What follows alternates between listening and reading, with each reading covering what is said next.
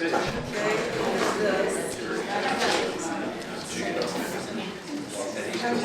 right, it's 2 o'clock by my clock, so I would like to go ahead and call this meeting to order. If everyone could stand, please, for the Pledge of Allegiance.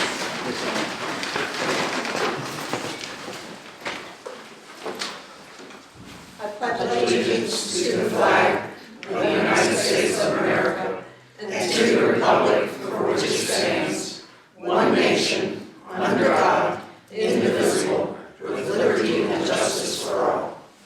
And a moment of silence.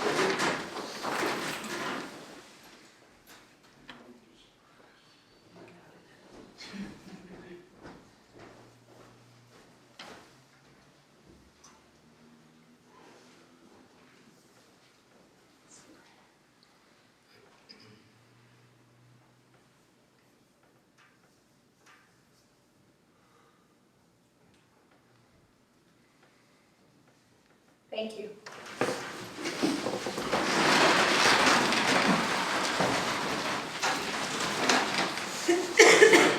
All right, the first item on the agenda today is the adoption of the agenda. Do I have a motion to adopt the agenda as presented? Just note that there is, for the addendum items, none are require action of the board, I believe. So, they are presented on the agenda that's before you and I'm doing it.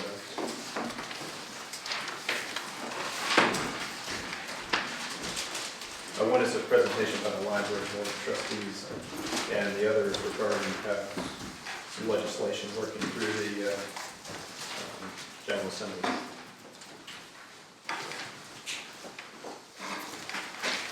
I'll make a motion that we adopt the agenda as presented, including the agenda items that Mr. Curry identified. Thank you. Is there a second? I'll second. All in favor, please say aye. Aye. Any opposed? Thank you. Next item on the agenda is the school report with Dr. Brinsley.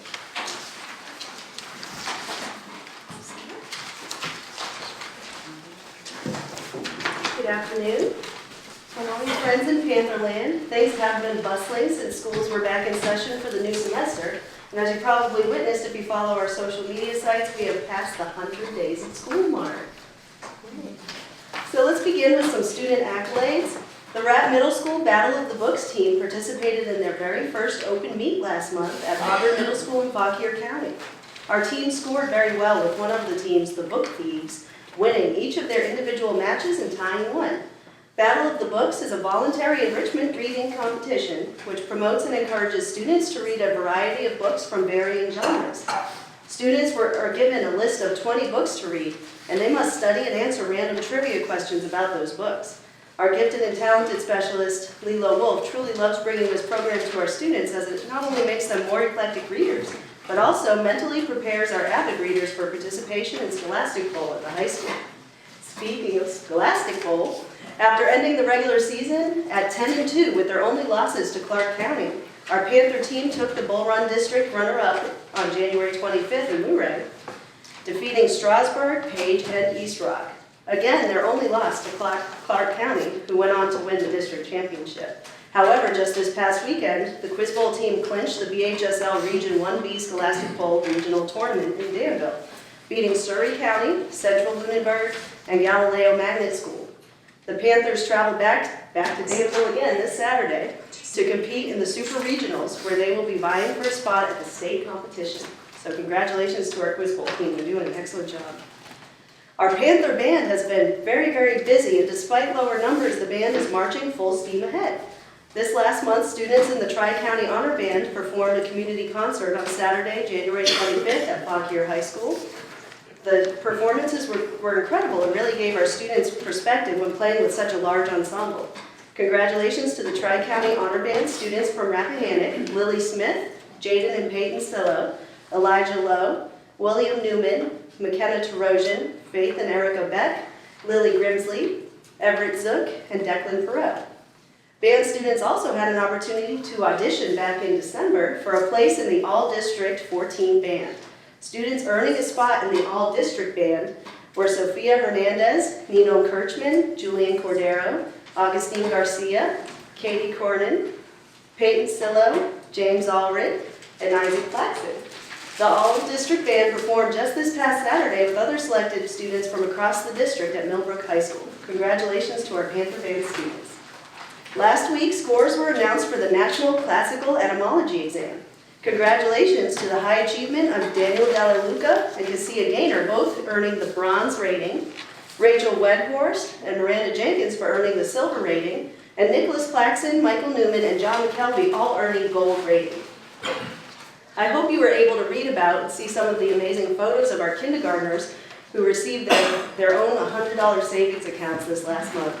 The first of its kind in Virginia program called My Future will work toward achieving the overarching goal to ensure that every Rappahannock County student will graduate with a plan for the future, financial capacity, academic and personal skills to pursue that plan confidently and successfully.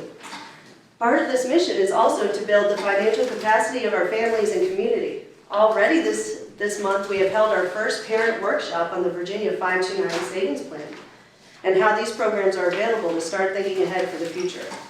We also have begun personal one-on-one coaching for parents and any community member who wishes to meet with a financial consultant or future coach. If you are interested in learning more, please contact Jenny Capsa at the high school. Finally, I wish to thank everyone for their understanding and cooperation as we experienced a little heat hiccup at our high school as cold weather set in. A very small pump part caused this issue, and because our boilers are no longer manufactured, the part had to be special ordered and picked up out of state. Luckily, we have many other sources of heat in the building, and only the gym and 5 classrooms in the front hallway were affected. I'm happy to report that all is working well. In this weather, we'll see when it gets cold. And we should see another 5 to 10 years at least out of those boilers. They are in good condition. However, we are depicting the costs of potential upgrades as we work through our capital improvement planning process to consider. Budget is moving along quickly. We have been tracking education bills in the House and Senate committees of the General Assembly with every session that meets. And I'll tell you, I feel like a cat chasing a laser beam, watching all these bills coming up. But there's a lot that could impact Rappahannock County schools, so that's why it's important to pay attention. Currently, the school board has directed us to build the budget on a 3% increase plus a step for all employees. Should the governor's budget be approved, we will meet the requirement for a 3% increase in the biennium for SOQ funded positions over the 2 years. Should either of the Senate or House amendments be passed through calling for a 4.5% to 5% raise in the first year, we may have more work to do.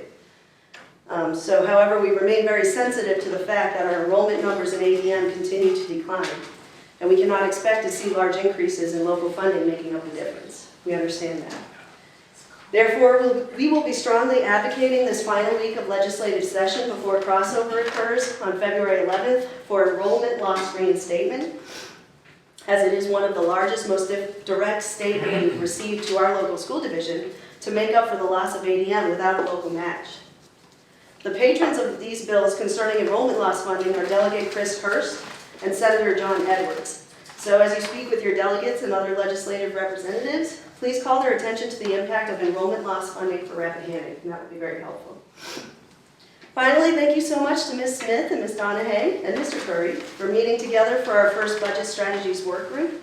It was a great discussion which allowed both the county and the schools to better understand each other's current situations as well as get a sense of competing priorities. We are very happy to continue this dialogue, and we are very much looking forward to sharing our preschool update with you next week at the joint board meeting. This kind of collaboration will be very helpful as we move forward. As always, thank you so much for your continued support of our public schools. If you have any questions I can answer for you. Thank you, Dr. Francis. Thank you so much. Thanks a lot. Thank you. Appreciate it.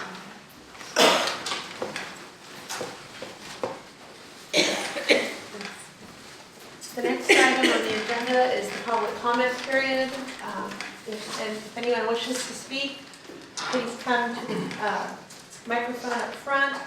Please include your name and the district that you're from, and if you could keep your comments within about the 5-minute range, that would be much appreciated. We do have several old business items regarding the tower on the agenda today, and there are not separate public hearings for those items, so this will be your only opportunity to speak regarding those items if you wish to speak. Yes, sir. Yes, sir. And with that, I declare the public comment period open. Mr. Irwin.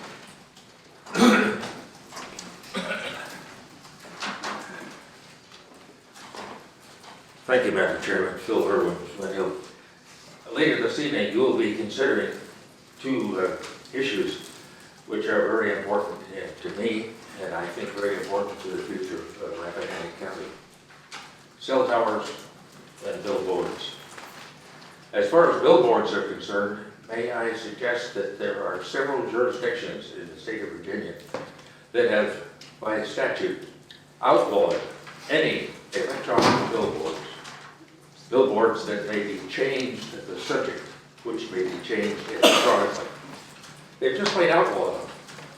And I would suggest that the possibility would be recommended for consideration in lieu of just plain approving what has already been put in, as far as I'm concerned, illegally. As far as the cell towers are concerned, I don't envy your decision, which has to be between the future appearance of this county and the necessity for cellular communications. As far as communications are concerned, yes, we need them, but we need a comprehensive system that covers the entire county, not just one or two isolated locations along this roadway. And to approve these two towers right now would be a little premature, because better communications are in our immediate future. And if there's any way that you can defer this consideration of the communication towers, I would appreciate it. This county is incomparably different, and let's keep it that way. And your vote on these two issues tonight will be very critical. Please consider Rappahannock's future. Thanks. Thank you, Mr. Irwin. Anyone else wishing to speak? Yes, Mr. Atkins.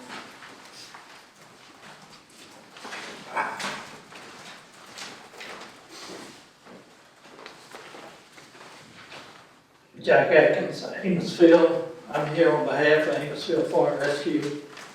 As you know, Rappahannock County started paying 100% of operation costs of all the fire and rescue companies in July. Amosville negotiated with the Culpeper County Board of Supervisors over 20 years ago. We've been submitting a budget to Culpeper County to get part of our operating expenses. And we're not paid by Rappahannock at any point. We do not get the 100% operations from Culpeper. We was basing it on a percentage basis. Amosville has to prepare all that paperwork to the Culpeper, and we also have to attend budget meetings at Culpeper. And since Rappahannock paid 100% of the operation costs, Amosville is bringing a check for $9,525 back to Rappahannock County. However, we are requesting this funds to come back to Amosville. We are doing all the work. It's not costing Rappahannock County taxpayers no money. We need these funds to buy a piece of apparatus, an ambulance, a fire truck. As you might not know, a new ambulance is $250,000. A fire truck cost of engine is $750,000. So on behalf of Amosville, we're trying to do the right thing. We're not trying to double dip. We are asking these funds to be returned to us for operations. Thank you. Thank you, Mr. Atkins. Thank you very For much. capital or for operations? Cap. Thank you, Jack. Anyone else wishing to speak? Yes, Steph.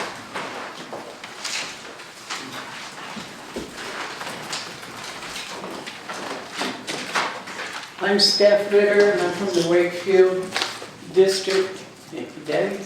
Okay, I'm coming before you to urge you not to settle for Ag 1 and to stand up for the integrity of the former Board of Supervisors who did nothing wrong. The lawsuits brought by Mr. Connick against the Board of Supervisors have cost time, have cost money, and have provided no public benefit.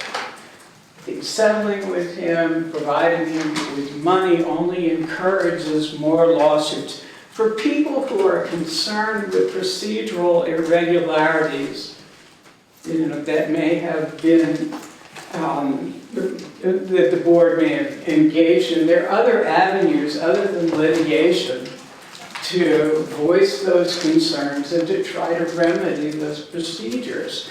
I think that, we teach our kids not to submit to bullies. And I hope the Board of Supervisors will follow that path. Thank you.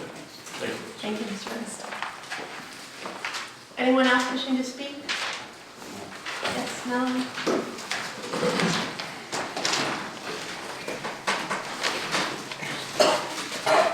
Hi, I'm Melanie Kaczynski, Stonewall Hawthorne District.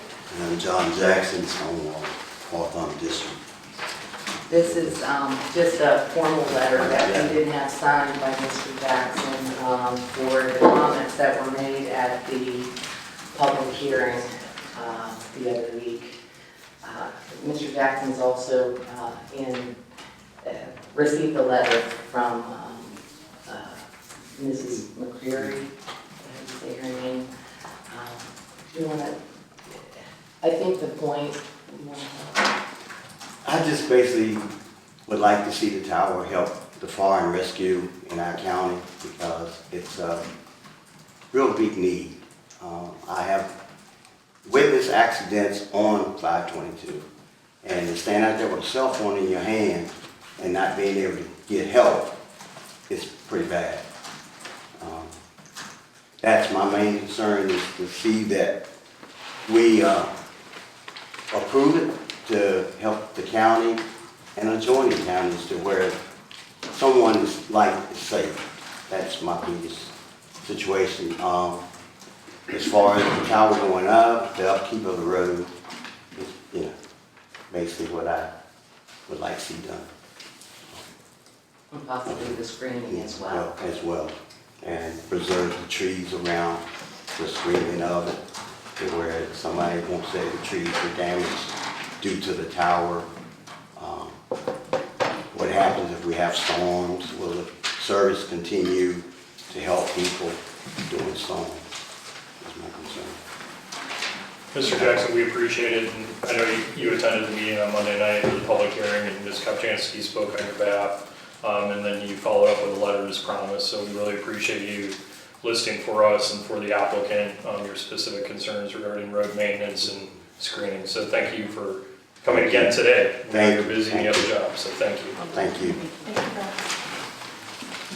Anyone else wishing to speak? Yes, Cynthia.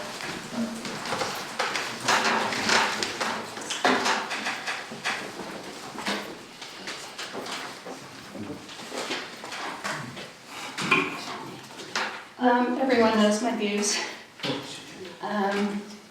We have a chance to bring fiber into this county. We have a mission statement now.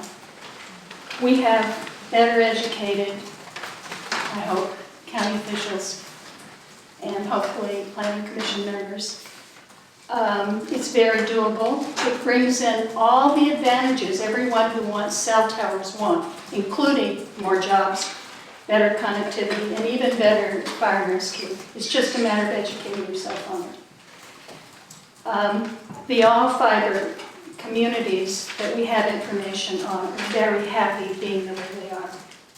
A lot of them are rural. It's easier in Canada. The Canadian government encourages them and encourages funding of them. They have no problem with fire and rescue there.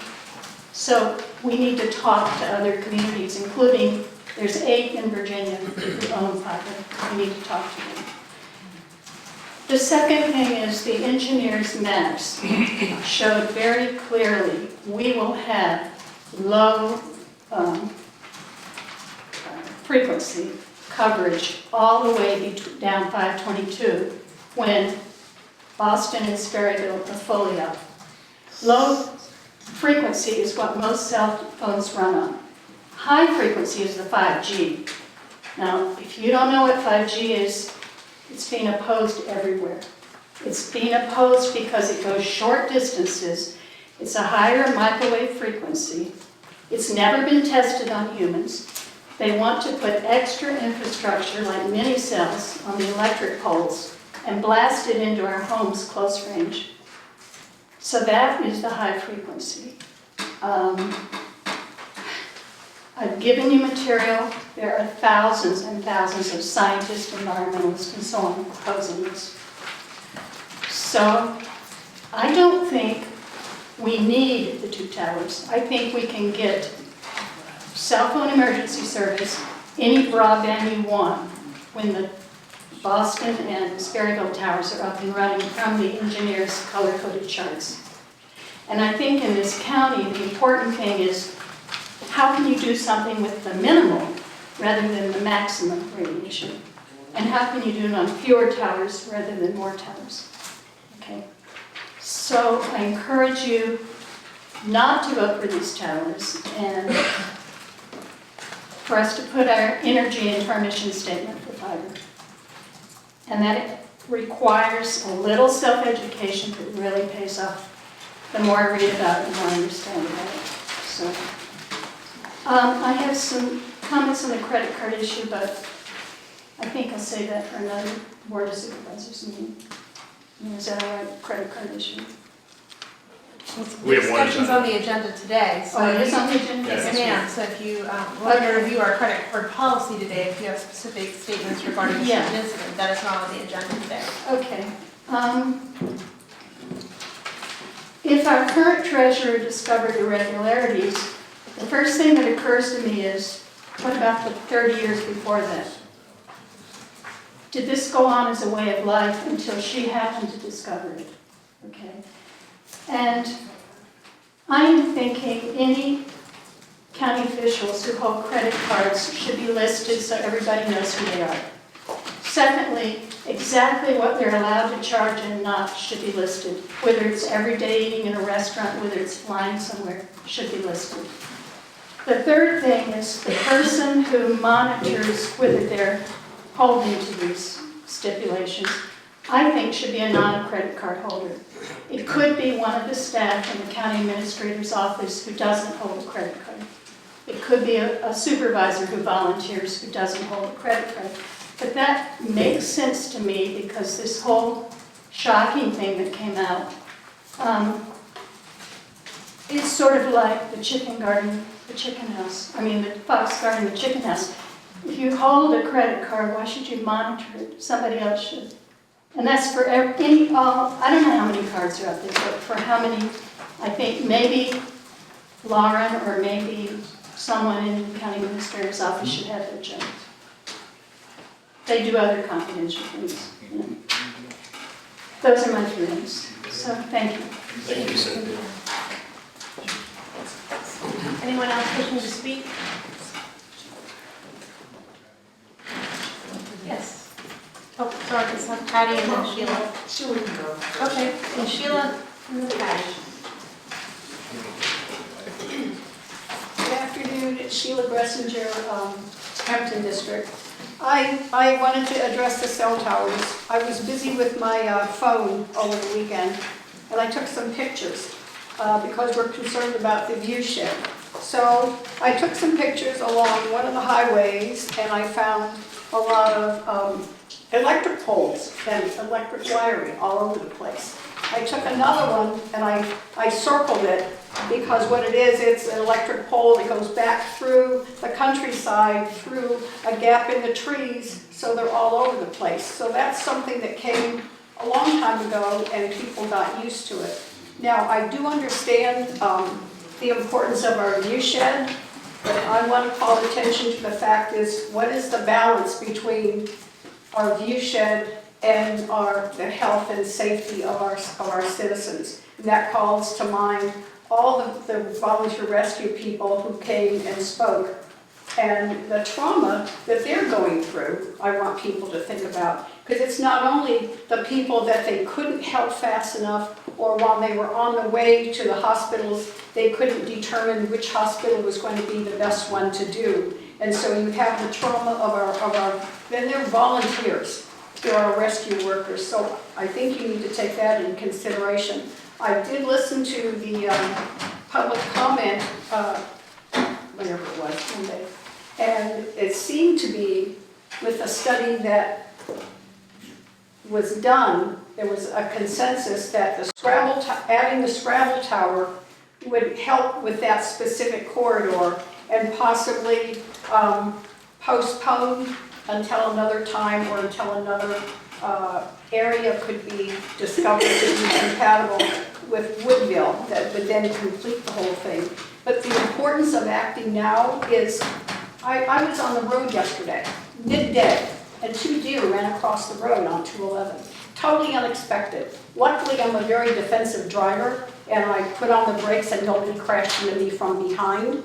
But that was 2 deer. And we have parents who have said, their kids are going to be getting their license, they're going to be on roads coming home, not necessarily from, oh gosh, I want to go over to Johnny's house, but possibly school activities. And they're going to be on these country roads, and if their car breaks down, it might take a while for them to be rescued. So I think there's a huge balance that we need to address. And I do think it's very important for the cell towers. Eventually, maybe we can get something that looks like a tree, or perhaps on the Woodville site, it could be relocated to a specific other area that in all conjunction with the other 3 would be the 4th one. But I would at least get Scrabble up, because you do have momentum going from the CWS, as far as I can understand, of people who are signing on board to get it going. There's no one-size-fits-all on this cell tower thing. And internet and broadband are something totally different. I had a discussion on one of the media things, and if you have your internet, that's fine to try to get into all the different houses, but when you're driving on the roads, you're not going to have cell service. And one of the other important things, I was looking at the comp plan quickly, and it's talking about encouraging and being aware of all the wonderful volunteers we have in this county. Well, look at the color of their hair.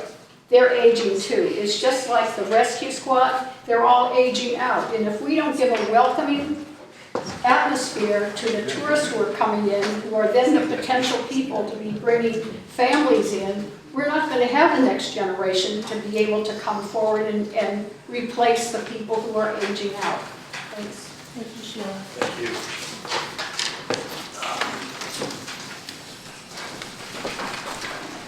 I'm Patty Hardy, Hampton District, but I'm wearing my artistic director hat from the Rappahannock Theater today. Last fall, I mentioned to you that we were going to do a show for our holiday show that was an adaptation of a children's story, adapted and put to music by Paul Reisler of Kid Pan Alley. And it's one thing to talk about it and the magnitude of this kind of a production and the number of cast, but it's another thing to see it. So I brought in a picture, the cast picture. Some of these kids have been in productions for 2, 3, 4 years. They have better resumes than I do. And this year we attracted a whole lot of new folks too, kids and grown-ups. So we were really excited. There was a lot of great feedback, from the parents about how much fun their kids had and how grateful they were to have a safe place for their kids to go. Kids have come up to me and said that they want to do more kinds of theater. So we'll be picking their little brains to see what kinds of things they want and try to work that in. Also try to work in, have other programs, have other plays besides the Christmas play where kids or youth can be involved.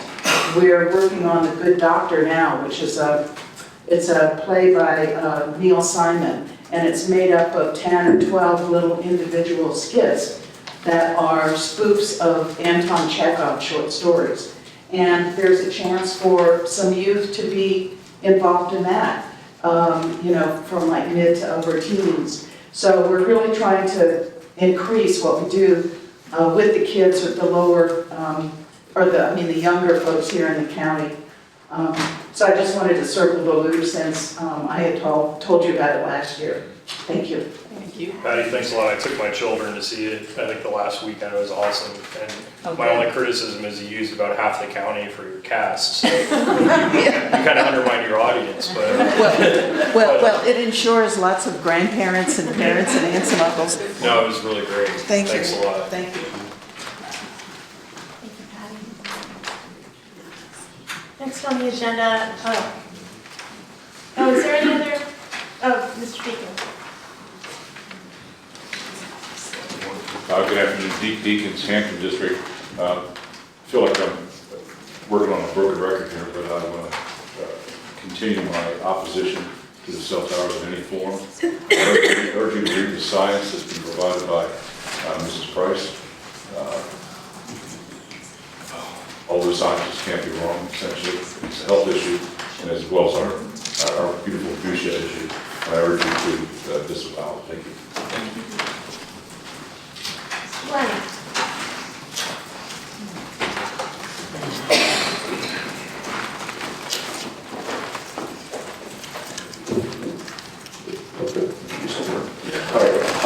Page 20, Jackson District. I want to commend the BZA for having Mr. Connick represent them on our planning commission. I want to commend you all for putting him on the planning commission. And I want to commend the planning commission for voting him chairman. I believe you all have seen the report that he put out, less than a week, less than a month after he started. It's amazing the difference in production that commission has had. And I just want to acknowledge that, and I request that report in the future, if there is another one, be included in the agenda and attached to these minutes. Because that is valuable information for the public to know what's going on. Good request. Very good, thank you, Paige. Anyone else wishing to speak?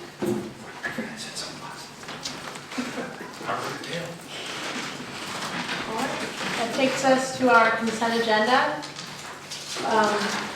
And we have one item in the consent agenda that we've talked about pulling out in light of the fact that Mr. Frazier is not here today, which is the resolution of appreciation from Mr. Comar.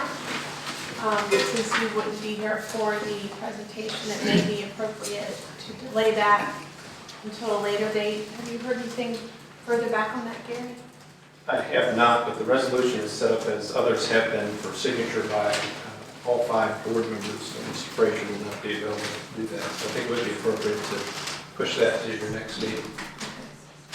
So I would just ask that we go ahead and pull that out, and I think that will be sufficient to take it off the consent agenda.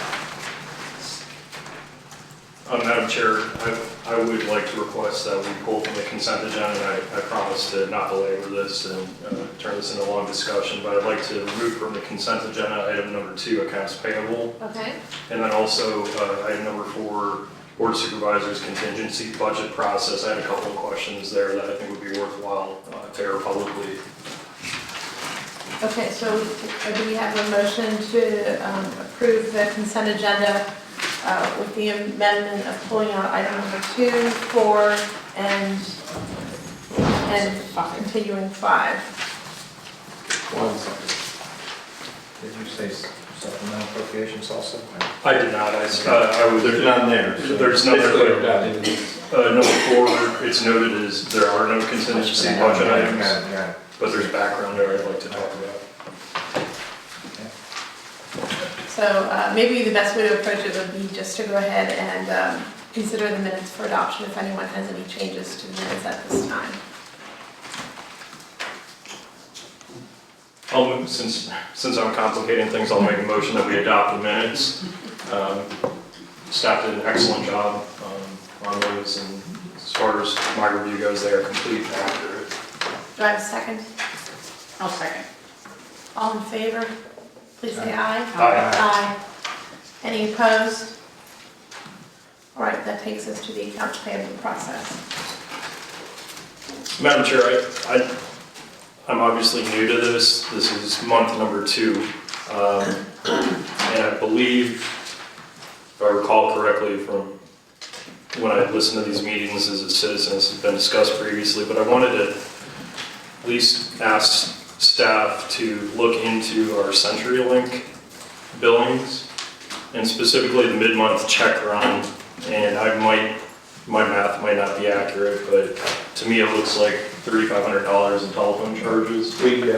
We pay dearly for telephone. It's was on a short list, but it's a longer list now to Right. try to move us towards the VoIP system to provide better features for less cost. Is that a rough number about right? It's $3,500 a month? Is it? I can't answer that. Yeah. I mean, it's in the, Right. what you see It is a monthly check run, so. well, I mean, it's possible that there could be a maintenance service cost in there, but Okay. we can certainly move it together. Yeah, I want to acknowledge how our staff is working to run a tight ship, but this jumped out at me as pretty significant, and I think to the extent we can look at other options, let's try to do that to save taxpayer money. I think that was the utility, one of the utilities I know, Stotson had drilled into quite a bit when I first joined the board to try to decrease some of those charges. As we were working on the backhaul issue for public safety towers, we engaged Shentel, and I was trying to broker a master deal to get it all done. But at the end of the day, their solution was much more costly than the competitor Comcast. So we took the backhaul with Comcast and placed the telephony back on the back burner. Okay. All right, well, I just wanted to highlight my concern about that, and just remain focused on looking at alternatives. I surely appreciate it. Before any action is taken on the accounts payable, it'd be appropriate for board members to consider reading a disclosure statement because there is a payment for Walker Jones.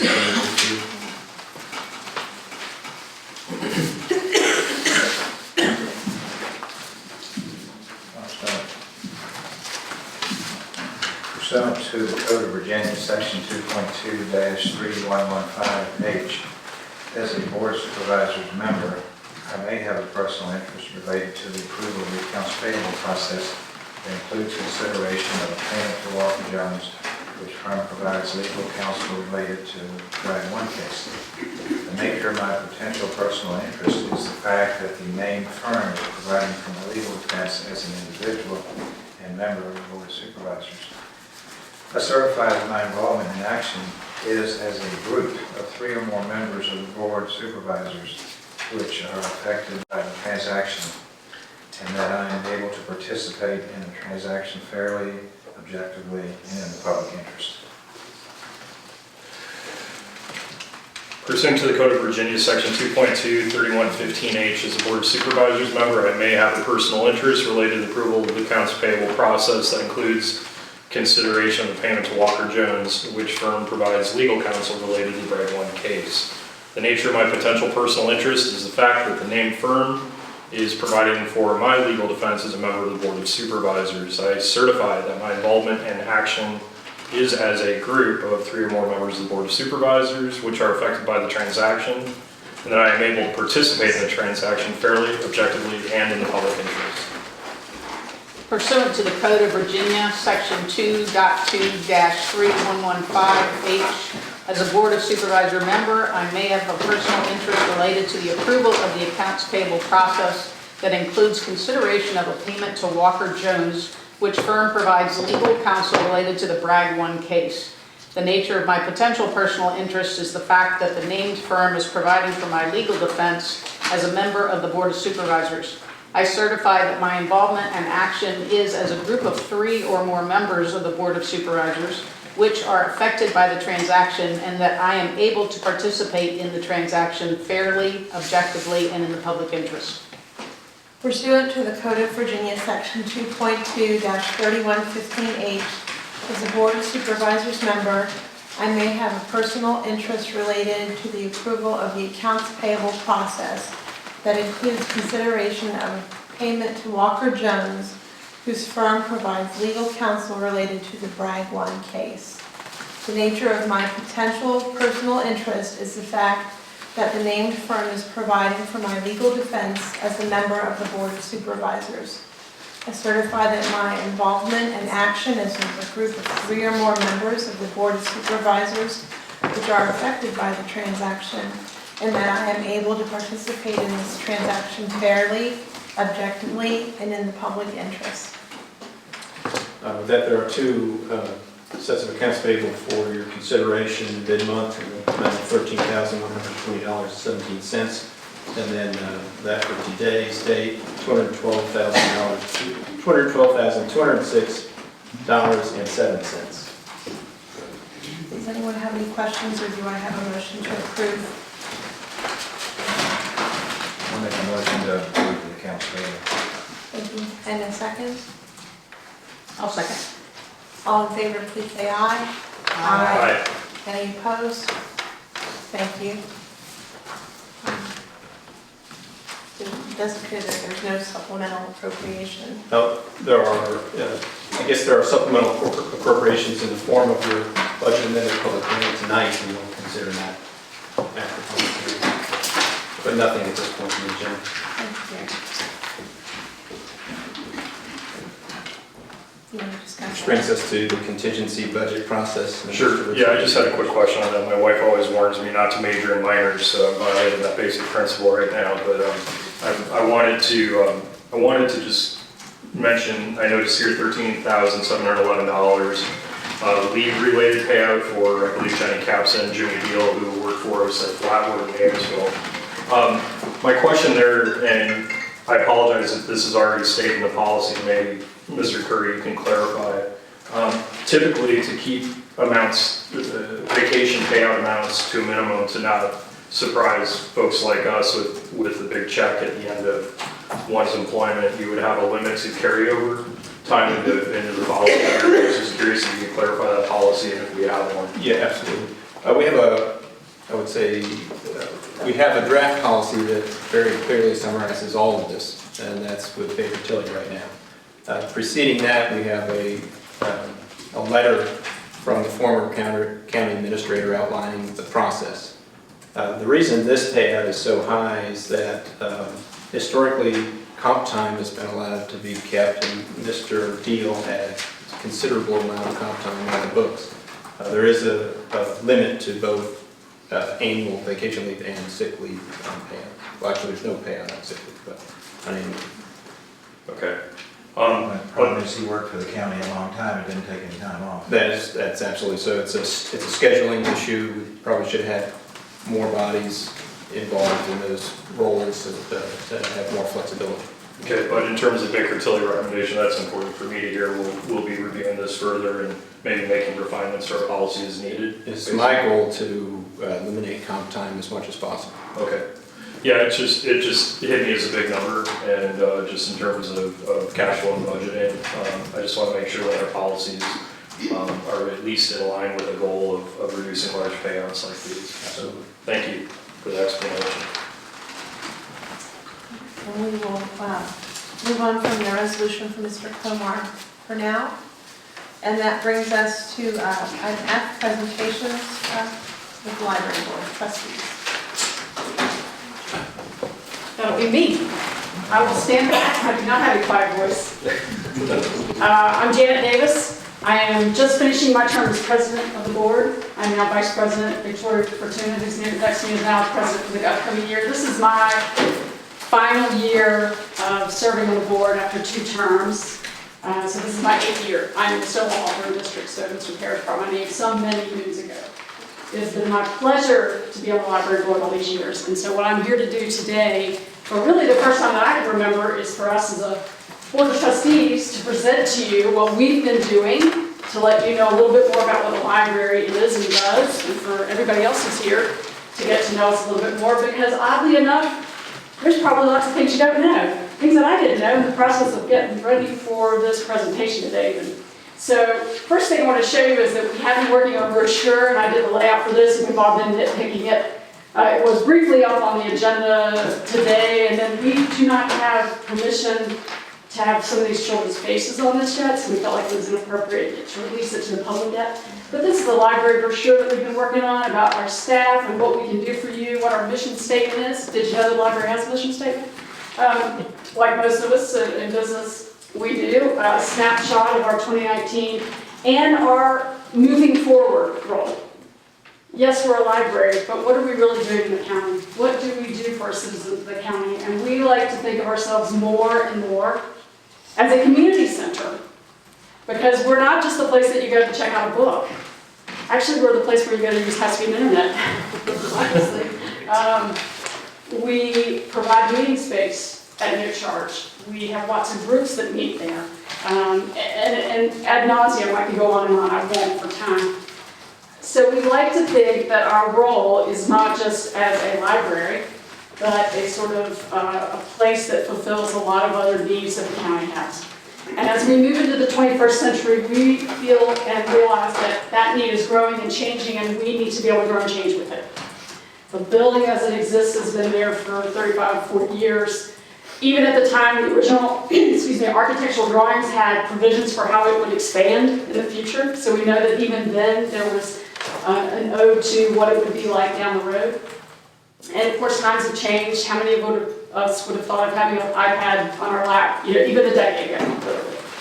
So we are looking at doing an expansion and renovation, and so part of what this brochure does, and part of what we want to feel that we want to report to you is how we're looking at that and how we're moving forward.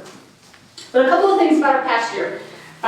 We have produced an annual report for our public library, which talks about our statistics, kind of boring things if you need some nighttime reading. But what's interesting to me is that pretty much across the board in every category, our increases are up for a one-year look, snapshot. So the number of library card holders has increased. The number of circulation of all materials has increased. The visits by patrons, meeting room use, this is a big one. In 1 year's time, meeting room use, and that's the Jameson room, which we all know and love. Been there many times. The use of that room in a 12-month period increased 35%. Wow. Yeah, it's the only room in the county where you can go and there's no charge. And it's not big enough for half the things we all want to do there. That is crucial for the county as we move forward. What kind of space do we need? What kind of offices do we need? What kind of other services can we provide? I'd like to really point out one of the other big things that we do is provide a lot of children's activities. We have a fabulous assistant director and director of youth services, Amanda Weekly. And at a time when we talk about declining enrollment, how is it that our numbers of everything she does with children are increasing? 27% in program attendance, storytime reading, Christmas with Santa, all kinds of programs that she does. If you haven't seen Reptile Man in the summer, I encourage you to go this year. It's fun, it's exciting, it's nerve-wracking. It's for all of us. She's increased the number of books that kids read in the summer, the hours of reading by teenagers. That's a hard sell when they've all got, electronics. And I'd like to say, because our superintendent of schools is here, we're pretty excited about building community relationships. And one of the things we've been most excited about is what we're starting to do, partnering with the schools, with PTO, with literacy programs, because we don't feel like in a community you have a school over here, especially a community as small as Rappahannock. You don't have a school over here and a library over here, and never the two shall meet unless your parent takes you from one to the other. We are a community where all of us really sort of know each other, and we operate together. And how can we efficiently use our funds and our people?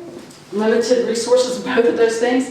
And so how can we partner together to create more dynamic and creative programs that are of good service for all ages, including our school children, which is the biggest chunk of what the budget is that you're going to put together anyway. Our budget, by the way, and what we asked for, we've worked really hard in the past few years, is streamlining how much does it actually take to operate the library. Because in years past, when I first came to the board, there was a lot of overlap. I don't know how much it costs to mow the grass or take care of the grounds because the trustees did it, and those kinds of things. So even before Mr. Curry came to our board, we started to try to tease out how much it costs to actually operate the library. And we've really sort of fine-tuned, I would say, we've worked to really fine-tune that so that the numbers we bring to you, although we've asked for a little more money each year, are real numbers and not like, well, if we just don't have enough, we won't paint the roof. That's pretty important. So the other thing that we've done, in addition to increasing activities at the library and all the programs that we're trying to provide, We've really looked at, we wanted to take a snapshot and present to you and really look hard at all the things that we did this year that may not be really obvious.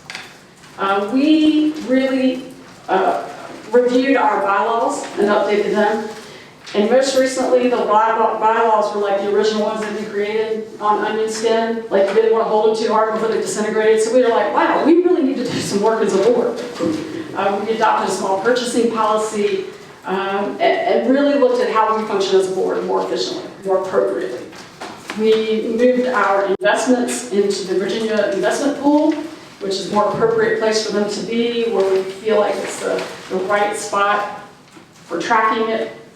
We've attended FOIA training, both our director, David Schaefer, who's here, and 2 of our trustees. And we have completed overdue maintenance projects, which have been on the books for a very long time.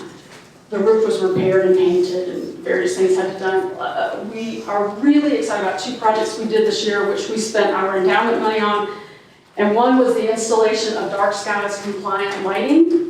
And while that may sound like, okay, you just pick out dark skies compliant lighting and you get somebody to come install them, it was an onerous, long-term, pulling our hair out process to find lights that would fit on the existing poles and work with the wiring and would match the decor of the library, and that nobody would say, oh my God, why did you put those lights up? You know, because we chose the wrong style. And then to find a supplier, David, that hadn't gone out of business or would return our orders, and then that person did, and we had to start from scratch. So when I say that was a big project, I'm still wiping my brow.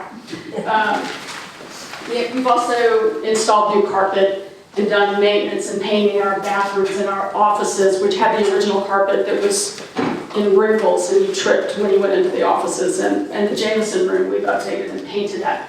We've worked more closely and developed our relationship with the Friends of the Library on various projects. We've asked them to support our children's programs, which they do, and other small things. And lately, we've worked really hard. David did a lot of hours on getting a brand new projection system in the Jameson room. You know, like you can Wi-Fi to it, and you got a new screen. None of that thing where you don't pull the screen down, it's going to fall out of the ceiling. That's all gone. So I even connected my computer when we made the other day. You know, we were writing this big brochure, and I had David in there helping me with some statistics that are on that brochure. I Wi-Fi'd my computer and did the big fancy, 21st century thing. That's where we are. We're excited about that. And the last thing that we did, which benefits everybody, whether you realize it or not, is we partnered with the school system, at Robin Bolt's suggestion from the school system, to partner with them for high-speed fiber optic internet. It brought down the cost for both entities, and it has filled a niche in this county that no other business or place can really fill. You can come to the library any time of the night or day and sit in the parking lot and stream your movie now. That is a service we're providing. We want everybody to be happy. When my electricity went out, which meant my internet and my phone, which is an internet phone, didn't work on a snowy afternoon some time ago, last year, I guess, my child had homework she had to do and had to have Google Docs. We climbed in the truck and we came to the library and sat in the parking lot and did it. There's a lot of people in this county that don't have internet, or they certainly don't have high-speed internet, or they certainly couldn't afford it. And we feel really proud to have spent our endowment money on doing that and partnering with the schools, and look forward to more cooperative and partnering with other groups here in the county. In 2020, as I've mentioned, well, let me back up. Also in 2019, we wrote, which also took a lot of hard work, wrote and created an RFP, which was publicly posted, and we had architectural firms respond for a potential renovation and expansion of the library. So we've just entered that process. So our big 2020 goal is continuing down that road and to work with stakeholders and to have public input. What do we want? What do we need? We think that maybe even our board needs things that you might work with us to make that building part of what you need. Maybe there's other ways that the library can serve other purposes. We are also we've just completed a work with Baker Tilly on a compensation study, so we will be adopting new salary structure and personnel policies, and that will be something we'll inform you about when we come to you with our newest budget and how that might change. We will be replacing, as needed, interior hardware at the library. We are possibly going to integrate with the county on an internet telephone system. and you think that bill from CenturyLink was bad for the county, would you like to see some old bills that the library used to get? We know all about them and how bad that is. We will continue to streamline and partner with all the groups here in the county because we feel like if we're a community center, we want to be integrated with every piece of this county because everybody comes to the library. I mean, that sounds kind of like a no-brainer, but if you think about it, whether it's a meeting, a book, an internet, or hey, even a ukulele, now we have a ukulele store, it's all there. It's part of what makes us so excited as a board. So we're revising and adopting a new 5-year strategic plan, comprehensive strategic plan, which is ending this year, our last one, so we're looking at doing that this year. And all of this is possible for us because we are a board that rolls up our sleeves and works hard. So you're going to be now in a position to replace a board member who just had to resign because they're moving out of the county. So we know and we trust that you will find that person that's going to help us by rolling up their sleeves, because that's what we do. And none of it is also possible without our staff. And so I want to close with just talking a little bit about our director, assistant director, and our library aide. So David Schaefer, our director, been here, David, 45 years. And I'll just tell you one quick little anecdote. The library got really famous about a year or two ago because we got an endowment of $1 million. And everybody said, whoa! So did we had no idea. That woman, Mary Rudisill, you know where she lived? Culpeper County. She didn't even live in Rappahannock.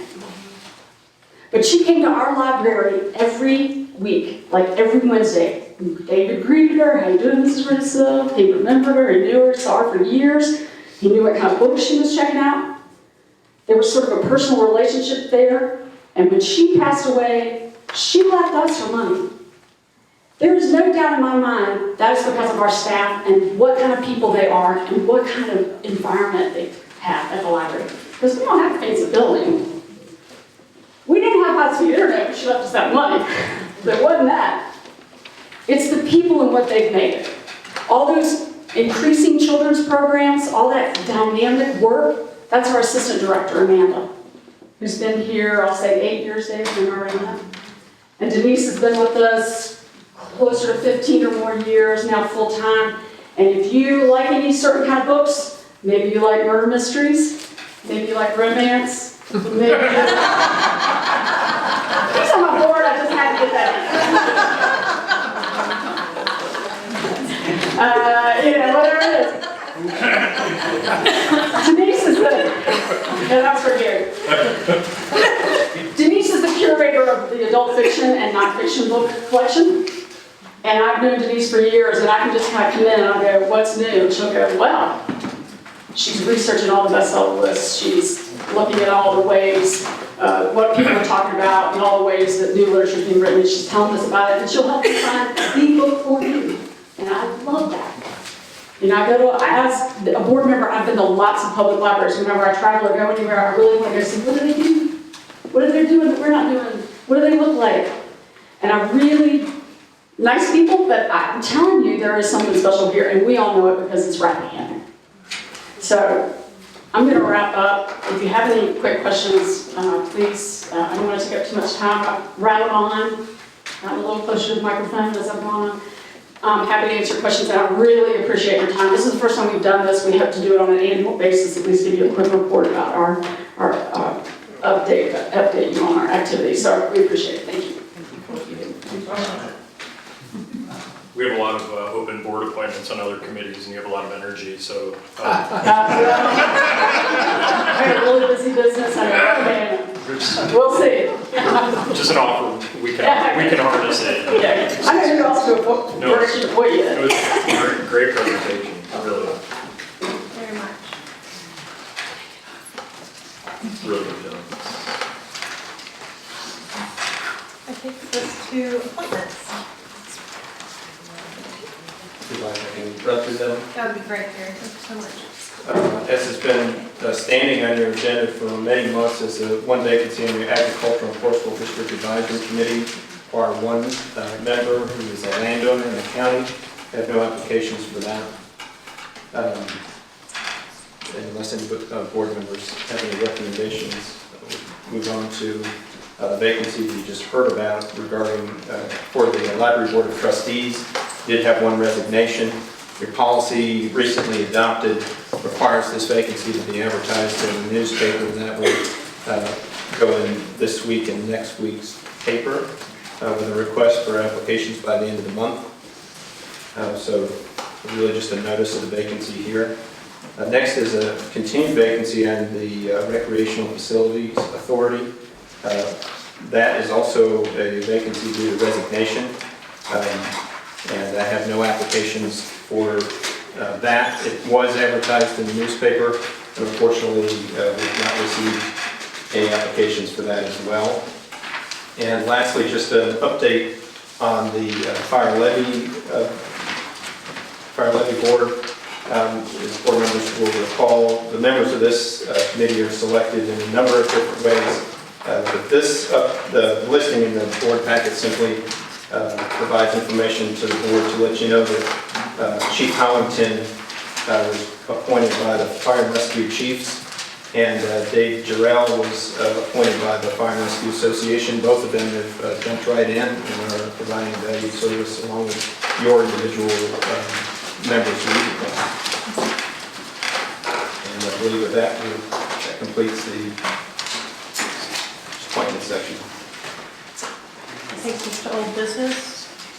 You wouldn't mind reviewing the Interim County Administrator's exit report for this day? At your seats is a printout of the tracking matrix similar to that which was provided at the last meeting. I removed as requested from this tracking table those items that are had no further action required, and available to answer any questions.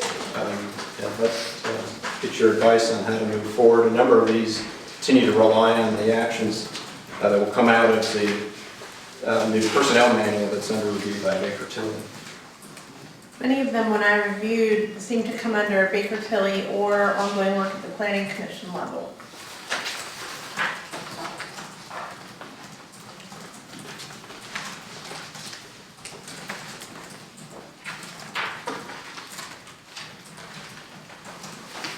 And then also the lack of handicap access, lack of meeting or training space, those things also seem to fall under the space study that we had done that I guess now is with the building committees as well. I can provide a very short update in case we don't get to that later. The building committee did meet, and the draft report is available in my office for committee members to review. It's not being released publicly at this point in time. Committee members will review it, and will determine as a committee how to move forward, or they will determine as a committee how to move forward. Mr. Curry, one thing I wanted to bring up in the context of this great presentation we heard on the library. Ms. Davis, I love the way she characterizes the library as our community center. And we all know that meeting gets used a lot. And with the possible expansion of the physical library facility, my question, and I recognize the space study's not out there, I haven't seen it yet. Will that space study take into account the library as part of our overall assessment of space utilization and efficiency of county facilities? It does not. It's something we could expand it. I can tell you that the chair of the expansion committee on the Library Board of Trustees is plugging away all that he can into needs of the county and how they could work with the needs of the library. Yeah, to me it seems like an obvious point for expansion because whether we like it or not, we all use your internet in the parking lot. Maybe, get a covering for cars who park there late at night.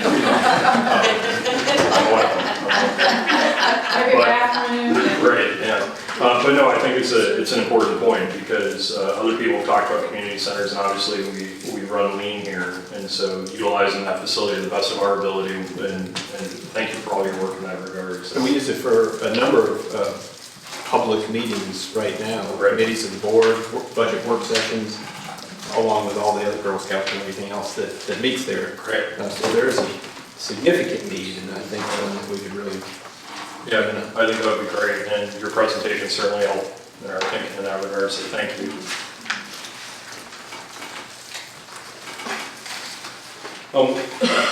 One thing I wanted to bring up that's listed here in the exit report of Ms. Garden, and that's accounts payable. And I just, You have a number? sorry.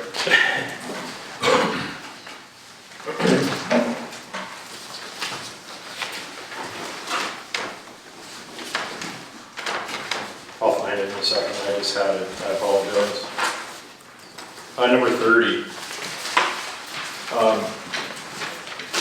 We have an excellent treasurer who pointed out to me not too long ago that compared to other treasurers in other localities, she does more than that constitutional officer position normally entails. And that includes expanded duties involving accounts payable review. And in light of the discussion and the press surrounding credit card use in the county, I want to be emphatic and unequivocal in stating my support for Miss Nick and the job she's done. And she has a sworn duty to review our payables and report on any irregularities that she's seen.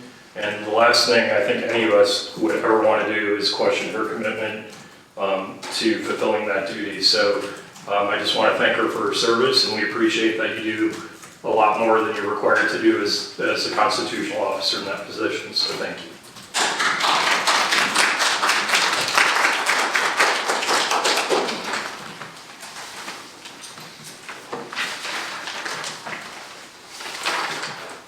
I just wanted to echo his comments.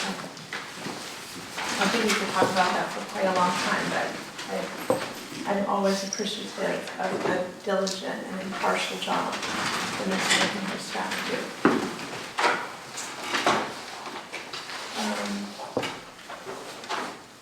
Are there any other items to discuss on this? I do feel like most of these we are in the works on. Of course, the one that sticks out like a sore thumb at the end is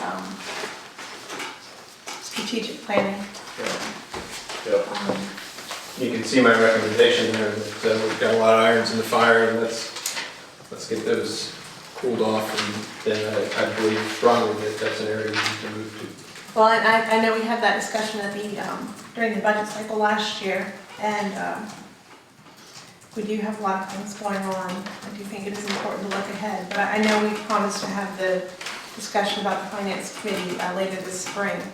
I think that's a big step in the right direction on the strategic planning front as well. I think it's a very good tool, and thank you for updating it. So I guess I will maintain this matrix, and as we move along and things left outstanding come up, we can address them. Of course, board members can always use it as a tool and bring questions to me. I'll put it back on the agenda in the future when so the right. It sounds good. I think it's a great angle touchstone, so I look forward to reviewing later next year.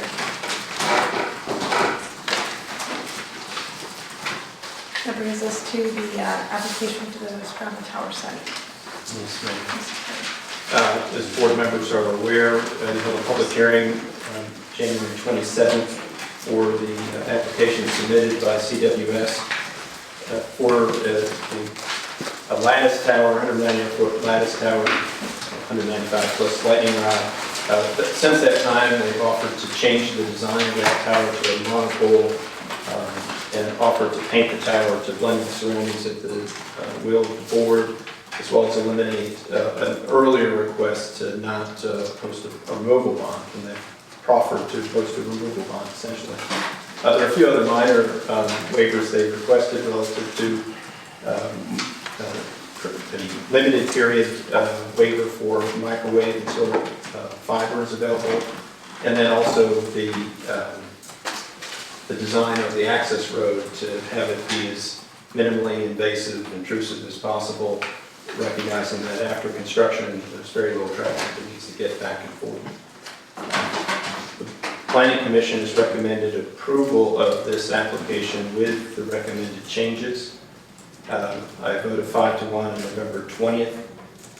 You heard from many citizens on the 27th, and you heard from one citizen today regarding some concerns about the access road maintenance. CWS has responded to those concerns and committed in writing that they would be maintaining the road, making sure it's in return to existing condition after construction, and then maintaining in the future if necessary.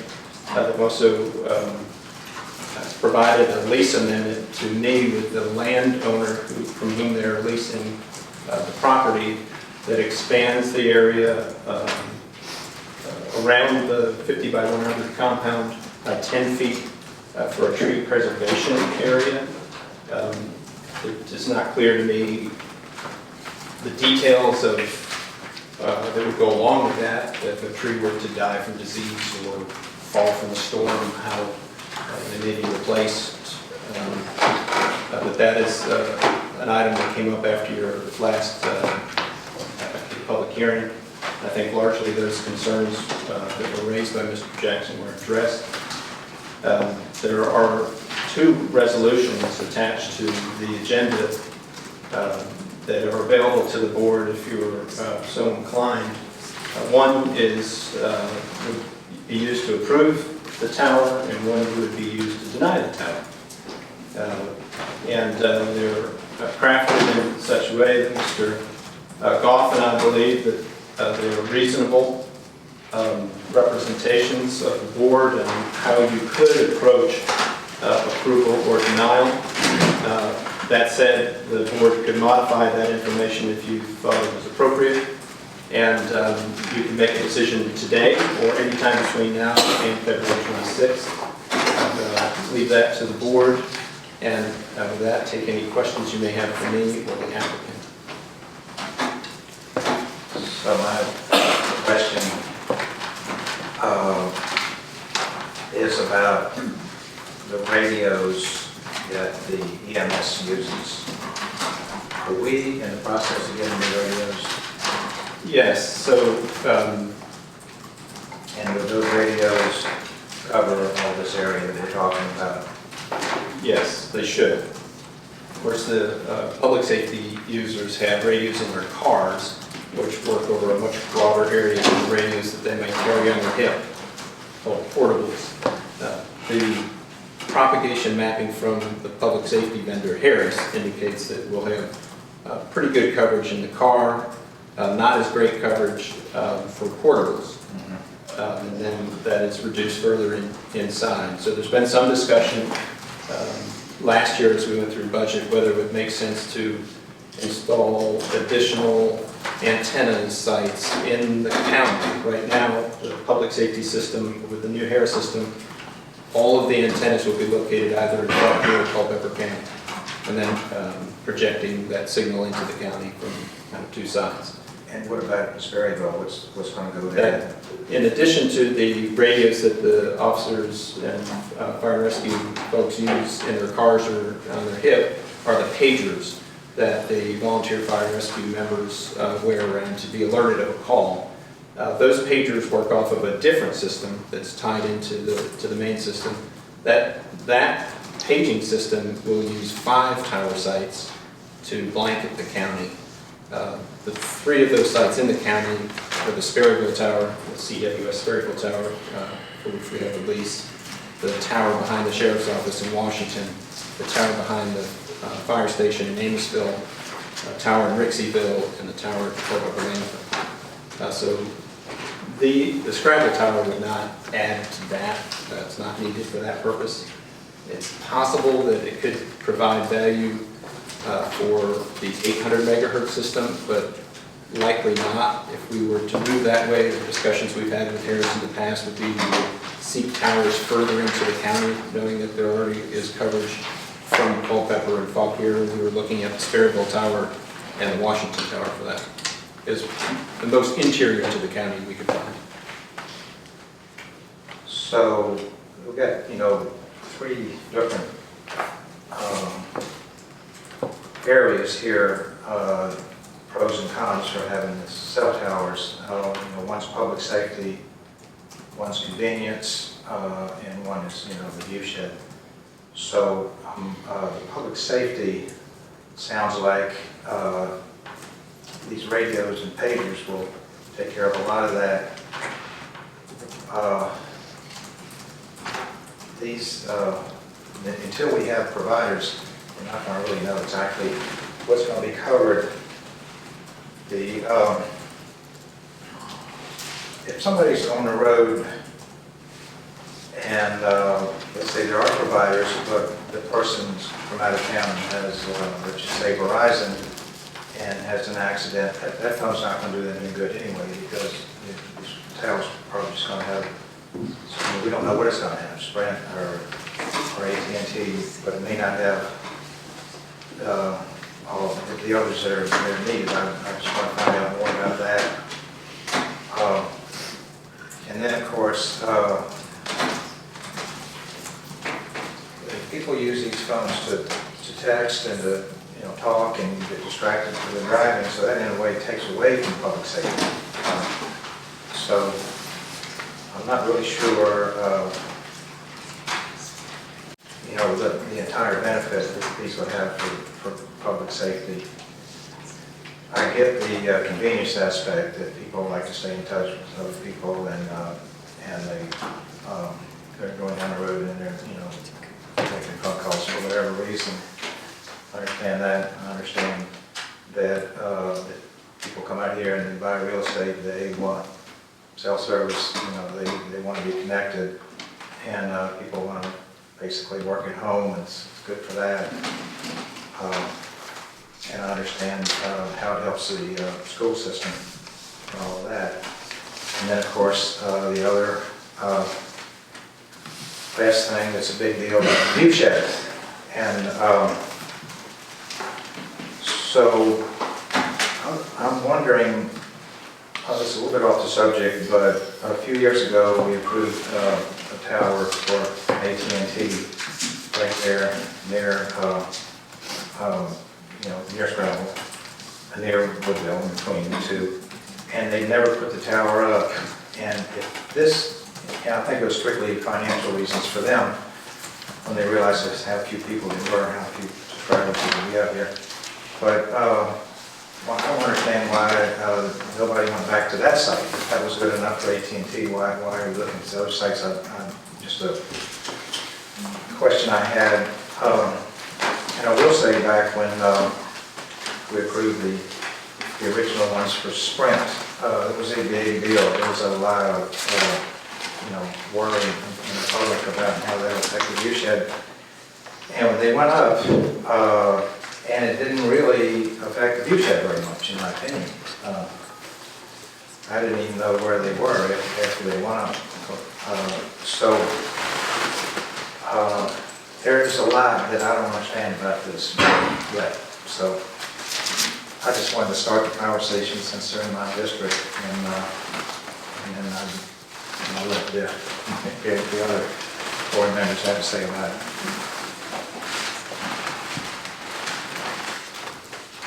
I do have one question with regards to the removal of a tower, should it be put up and found no longer necessary. When Hope and I met, I said to her, I'd like to know the definition of a tower that's no longer in use. Because if you can say one call a month is still a tower in use, then that's not what I'm looking for. So Hope, I don't know if you did any research on that so that we could have a definition that we can clearly use later in life. And our ordinance has the requirement to remove it. And I don't know precisely, but I would presume it would be if there is not an active provider. And there are cell providers that go up, or a broadband provider that goes up on the towers, and then over time they're removed for whatever reason, satellites, who knows. Then that would be, in my mind, when you would start pursuing that. Not rather than inactivity of the provider. Right. I do have one more question, Mr. Curry. If we, for some reason, did not make a decision on this today, and you say we have until the February 26th, although the weather is fickle in February, so I would not recommend waiting towards the end. Well, that's my question is, in order to reconvene, we would have to call a special meeting, is that? You could continue this meeting. You have a meeting on February 11th joint with the school board. You could continue that meeting. So depending on whether you wanted to meet before or after the 11th, you might be able to gather your schedules today and find a date, time, and place that you can meet before the 11th. If it was thought to be after the 11th, then you could do that on the 11th. Or you could have a special meeting called by the chair or 2 members. Okay, thank you. Madam Chair, Mr. Parrish just posed a number of questions, and I just thought, before we pile on more, I don't know if it would be more efficient for Ms. McCurry to address each member's questions separately. Up to you. I don't know what's best. Well, there's only 4 of us today, so I hope if you want to come to the microphone, I wouldn't mind answering those questions. And I'm sure that anything that Mr. Woods and I have, I'm sure we can get relatively quickly. New Hope Prairie Community Wireless. Yes, Mr. Parrish, in answer to your questions, we weren't able to attend last Monday night's hearing, public hearing, but there were a number of members who were asking about the public safety implications of the Scrabble Tower specifically. And there were, 6 or 7 or 8 members of fire and rescue community and the sheriff's office and others that spoke during that meeting, and I think felt, probably everyone would concur very passionately that this infrastructure would benefit public safety, not their radio system specifically, but the fact that they use cell phones to back up their radio system to accommodate areas where the radios aren't effective. So the first responders would use that, their cell phones as well, and would like to have that capability. And I think the other side of the equation is the citizens themselves and those traveling through the county on these 2 major corridors that we're trying to cover. Those folks need to have cell phone service as well in order to be able to dial. A number of examples given by the first responder community at last Monday's hearing where the ability to make a cell phone coverage would have made a huge difference in their ability to respond. They also mentioned using their cell phones or having a wireless capability, mobile wireless capability to be able to transmit information on the road to, for instance, a hospital. There was an example of EKG information, being able to send that on. They can't do that now ahead, so that they can figure out if they should go to this hospital or if they need to travel, I guess, to another facility that has the capabilities that that individual needs. So I do think that the Scrabble Tower will have a significant benefit to public safety, even if there's not public safety equipment installed on that tower. You asked about service providers, and that's a difficult one. We have Chantel, who's the Sprint affiliate, who's the most active carrier currently in the county, as you know, and they're very committed to installing and providing service from Sperryville and Boston, and either or both of these 2 additional sites if they're approved. I also was talking to everyone about the fact that Verizon has filed an application with us for Sperryville. It's the first activity by Verizon in the county, I think ever. So they're starting to look at Rappahannock.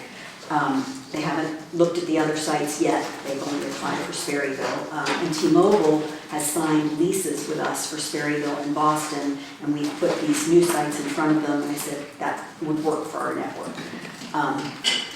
So there is a lot of service provider activity right now, and I think it behooves the county to think about taking advantage of that, by putting the infrastructure in place so these carriers can move forward. Let me ask you, I don't want to interrupt, but let me, Yep. I'm about to forget.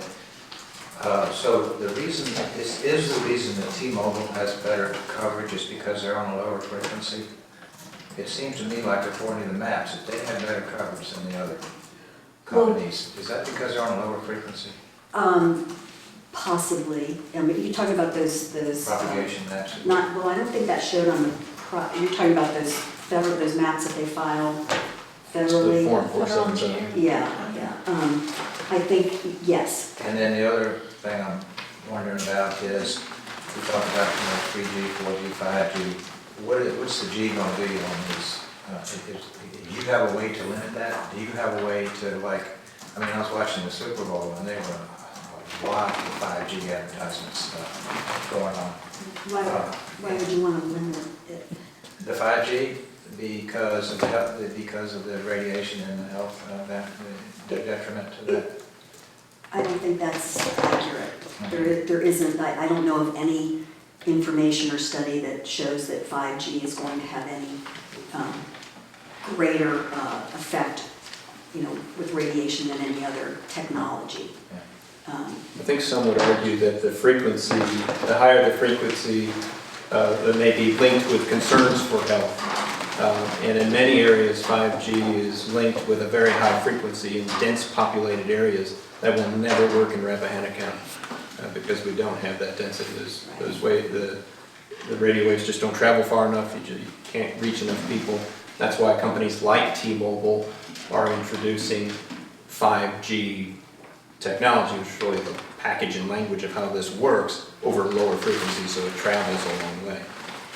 Well, and as a practical matter, Jessie Wilmer is here from Shintel, and she may want to speak to this, but I think as a practical matter, Jessie, correct me if I'm wrong, it's likely that 5G right now, the carriers are primarily deploying in urban areas because that's really where the greatest demand is going to be for those types of applications. And I think 4G will probably be what all these carriers deploy now and for the foreseeable future in Rappahannock. So what's on these towers like now? The ones that already exist here. Are they all 4G? Yeah. They're all 4G? Well, they may have old 3G equipment as well. I've seen my The phone. technologies work together, like 4G and 5G, it's kind of a building process, and it could be, they're not mutually exclusive. Okay.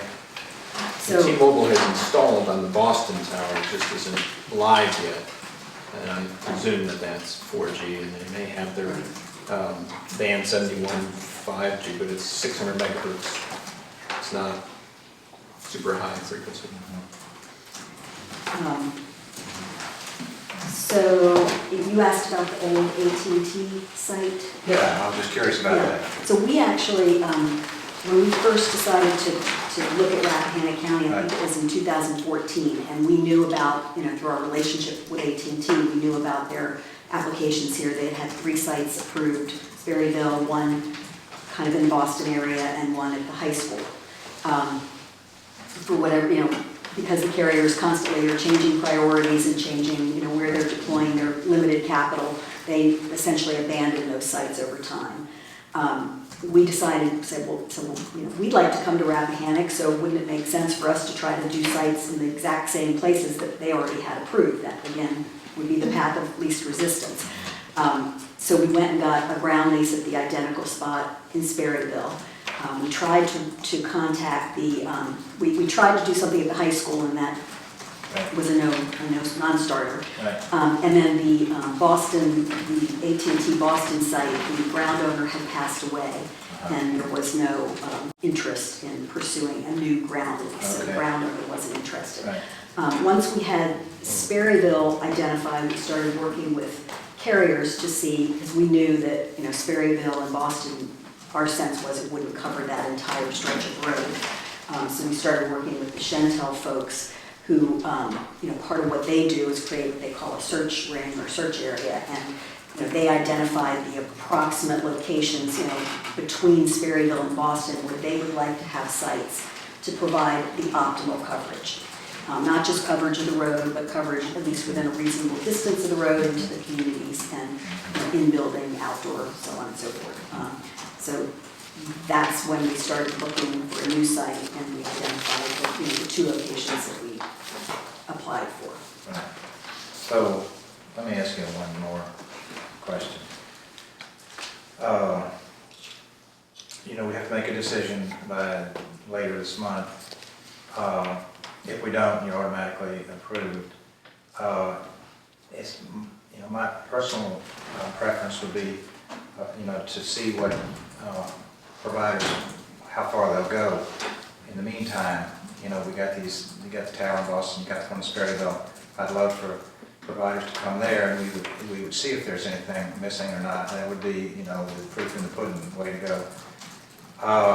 In the event that we turn down both of your towers, and later, once we got providers up on these other 2 towers, would you all come back and ask again for towers, and specifically where we would know we could fill in the gaps?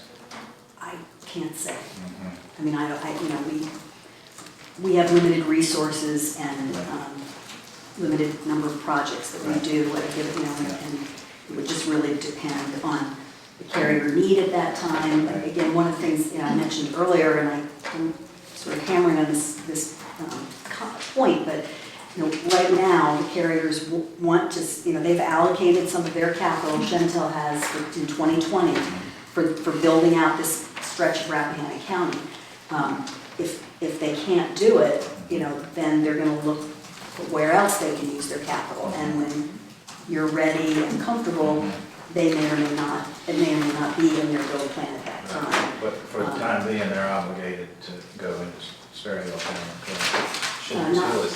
Not Chantel, T-Mobile. You just T-Mobile? The other thing, in terms of wait and see, I mean, the county had hired an independent engineer to look at the need. And I think it was pretty clear that to cover that stretch of road, you clearly need 3 sites. The 4th site is a little bit less clear. So, Scrabble at the height that we've requested would, according to Chantel's propagation studies and according to federal engineering's propagation studies, would get you most of what you need. And the Scrabble site is in a more densely populated area, so in addition to the benefit on the road, you would have some community benefit as well.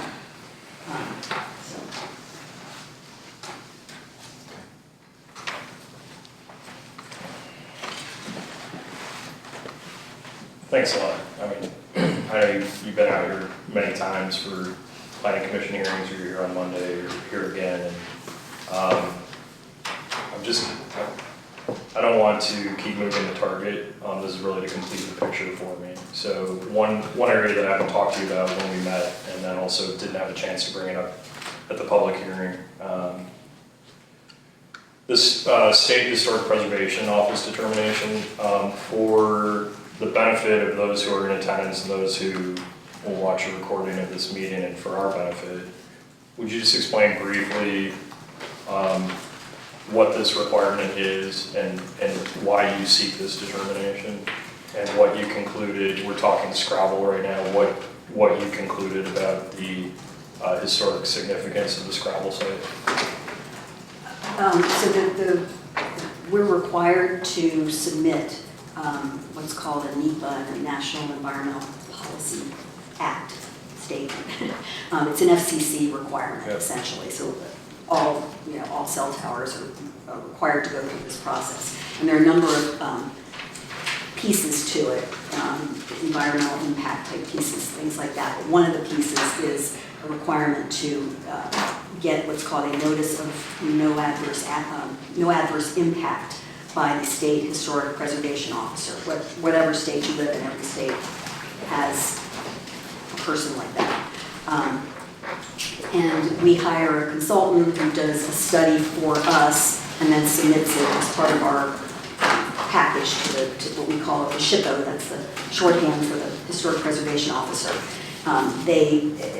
For a 199-foot structure, which is what this is, 195 with lightning rod, they look at a half-a-mile radius around the tower itself, and they look to see if there are any properties that have been designated as historic structures, or it can be a historic district, or if there's anything that's on the records as historic property. So first they identify whether there is anything within a half a mile that could be impacted, and then they determine through looking at our balloon test and doing their own view shed analysis for maps that are available. They put together an analysis of what they think the visual impact would be for those historic properties, if there are. And then they submit all that to the SHPO. The SHPO reviews it, and and we get what I think you're looking at there, which is the SHPO's concurrence that we basically say to the SHPO, we think there's no adverse impact. Our consultant says that, and the SHPO concurs or doesn't concur. And what's the acronym SHPO? Sorry, I missed that. State Historic Preservation Officer. Okay. I think it's still Chris Novelli. He's been in that job for a long time, and we've had projects where he doesn't agree with our assessment. Okay. And it sounds like from your description, your understanding of the historic preservation piece of the FCC mandated NEPA evaluation, that the test is, it sounds like on structures, right? So it's buildings or is it? This is telecom. This is telecom towers. I mean, I don't know what the rules are. No, I mean on the evaluation, whether they're historical. It could be a structure. It could be, like I said, we had an issue with a site, I think it was in Orange, where it was the view shed from what they call the Madison Barbersville Historic District. So that whole area had been designated as a historic district, and it was a question about the impact from that district. We did get that site built, but that was what was being evaluated. The other thing I forgot to say is, in addition to the view shed impact, half-mile radius, they do, again, and it depends what they do research first to determine what the likelihood is, but they do shovel testing and things around the site, archaeological, to make sure there's no archaeological artifacts in the ground, and making sure that those would get recovered if they were. So they look at all kinds of stuff. That's a fairly rigorous process, required consultants on behalf of CWS to actually place an ad in our paper. Many people may have seen that way back when balloon tests were happening, to notify the community that this is happening. They ask, and thanks for bringing that up, so they do, the consultants do provide a public notice in the newspaper that they're evaluating this location and ask for public comment, just like you do in your public hearings. And they also identify what they call consulting parties, which are people that they know, or organizations that they know about in the area that might have an interest in commenting. And I know in this case in particular, and I think I included it somewhere online, I think I included it in my presentation, they reached out to the Rappahannock County Historical Society, who on both sites said, we have no concern. And that's in red. Right.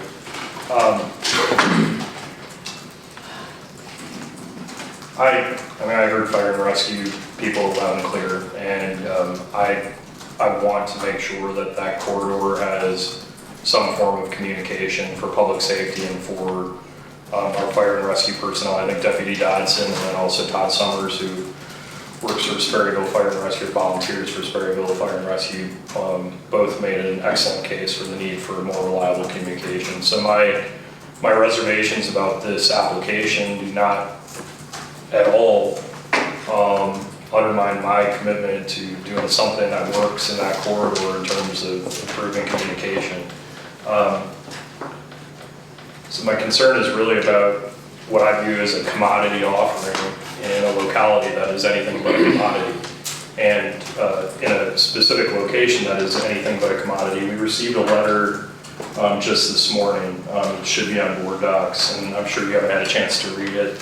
But this is from a resident who owns property down there, and if I could just indulge you for a minute, because it's important on this the historical significance question.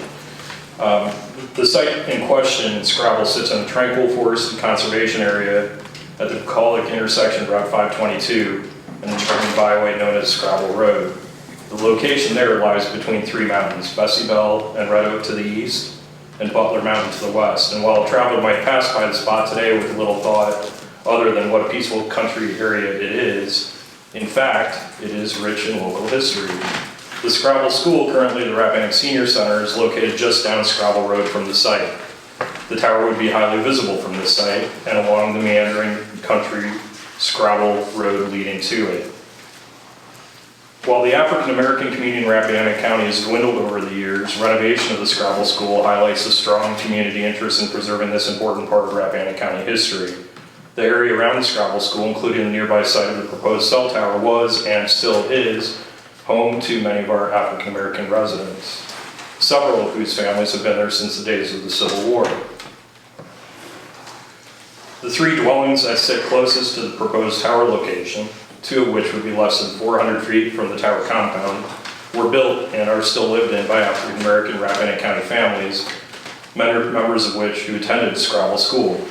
And several hundred feet behind the site down the tiny country lane once known as Butler Mill Road, known today as Jackson Lane after the family whose home sits close to the proposed site, is the old Butler Farm built beside the Butler Mill. The stream in front of this now crumbling home has a wide pool that served as a baptism site for the local churches. And it goes on. And I recognize this application has been out there for a while. I was not on the board when it was submitted, but things like this give me pause. And again, I want communication in that corridor. I do.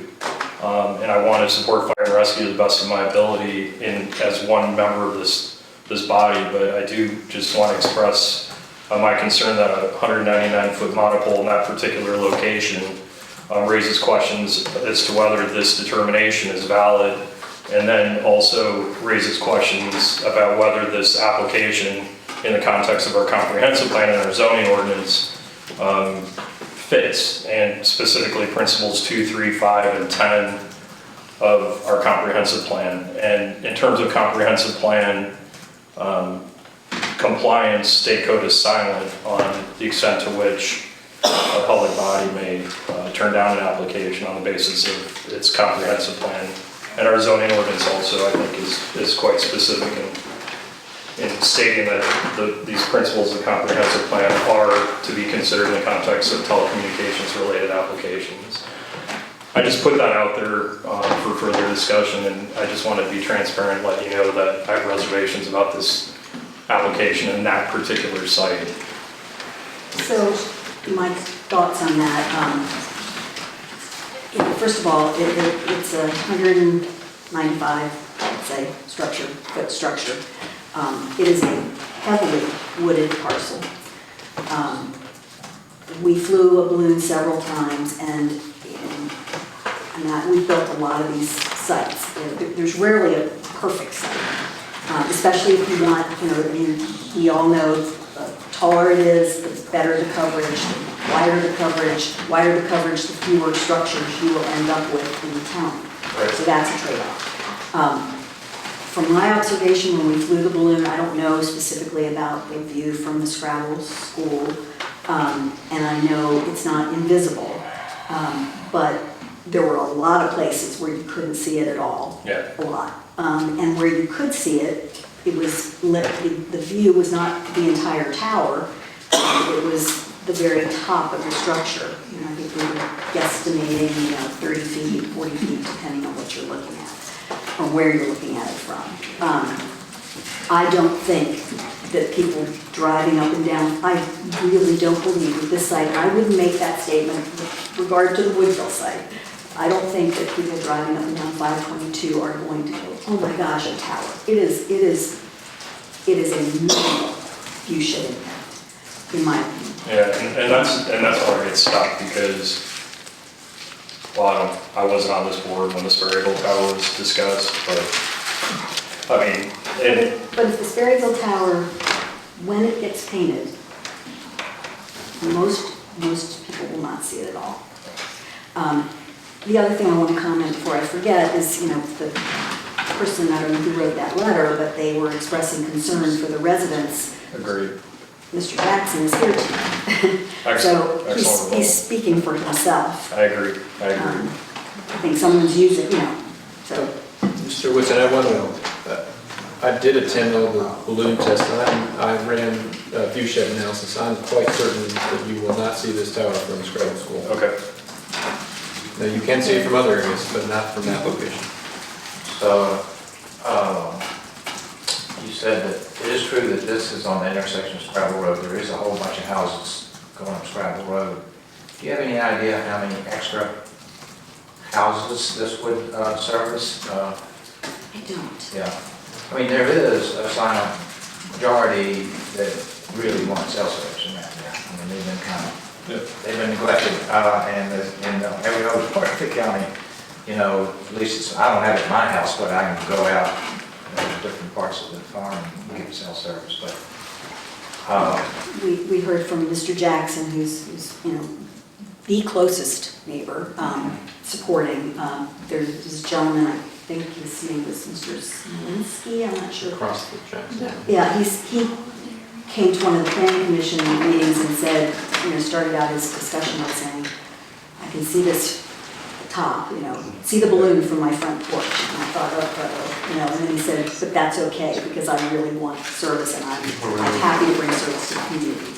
And I think he's put that in writing. So there are lots of supporters, and unfortunately we often find support other than the fire and rescue community who's been awesome supporting us. It's a little harder to get the supporters to come up. we were begging AT&T to put the tower, we voluntarily extended their, And that was 2011 when their permits were approved, and now it's 2020. right. And that's how long it took for us to come along and say, well, it took, I guess it was actually 2014 when we first started looking at it. But these two applications, Woodville and Scrabble, we started looking for ground leases in the spring of 2018. So it's been 2 years to get us to this point. And these don't happen, at least one of these doesn't happen. It's a long gestation. It's a difficult process because it has to work for the carriers, the spot, it has to work, the ground owner has to be interested in having a cell tower on his or her property. We have to be able to build it at a reasonable cost. There's a lot of things that have to come together. And I think, and because we're talking about Scrabble here, I think those things have come together pretty well for this site. Objectively, based on your experience looking at different towers in different places, we talked on Monday night about the Warrenton West Street. Now my 15 feet, I went back, Oh, okay. not 120. Okay, yeah, now my favorite cell phone tower. I had the opportunity on Thursday, on the way back from Culpeper, to find, which wasn't easy, the Boston Tower. And my question is, objectively, imagining the Scrabble Tower as a monopole in that particular location, will it be more visible, less visible, equally visible when compared to the Boston Tower? Because when I went up to the Boston Tower, I thought, well, I mean, all things being equal, it's not bad. It's tucked back, and so my question is, just thinking about Boston and its visual effect from people driving by or who live around there, how do you think Scrabble compares? I think there's probably a little bit more visibility of Scrabble from a few vantage points. That Boston site is, I mean, I had somebody say, I don't believe that you have a tower. Right, it's fairly invisible. Did you go to the tower site? Yeah. So I think in terms of views from the road, from 522, let's say, it's really hard to find the Scrabble Tower or the Boston Tower. Although there are some views, but they're at quite a distance. In terms of the close neighbors, it's worse. The Boston Tower is worse than what Scrabble will be because it's not wooded at all. There are neighbors all around the tower. I don't know if you saw that. Twin Lakes Lane, there are people living, you know, and the gentleman, I'm forgetting his name right now, but our ground owner at that site is a builder in Rappahannock County. He lives in Amesville. And he, since the tower has gone up, he's now building a house to sell on the same parcel as the cell tower. We had a handful of opponents in Culpeper, you know, during that process of getting that site approved. We also had a lot of supporters. a handful of nearby residents who weren't quite sure that they wanted to be that close to a cell tower. But since it's gone up, we haven't heard a word of concern. There's a lot of conversation between citizens about comprehensive plan for towers. When you as a company come in and say, okay, we like Rappahannock County, do you just look at 522 between Boston and Sperryville, or do you go, once we're in there, this is where I want to go next? And I'm wondering if you have that next thought where you're thinking. No, we don't know where we're at with this, so it's really hard to think ahead. I mean, Jesse, do you have any comment on that? Because again, it's really Chantel that's designing the network. We're just facilitating the infrastructure. I'm Jesse Bulmer, I'm Site Acquisition Manager for Chantel. I think I've said this before in a planning commission meeting. We try to cover the major corridors first. Then we can branch out to neighborhoods and more rural areas. But the first step is the major corridors that we like to cover. We all have a finite amount of budget money and sites we build every year. The longer it takes to develop a site, we lose the money to build those for the following years.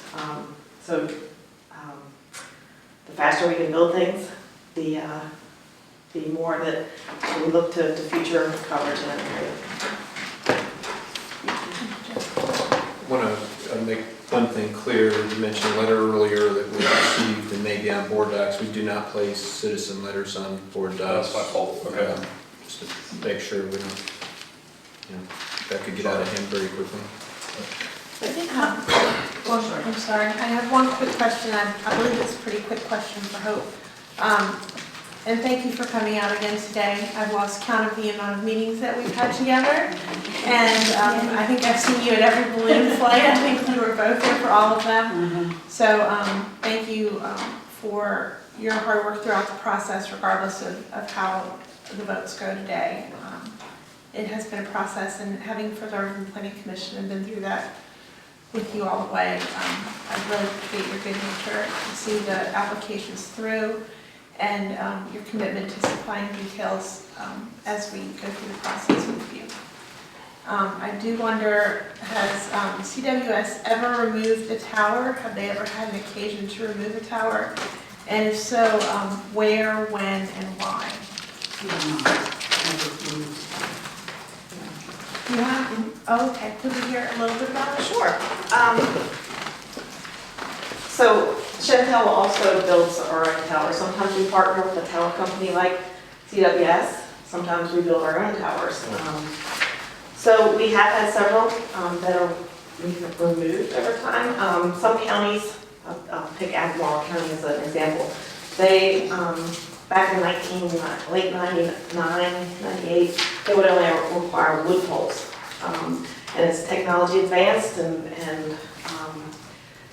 things changed over the years with our zoning ordinance, another carrier would come in and build a taller tower right next to it.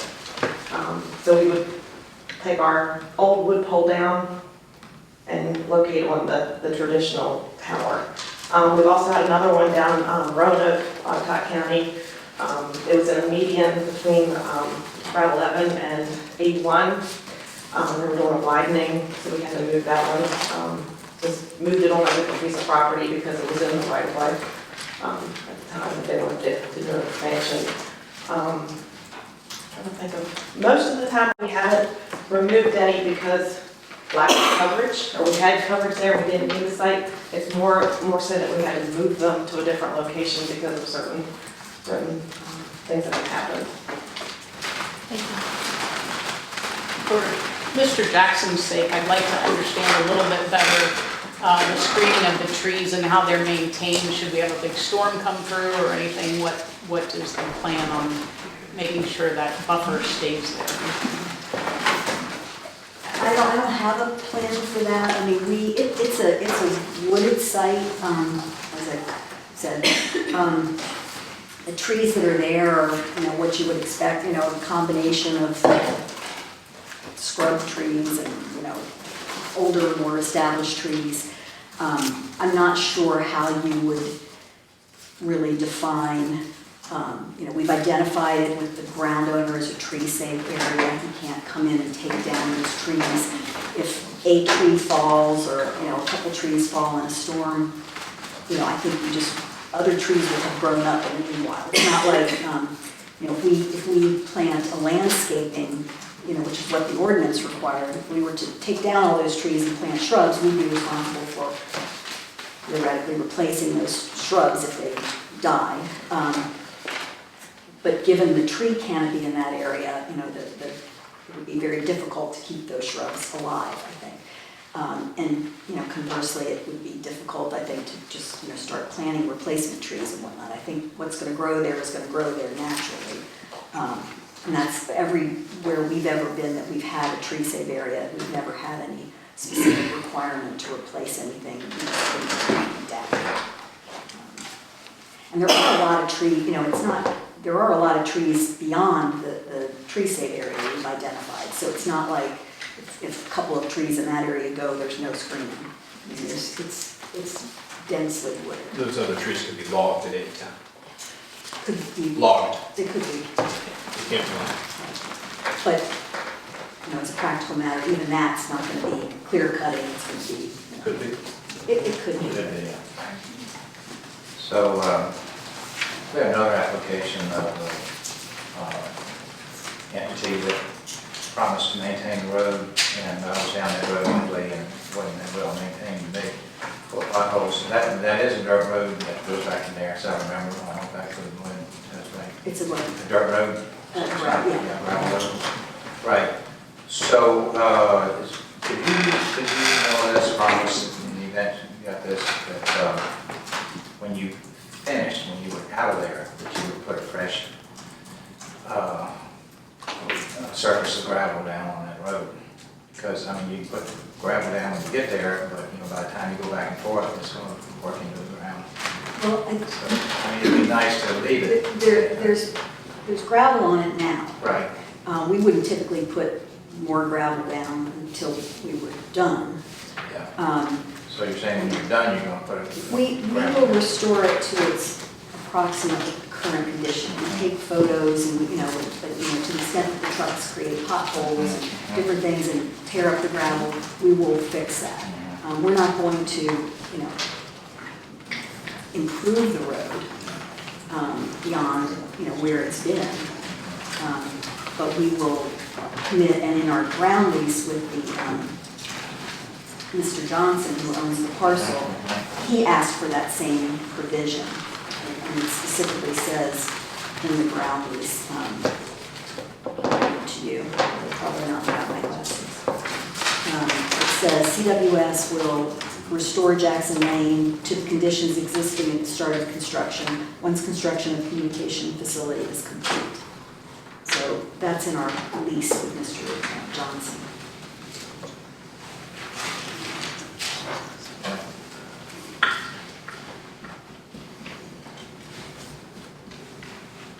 You don't want to throw in another gravel. Maybe, I'm feeling a little, like, I don't know what that costs, and I don't know. It's not much. It's not much, then I'm sure we could do that. Those country negotiations. So,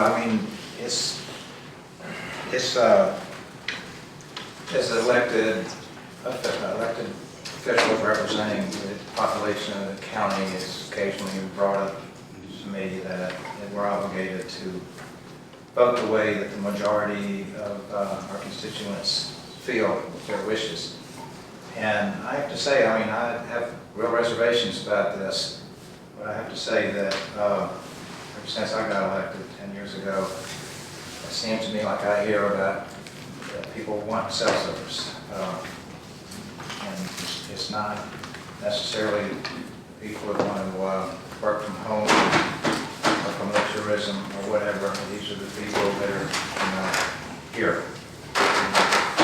For example, I got a big pile of dirt from digging out a pond, and the neighbors have a dump truck, and they're selling the heck out of this dirt on Facebook. And they need that, wherever they go, they need that funding to do that. So I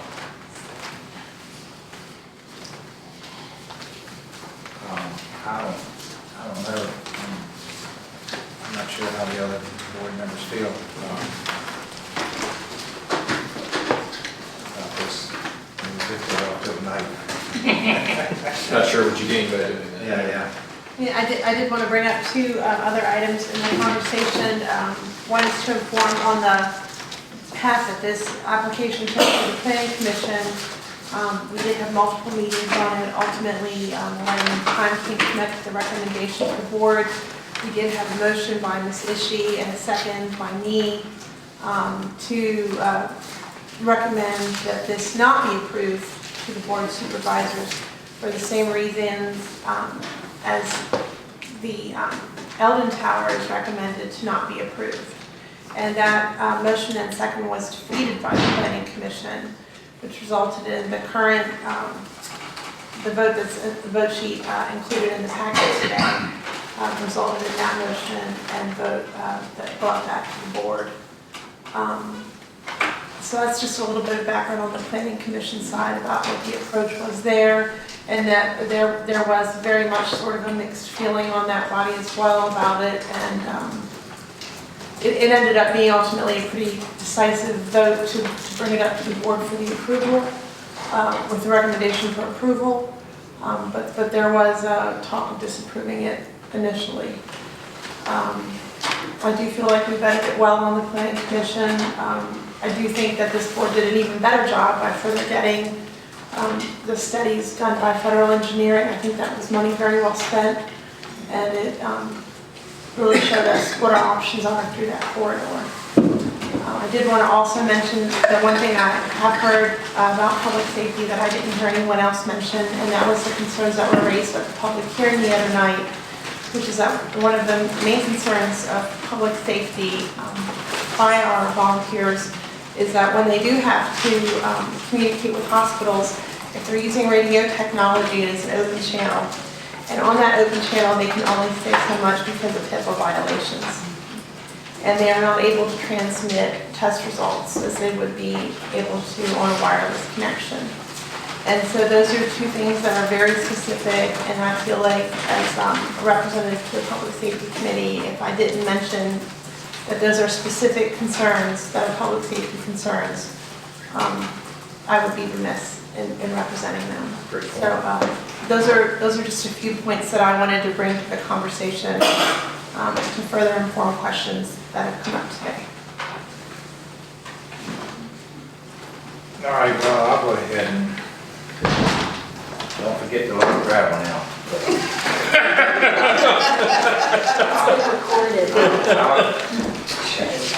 But without his presence, Mr. Jackson's presence, I'm not sure if I need to get this, but I'll recommend approval of this site. Make a motion to approve this site with the stipulations that There is a resolution in the packet, and there is one area that I would like the board to consider, and what I'll do now would be appropriate to read at least the resolved paragraphs. The rest are formulary. And it says, now therefore to be it resolved by the Rappahannock County Board of Supervisors that application PWSFU number 190802 be and hereby is approved with the following provisions. Consistent with application PWSFU 190802 except as noted herein. Monopole construction, that was a change from the application. Tower colors selected by the Board of Supervisors at a regular meeting prior to issuance of a zoning and building permit. That's something that the applicant has offered to allow the board to do. You could bind it today if you were ready, but if you're not, you defer that to a later meeting. No lighting on the tower in perpetuity. That was a critical aspect of the Planning Commission vote and central to earlier discussions about whether the applicant could come in for administrative permit to increase the height 10% or 20 feet. And our feeling is that prohibition of lighting would preclude that because the FAA would require lighting if it's above 199. A waiver from microwave backhaul prohibition, section 17108.8 B and C, only until 6 months after fiber optic data backhaul is available. and you could change that wording however you wanted. Waiver from landscaping requirements, 17108.12D9, and this is the wording I put in, and it's not consistent with the exhibit that was provided by Mr. Creary.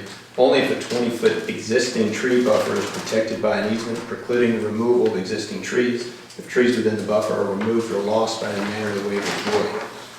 That's pretty strong language, and you might want to consider that and discuss that with the applicant. Waiver from the prohibition of assigning the use permit 17108.5B5. The applicant has suggested that's important to them to potentially transfer the asset in the future. And waiver from the requirement to build a Type 2 subdivision road 17108.12C, and it states the road shall be protected from erosion, but with the minimum dimensions and disturbance necessary to meet the needs of the applicant. That is, we don't want a big road plowed from Jackson Lane up to this tower. We'll probably want the smallest road we can get away with because it would be the least amount of impact on the neighbors. And that's what's included in the resolution prepared before you. That any of that could change at this moment. Madam Chair, I'm happy to second the motion after speaking with Sheriff Smith, hearing from our school board superintendent, many fire and rescue. To me, it would be very difficult to tell the people we're asking to volunteer that no, you can't have additional ways to communicate with each other on a call or trying to race towards a call.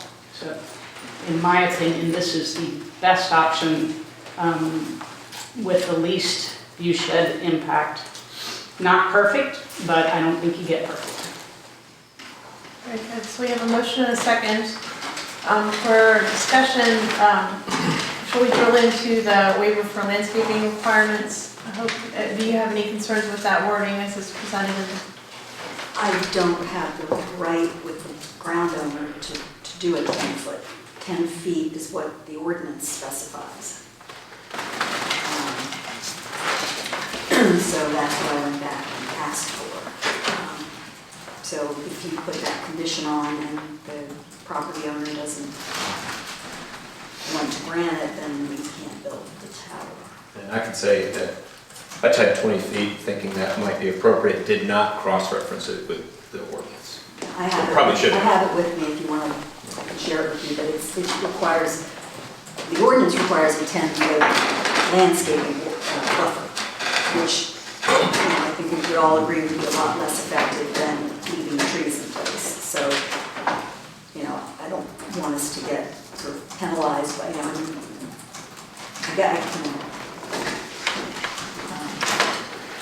we were just trying to comply with the ordinance. So I guess what I'm looking for is some amended motions if we're of a mind to make it a 10-foot buffer. It says, just for your information, it says facilities shall be landscaped with a mix of hedge and trees to screen structures from adjacent properties and public roads. Again, it really, the intent of it is not to screen the tower, it's to screen what's on the ground. Because nothing is really tall enough to screen the tower. I'll just throw out one thing we might want to put in the mix here. As I read this, I hadn't thought about that before, but I had suggested on the Woodville site, because it isn't as wooded, that we would put the green slats in the chain link fence. I was showing you a photo of that at the last hearing. And it's very effective. I have a photo with me if you want to see it again. But it's very effective at screening what's inside the equipment that's on the ground inside the fence.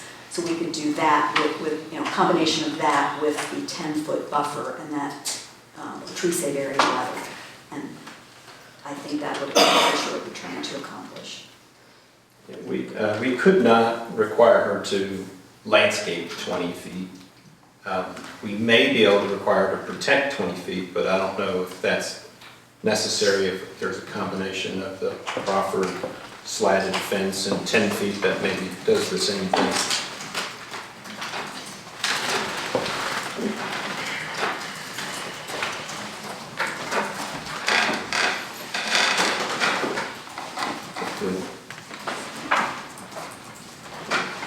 If Mr. Parrish and Ms. Donahue are okay with that, we can make a pending change to the resolution to show that.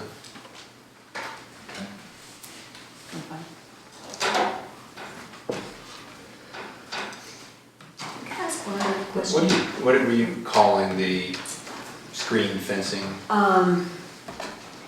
Green slats in the chain link fence. That's the technical term.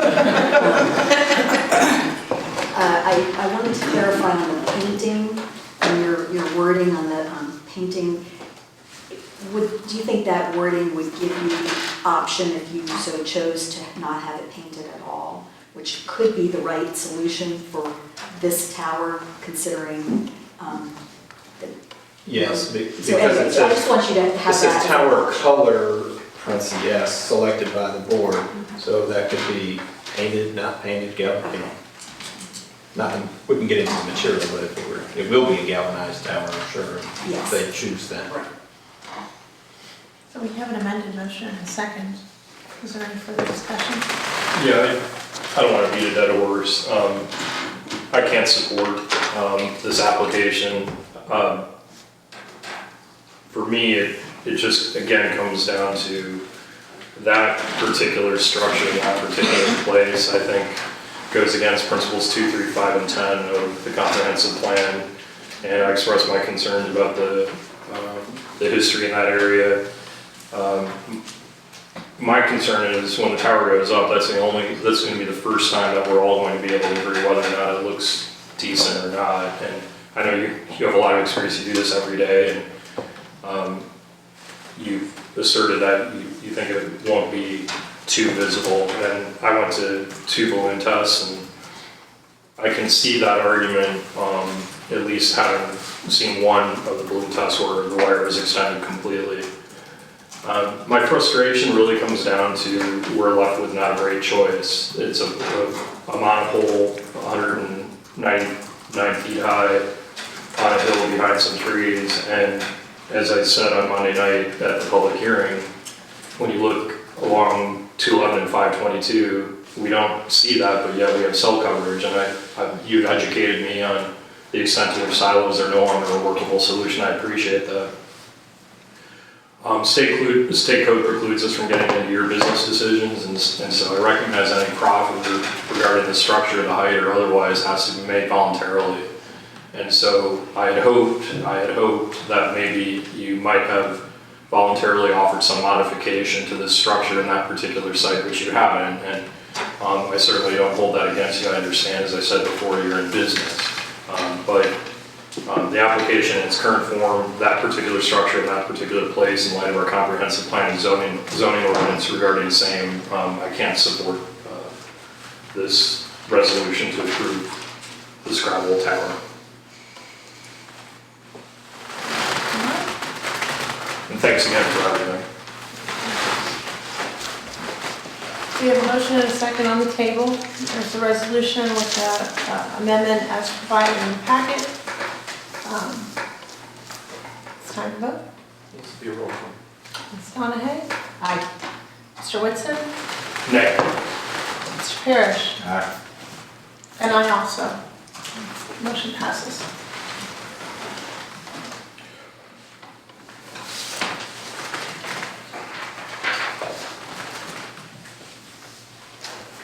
Brings us to the next order of business, the Woodville Tower site location. Yes, ma'am. Guess probably not need to go into too much detail here, but as you're well aware, the applicant submitted an application for a tower at what they call the Woodville site. Originally 199 feet, again 195 plus a lightning rod. They've offered to reduce that to 139 feet.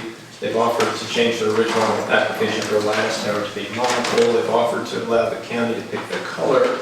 And they've offered the same, requested the same waivers as the site we just mentioned relative to the road and the and not requesting a waiver from the removal bond, which state code speaks to.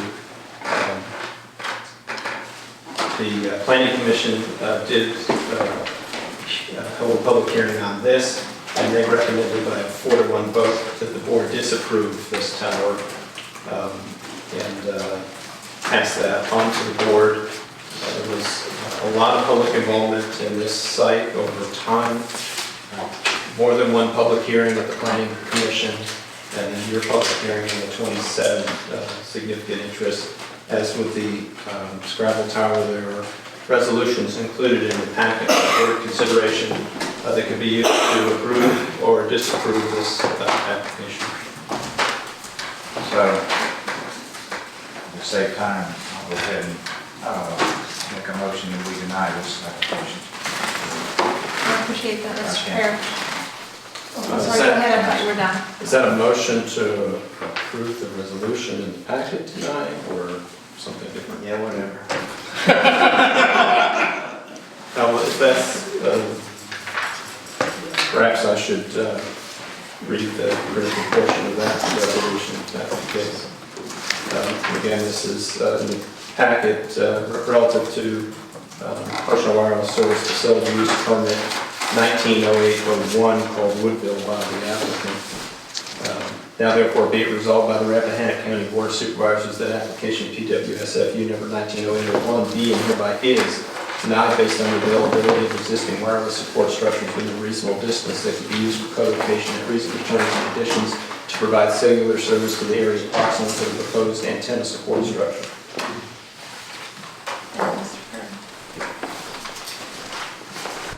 And I'll second the motion to deny the application for purposes of discussion.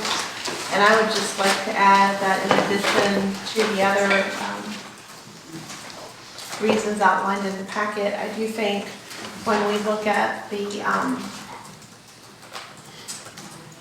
actions at the Planning Commission level, that we should specifically cite that the Planning Commission found it not to be in compliance, in particular with goals 1 and 4 of the comprehensive plan.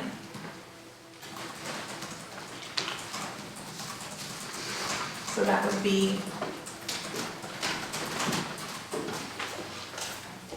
whereas number 4.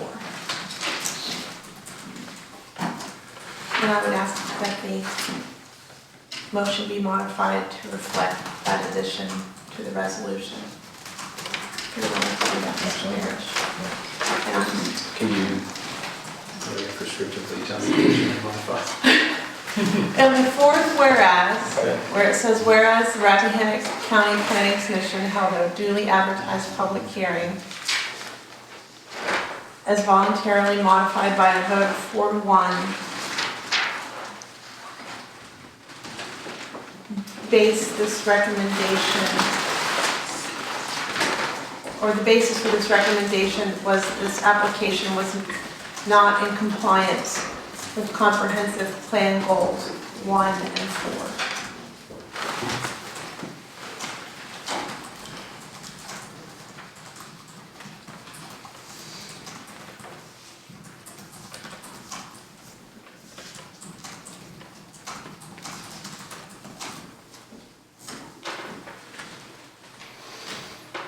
Was not in, what was plans went for? In compliance, or in accord, whatever the correct technical term would be.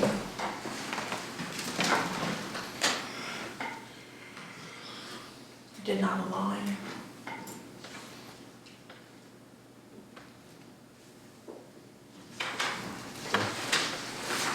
Madam Chair, just for continuity, because I've been citing principles, which I think are equally binding, I wonder if we could expand that to also include principles 2 and 3.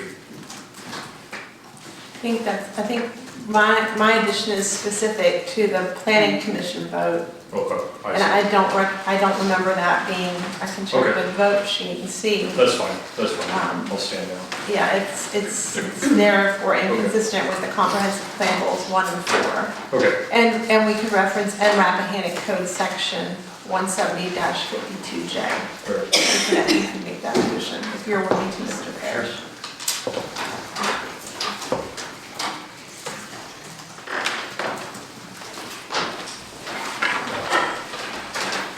17052J is a reference from the special exception section to the comp plan.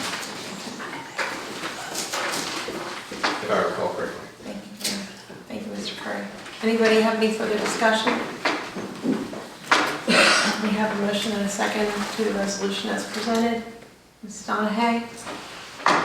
This is a motion to pass the resolution to deny the application. Correct. This is the denial of the application. Aye. Mr. Whitson? Aye. Mr. Parrish? Aye. And I also. Thank you. Thank you. Thank you for your time. Thank you, Hope.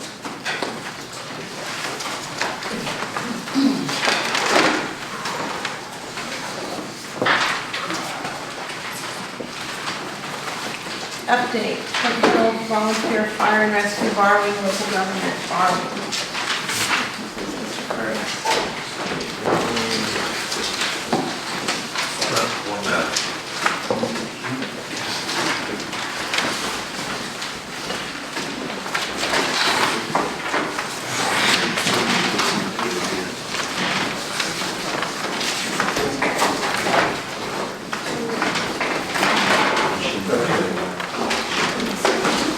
As board members will recall, at your last meeting, there was a conversation regarding Flint Hill Volunteer Fire and Rescue's interest to purchase a pumper truck.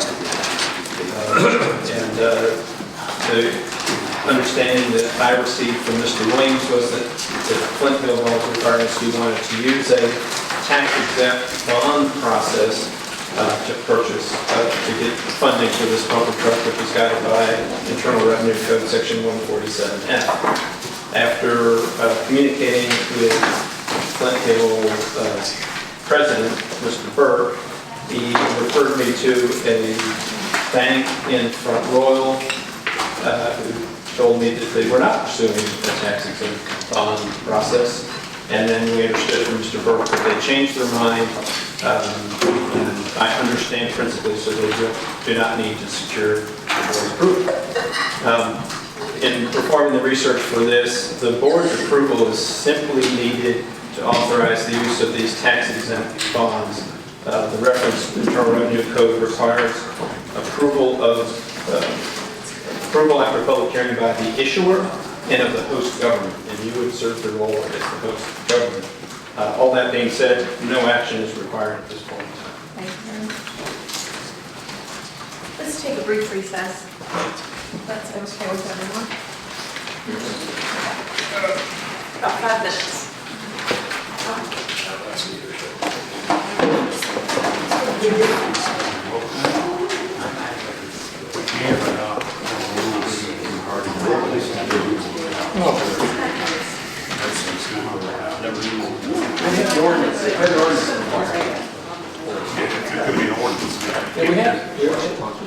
It sets forth the it says it can be removed, but it doesn't say what.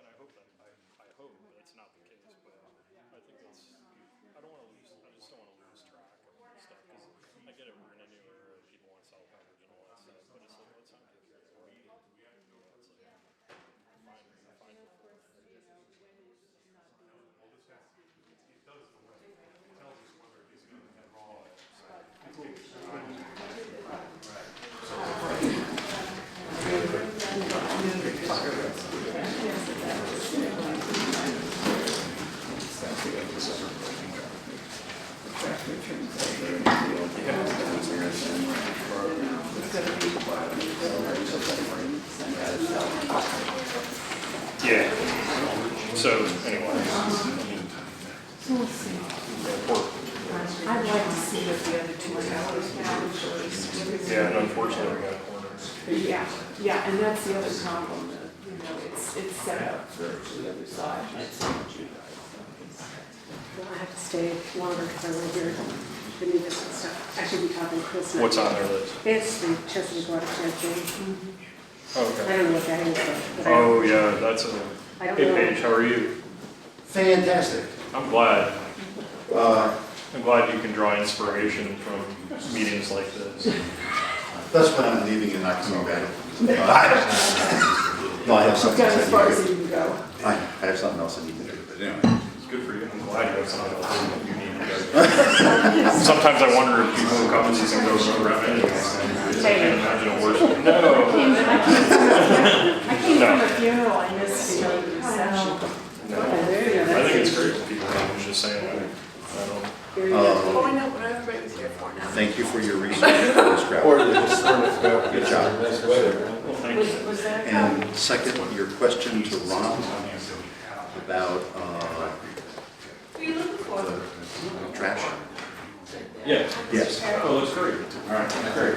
We're on a recess, is it? That's Great time. What's up? Good to see you. It was from Jim Ishii. Very talented. Because I wondered about how far it was from. That's like a good spring weather day, bring loose. They were talking about like, for instance. Oh, yeah, everything was blue, and something to show on State registered, a local registered, I know. a national registered. That's And not it's a moot point, but Scrabble School is. But it was like- I got it, yes, Yeah, and what I Scrabble was, School is. in honestly, I just, in case we get turned down on that, or, I'm sorry, in case we had turned down the Scrabble application, and I didn't know who would, I just wanted to make sure that, because there was this lawsuit in Fairfax County that they were part of, with Selco and Belltown, and basically the board of supervisors have survived that lawsuit because of all of the reasons they discussed, the subjective reasons why that particular site didn't work. And I thought the historic code was important. Because I thought it was. Right. And I think what it is it's a relatively narrow, like a narrow scope. And we don't want to use a box checking exercise. I just want to make a point that there's other stuff out there that's talking about. There's no district. Now, I work for Fairfax County, I used to sit in district commission meetings, and they dealt with the tavern right on and down the road was the golf course. And that's gotten built on since, so I missed out on what went on there. But they wanted to do something with the golf course, and they were discussing because it was within the district of that, not the building, the district. It was the site line, you should, now mind you, they're right next to Route 7, so it's like God help them, and they had to be moved, so they weren't right over it. But there was a case where they sat down and trying to figure out, what's to do, oh, that's okay. Oh, that's what they did. I just want to make sure that we're on the record in case the vote. There are lots of concerns. I'd love to see historic districts designated properly by the county. How are you doing? Has a county study done. Some years But ago. if you want to follow me on the calendar, well, I'll put it out the office saying that. Well, I mean, I did that. Well, I just say that, I will be away. It's Lorraine's book. I mean, but I just don't want my colleagues to do that email at 10 with But, so I just want them on and, honestly, I'll probably I was involved. like to take. One watching them, I should say, and they do have a lot, and they're doing. Anyway, good job on our rationale. Local history, it's so interesting, yeah. Some stuff like that starts building studies. So if somebody sits down and says, okay, with no one for it, no, and I told them. no. So, But that doesn't, that nickel doesn't get you. something apart You have from to go to the next one. the comp plan. Never get to see you anymore, Ruth. How are you doing? This is true. You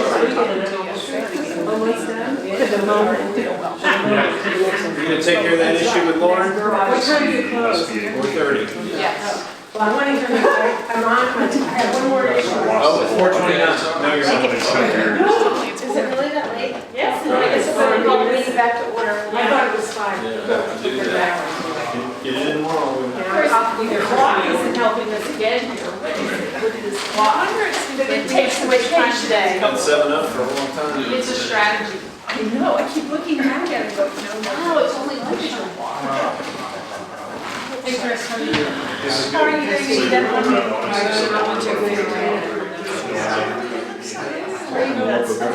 Well, it is, yeah. Everything is alive and well, most things you do. There are some.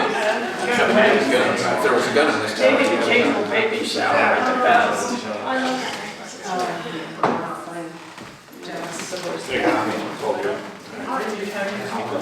Keep going. Drag Kristen. Good for you. Shut the comment. Get to work. Thanks for being here.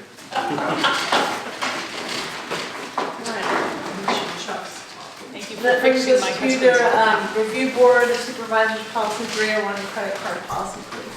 Mr. Curry. Yeah, to review the credit card policy, I placed it lives on board docs under the policy tab, but I placed it on the agenda for this section through a link to that. And so also within board docs, there's a note that there are 4 county employees that have credit cards issued to our banks and the county's name. Myself, Ms. May, Ms. McKiernan, and the sheriff. On April 3rd, 2017, the Board of Supervisors adopted a credit card policy and procedures that is policy number 301, has not been updated since then, and it could be if the board thought it was appropriate. That policy generally requires new cards to be approved by me. That has happened, and Ms. Capsa had a card when she worked for us and was added. And I authorized that based on her need to pick up supplies for 4-H activities. She's since left and that card is now canceled. But right now it's just these 4.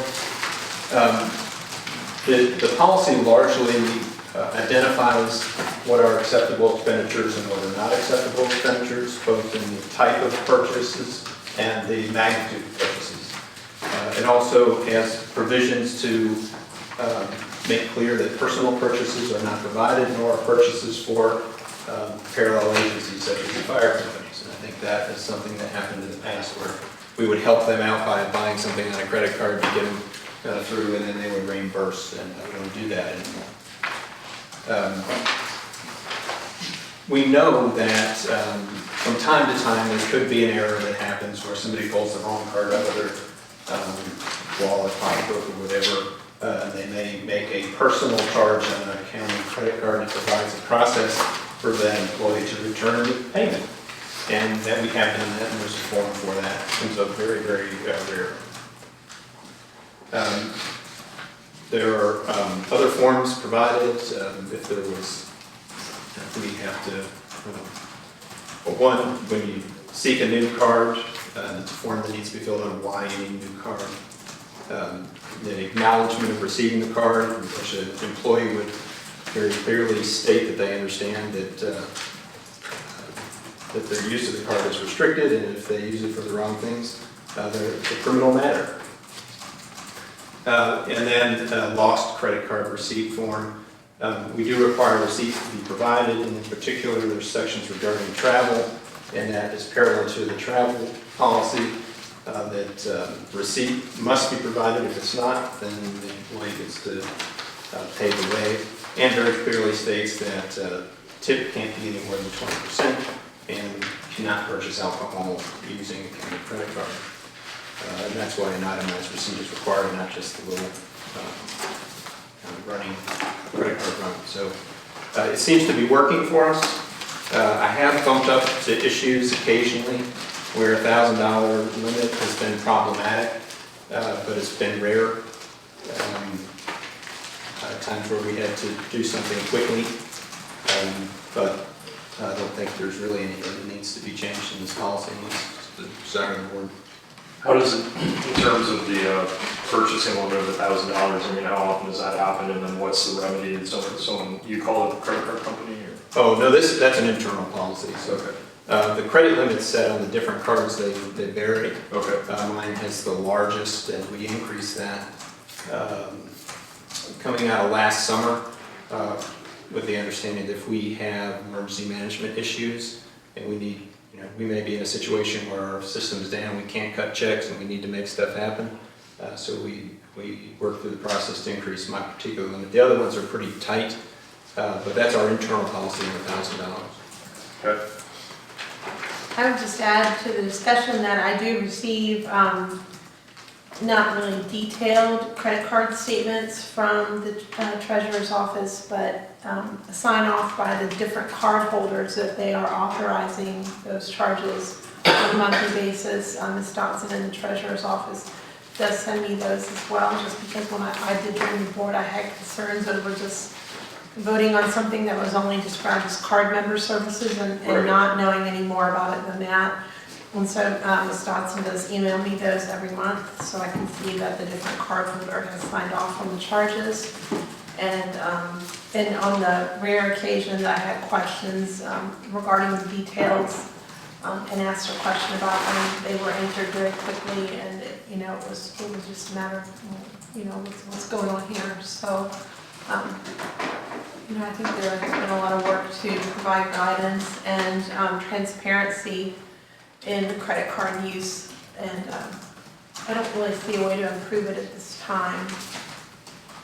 I did ask Ms. Nick, and I know Ms. Smith had also talked to Ms. Nick just about the charges that came to light in the recent state police investigation. I was trying to understand the time parameters of that spreadsheet that was part of that, and it reassured me in the sense that the start point was sometime in 2011, and I understand that's when county credit cards first became available, and then the end point of that spreadsheet was 2015, which is when Ms. Nick took over accounts payable review. So that gave me a lot of confidence that we have a pretty good handle on basically all county credit card activity historically.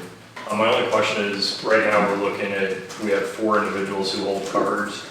How does that compare to a year ago, 3 years ago, 5 years ago? Any idea? I mean, were there a larger number? There were many more.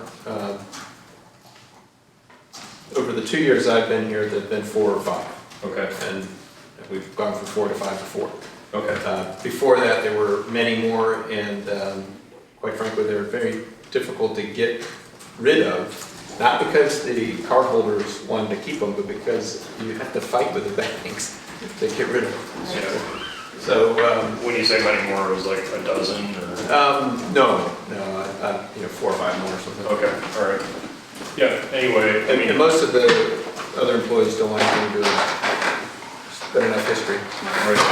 Yeah, I mean, I agree with Ms. Smith. I mean, it's a limited number, and I think just as a spot check from time to time, I'll definitely request detail on card member services charges with an AP, but it seems to be working. I appreciate you typing the policy of those who are on the board previously. So. Nice. That was, let's see, April, so I guess that was when Ms. Kaiser was here. Because Brenda would have April July. 17th. Yeah, April 17th. Okay, yeah, I remember when we did it. Yeah. This is the first month that I asked and got the detail and the small number of charges. I mean, it's not like you've got to go through thousands of charges to figure out what's It's right, mostly what's not. travel and training. So your board, the board members who signed up for training, that's on there. For maintenance, we use it a fair amount, so you'll see the co-op or Lowe's or things like that. Actually, I have a Lowe's account. There's a form, and you probably already went over, where you can use it by mistake, you can just automatically, And we just went through that. Good. Okay. Thanks very much for that review, Ms. Smith. Thank you very much. And next item on the agenda, if there's no other questions, is the purchase award for 2 sheriff's vehicles. Yes, board members who are serving previously will recall that your purchasing ordinance requires the board to award contracts anytime they exceed $10,000. Your FY20 budget includes $60,000 for the sheriff to purchase 2 vehicles. The sheriff purchases vehicles from the state contract, and so it satisfies the competitive procurement aspect of our ordinance. It does not satisfy the award aspect, and so the sheriff came to me and told me she's ready to purchase those vehicles and sought out the board's approval to use state contracts to purchase those 2 vehicles that were budgeted. It's a simple motion approving the award is all that's necessary. I'll make a motion that we approve. Do I have a second? I'll second. All in favor, please say aye. Aye. Aye. Any opposed? Thank you. HB 1422, Chesapeake Bay Watershed Implementation Initiative. Ms. Smith, you asked that I add this to the agenda after receiving an alert from, I think, Baco or VML, probably Baco. This is related to the Chesapeake Bay Watershed Implementation Plan, and all the states that have drainage within watersheds of the Chesapeake Bay are supposed to be working on ways to clean up the bay. With this particular bill, HB 1422, puts in motion some mandates for stream exclusion, that is fencing cattle out of streams. And there seem to be perhaps too rigid, too strong for communities such as ours. I can pull it the bill if you'd like, but Baco does not recommend this bill, and if the board would like to send word to your legislators, we can do that as a body, or you can do that individually. I'll give you a little bit of background on this. First of all, way decades ago, there was a law passed, a federal law, that required the EPA to clean up the Chesapeake Bay. And of course, nothing really happened. And I don't know, in maybe the 90s, Harvard law school seniors, for their class project, sued the EPA and won. And so that required the EPA to clean up the Chesapeake Bay. Since then, law students are no longer allowed to practice law. And so the initial thing was, they were going to require all farmers to fence out their streets. And so I went to one of the meetings and I carefully explained that it takes, to have 100 cows, it takes 400 acres of land. And at that time, the calves were bringing about $450, now they're bringing about $700, something like that, $750. So you've got a total income currently of about maybe $75,000 if you're lucky for 400-acre farm, if you're strictly in the cattle business. And out of that $75,000, you not only have to pay for all of your feed and tractors and fuel and fencing, insurance and da-da-da-da, you still got to pay your electric bill by Christmas. So it was impossible, basically. And plus, there were so many people that were going to lose their little bit of land use because you weren't farming that land in between the stream and the fence. And so they lost enough, some people would lose enough land to lose their land use taxation rights. So at any rate, the EPA decided that wasn't the best approach, and so they went through other avenues. And meanwhile, there's programs that you can get reimbursement for the fence, 100%, and you put the fence in yourself, you end up making some money there. And then there's a program that gives you $1 a foot for existing fence, just to show the EPA that these fences are already there. And so this has been ongoing, and I didn't realize they were tightening it down any further. They offer this, and then the pressure program here in this county makes up the difference. So what the government doesn't pay, the pressure program pays the rest. So farmers in this county can fence off their streams at no cost to them. Yeah, they do lose a little bit of grazing and they do lose, a shady place for the cattle to hang out in the hot weather, and that kind of stuff. And then, they also have a program for water troughs, and, that's okay, but it's not ideal in that little calves can't reach over to get the water if their mama's dried up. So there's issues, but I mean, if they're going to tighten this down any further, it's going to jeopardize the cattle farmers in this county. I probably said it 40 years ago. This land is suitable for two things: cattle and houses. And if we drive the cattle farmers out, I'm afraid these houses will start moving in. So anyway, that's kind of a rundown on how. And it's easy for somebody to just say, oh, we're going to require everybody to fence the streams off, but fencing is extremely expensive. Right, it doesn't look like in practice, it's not as the easy It is not easy. approach that it sounds like in theory. Yeah. Yeah, I heard about it from farmers in the community, that it was an item of concern for them, Right. that they wanted us to take a position to oppose it. I'm happy if the board has a consensus that we should craft a letter, that I would be happy to sign it as the chair and send it to That would be good. Delegate Woodward and State Yeah. Senator O'Shane, Good. if everyone's of mind that would be the appropriate action to take. Because whether they know it or not, the cattle are really not the big problem in the bay. I mean, yeah, it does cause a little bit of erosion, but the real problem is the phosphate that people put on their yards. And when it rains, all of that goes into the street and the cement gutter, and that goes directly into the river, which goes directly into the bay. At least, what happens on farms around here, a lot of it goes into the ground. It doesn't really go directly into the bay. And I don't know if it's normal for us to do it or not, but the gentleman that chairs the Ag Committee is from Fairfax. And I'm just wondering if we shouldn't send a letter to Delegate Plum and invite him to Rappahannock County if he wants to see what's going on. Great idea. Yeah, I'm wondering what kind of Because farming. Delegate Weber gets it, Delegate Gilbert gets it. Oh, yeah. I'm pretty positive Senator Obenshain understands Yes. it. That's a great idea.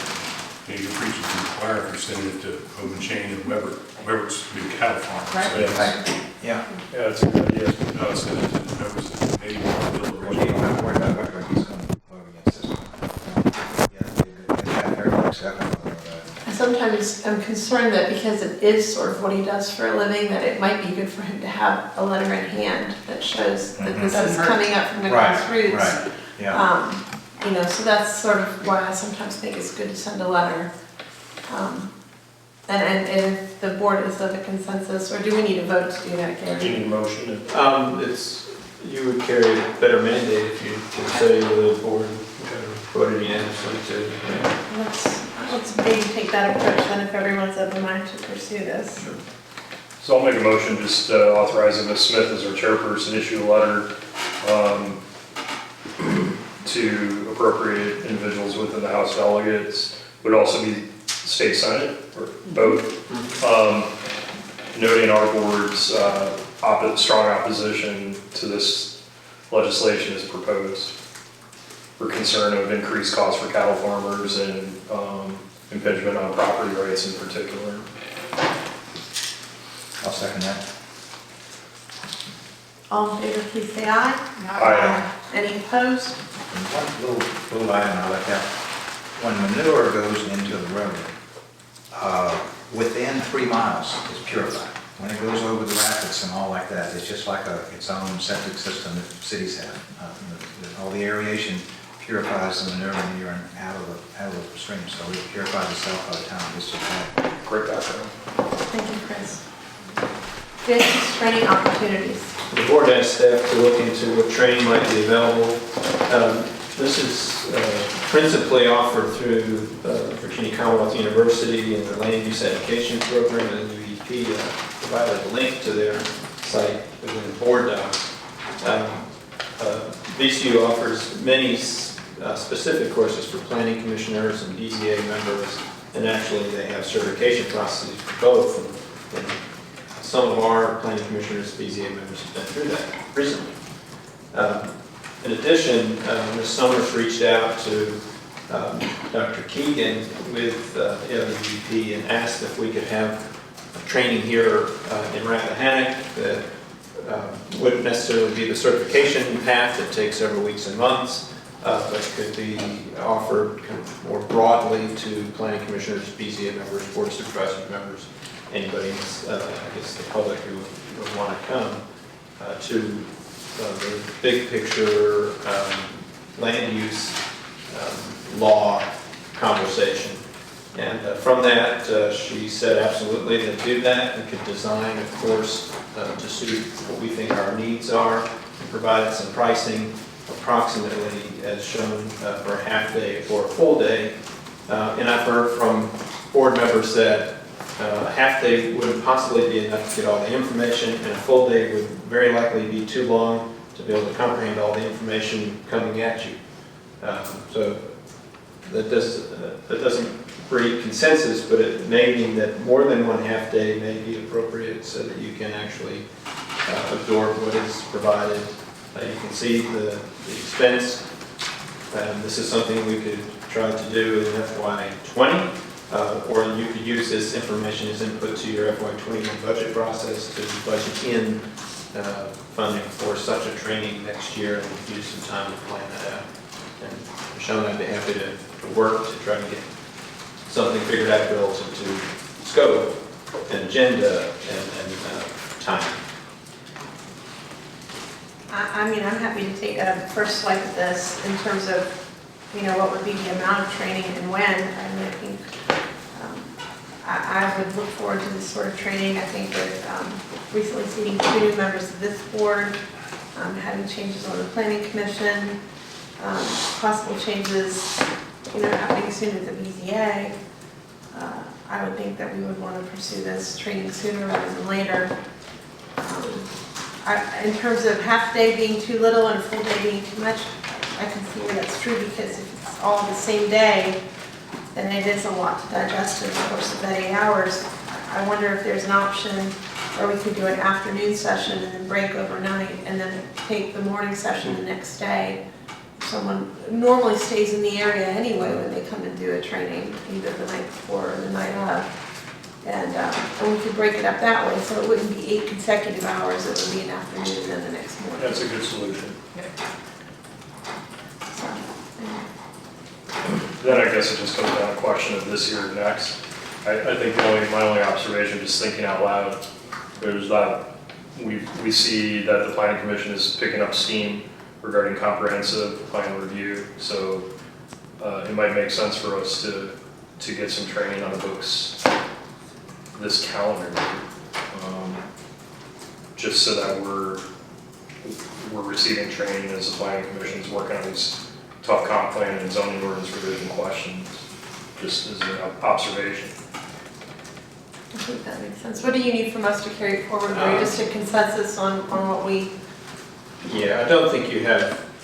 Let's just put it in the budget for next year.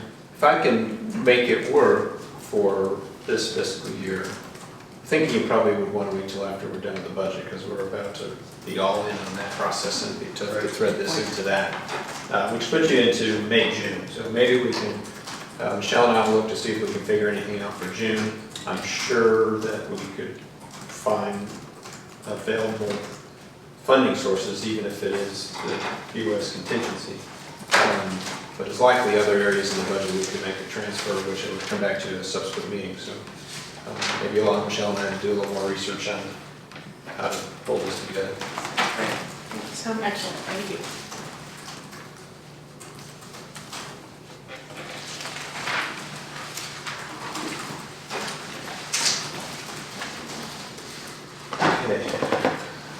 Next is another set of bills that's working their way through the General Assembly, House Bill 582 and Senate Bill 1022 regarding collective bargaining for public employees. This is very foreign to Virginia, being a right-to-work state. But what we're hearing from VML and VACO and our legislative liaison is that this is looking to potentially be a party line vote. And those who are familiar with The current representation indicates that that would make its way to the governor's desk. And he's hearing that the governor has indicated he would sign such legislation. This would, best I can understand, basically allow public employees to unionize. And that is a process that local governments in Virginia know very little about. It would be a very short window to learn what's happening, which means we'd be bringing in out-of-state experts to help us.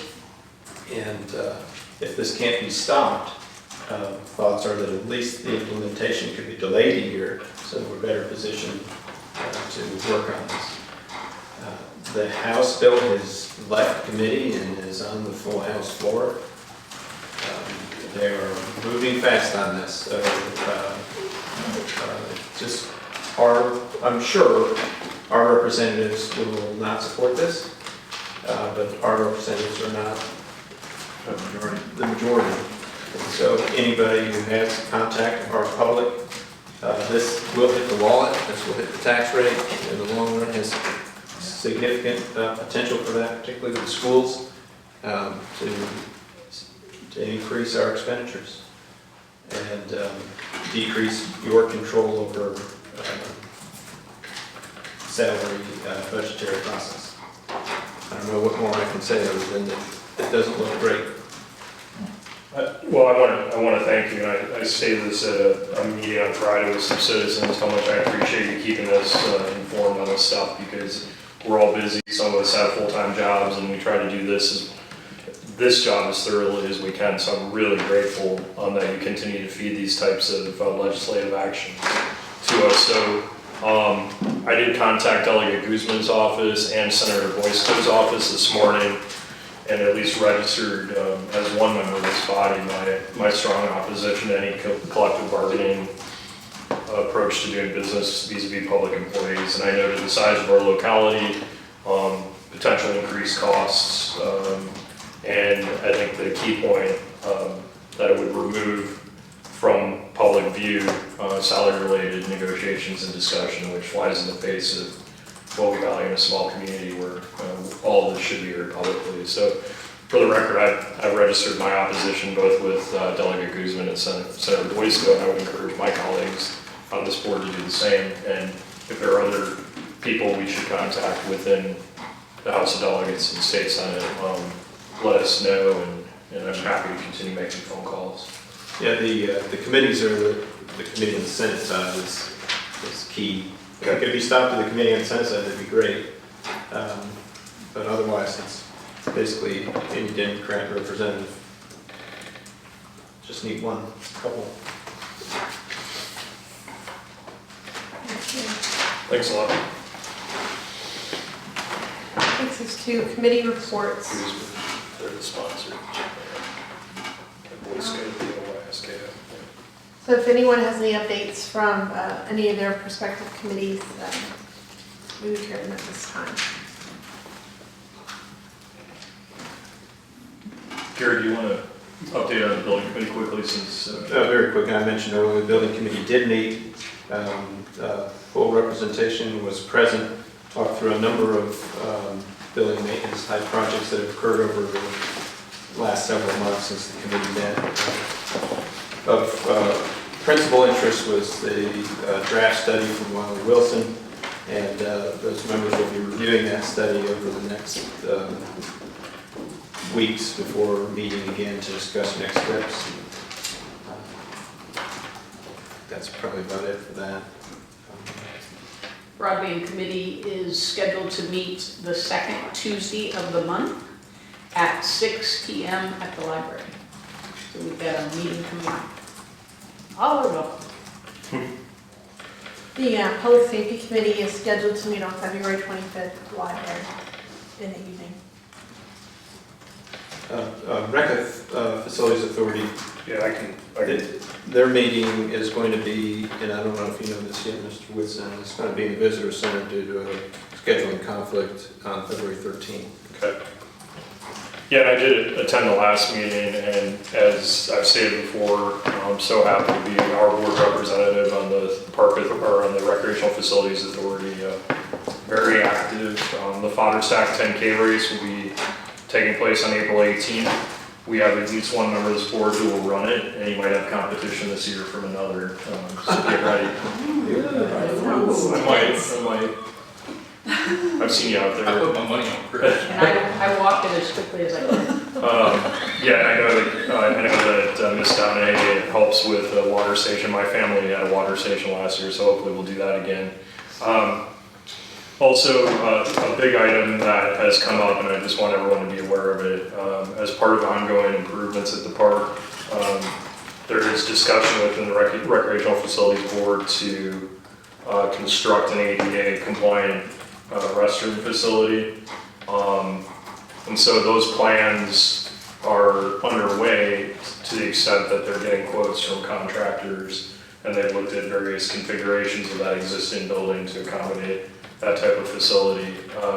So it's really, again, highly active improvement in the park. The trustees from the regional jail have been there multiple, I guess, 2,000 times or something like that, and they've really done a lot of the hard work of taking out invasive species. And one morning not too long ago, I sort of, on behalf of this board, took them Chick-fil-A breakfast because those guys have been working so hard and they really appreciated that. And so I'm trying to, as much as possible, remind them of how much we appreciate them coming out and doing that work. And I know that there is going to be a letter expressing our appreciation. And it was already sent. I think that's from the Recreational Facilities Authority.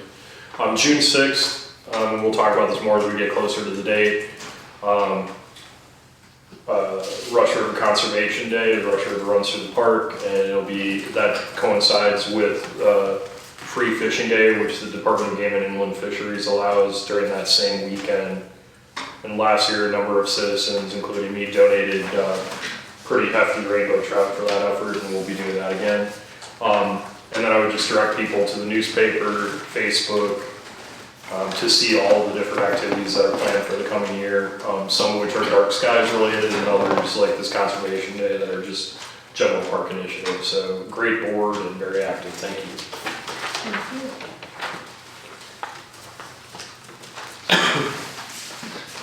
I know the Public Safety Committee, when we meet on the 20th, I expect it's very possible that discussion will also include some of the preliminary numbers or ideas regarding paid staff from the research that's been done regarding how to implement that and what that looks like for EMS. So if board members are available, you may want to attend because it will be a lot of new information. Regarding the Planning Commission, there was a mention earlier by a citizen about the report that was made by the chair.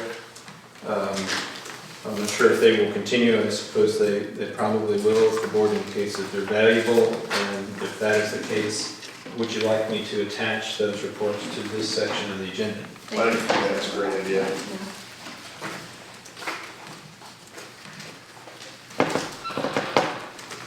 And I think there's an annual report we're supposed to see as well. Is it the zoning administrator's annual report? That's Planning Commission. Okay. Because, that didn't come up when I was on the Planning Commission, but I do think there's supposed to be an annual report from the Planning Commission. Yeah, it be both. For both, okay. Not necessarily to the board, but just a report. So I don't recall seeing that. I don't have anything further. Next items are the treasurer's reports. All the information is attached in the same form. Everything looks pretty good. Ms. Dick and I are looking carefully and following carefully at the Children's Services Act. We'll dig into that. It looks like some accounting issues there with some of the funding that was accrued to last year, but still showing up this year. So. I have a question regarding the cash balance graph for all funds. What's the shadow gray line at the top of the chart? It's what we're shooting for. It's a mystery. No, it's very interesting. I should comment on that to Ms. Nick before. If you look at that, if you look at that on a computer, It's not on a there. PC, it's not there, but if you look at it on an iPad, it's there. Huh, So we're not exactly sure what that okay. is. I wasn't sure if that was. Because I looked at it on my phone next as a year. draft one year, and I asked Debbie, what is this gray line? She said, I don't know what you're talking about. Here's a screenshot. It's a glitch. Yeah. So ignore the gray line. Speaking of that chart, I think I know the answer to the question, but in terms of cash balance declining in August, September, and then dramatic increase, I assume that tracks with property tax payments? Once a year, property and personal property tax. So many localities have twice a year collection. Yeah. And you see the double camel pump Okay. sort of layout. Now, if we as a community were to move in that direction and felt that it would be worthwhile, many localities have, you get a one-time bump, because it's basically hitting your citizens in advance, and you're going to have that one-time bump revenue that could be used for capital, something to consider. We'd have to be able to make it work time-wise to get bills out, and we would probably have to hold our budgeting process back a little bit and finish earlier in order to have time to get the bills out.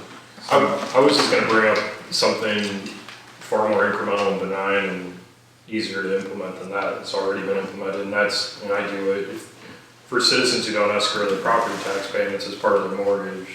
Ms. Nick has set up this monthly payment debit plan, and I wonder how well that has been advertised, and it's something she did quietly, and I asked her some time ago how many people had actually signed up for it, but I find it very convenient, so you don't end up with a giant tax bill in December, and it seems like at least incrementally would improve, or it would level out maybe a bit, this dip that we see in the months prior. You can see that the dip is less shallow, it's more shallow than it was in the past. It's a lot to do with collection efficiencies, making sure we get the bills out as early as possible, and most importantly, it doesn't go below zero. Right. So just so you know, when I first got on board, I looked into this, and we ended up sending out a little survey with all the tax bills, so that we didn't have to, do a separate mailing. And everybody got a chance to vote on whether they wanted to go twice a year or once a year. And there was a narrow margin of everybody wanted to keep it like it was. And I do know that the Commissioner of Revenue and the Treasurer were not in favor of it because it was a whole lot more work. It's twice the work. Right. Yeah. Right. Yeah, I just wonder if we could better publicize this program that Ms. Nick's already implemented, because it certainly would help on the margins of people. I think a lot of people just don't know it's an option. I imagine the collection rate for those who have their account debited is 100%. Almost, yeah. It's better to get a $200 bill to make up the difference than $4,000. So, anyway, it's something I'd be happy to discuss, whether just maybe put an ad in the paper so I just let people know it's an option. I will leave that to the treasurer. It's her business. Yep, fair enough. Well, I think if we're okay to kind of power through these additional reports and correspondence, does anybody have any specific concerns regarding any of the items on the agenda that we need to call out, or? Of individuals to the population base there is relatively insignificant compared to any other locality, and I just want to be, I know you do a good job, and you're the secretary there on the board, and I know Ms. Donahue is now on it, so I know you'll be looking at everything carefully, but I just want to make sure that our costs, our contribution to the bottom line is tracking carefully with. We've fixed the true-up process, and partially due to that, we will not be paying the fourth quarter payment this year, and we'll be receiving a check. Great. So that's good. Yeah. I can say the meeting I attended, they did have the letter in the packet. They were so pleased to receive the letter from the department. Yeah. And then I got a tour, and I was very happy they let me out. Very nice facility. Was it ever nailed down, the issue of if you've got a guy who's been sentenced to felony that would ordinarily result in going to DOC, does DOC pay for the housing of that inmate pending the sentencing event and the time he's transferred to DOC? I don't think I can answer that personally, Okay. Peter, but I know state responsible local inmates continues to be an issue that is fought with the state and county board to make sure we're getting properly funded, so that I don't know the specifics. And who verifies the average inmate population for Rappahannock County? No, that's Ms. Donahue.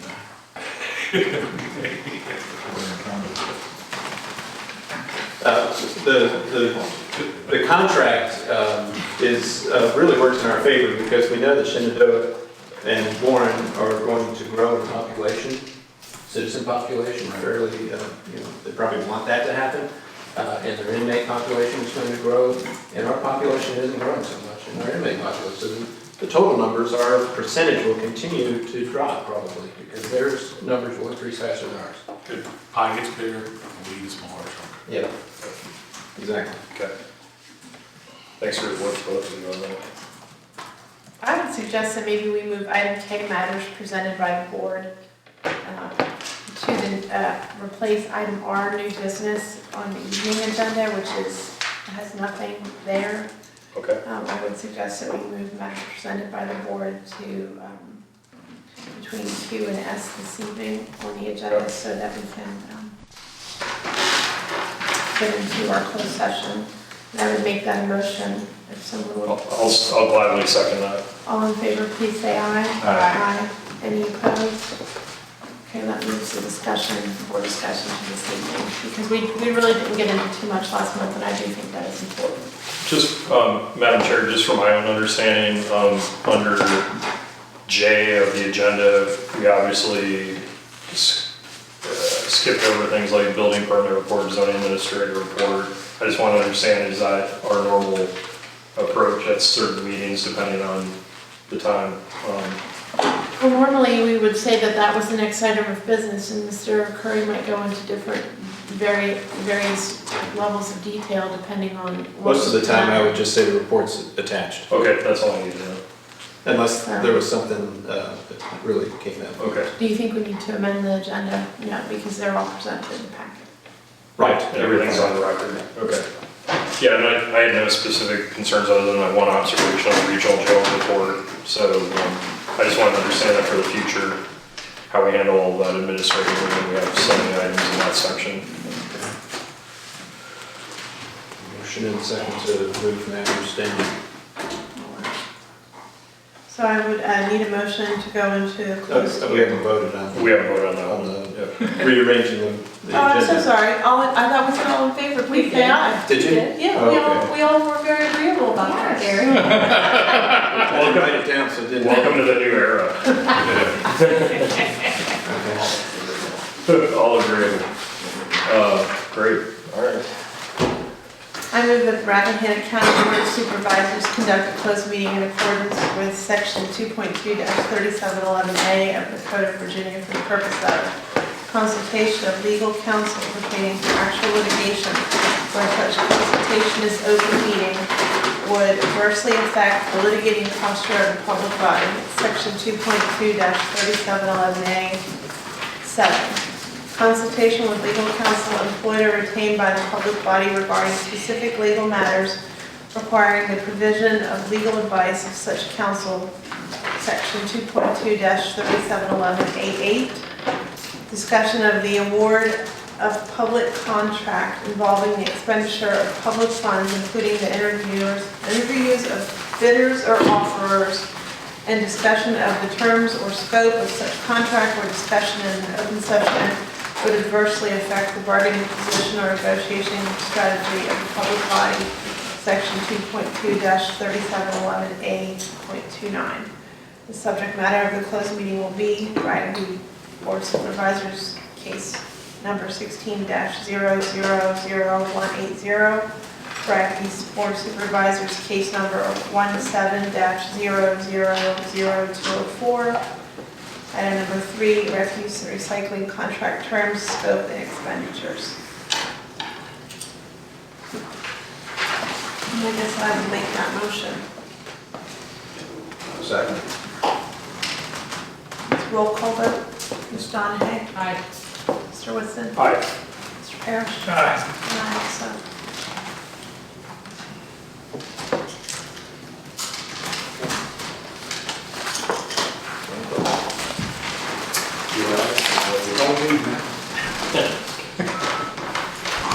Is everybody ready?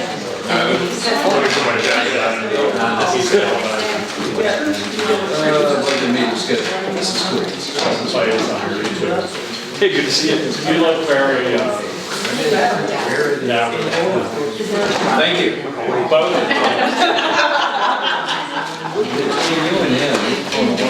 I was hoping to get the same thing back.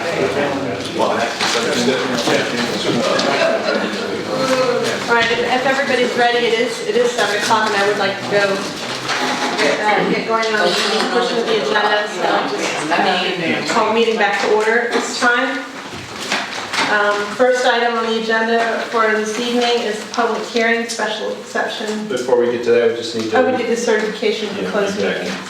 Do each of you certify that to the best of your knowledge, only public business matters lawfully exempted from the open meeting requirements of the Virginia Freedom of Information Act, and only such public business matters as were identified in the motion by which the closed meeting was convened were heard, discussed, or considered by the board of supervisors in the closed meeting? If you could just... Okay, so roll call vote, Ms. Donahue? Aye. Mr. Whitson? Aye. Mr. Parrish? Aye. And I also. My apologies, that does take us to the first item on the agenda this evening, the public hearing for special exception 19-10-01, Allen of Rappahannock condominium conversion. Yeah, Ms. Summers will do a brief introduction. Thank you.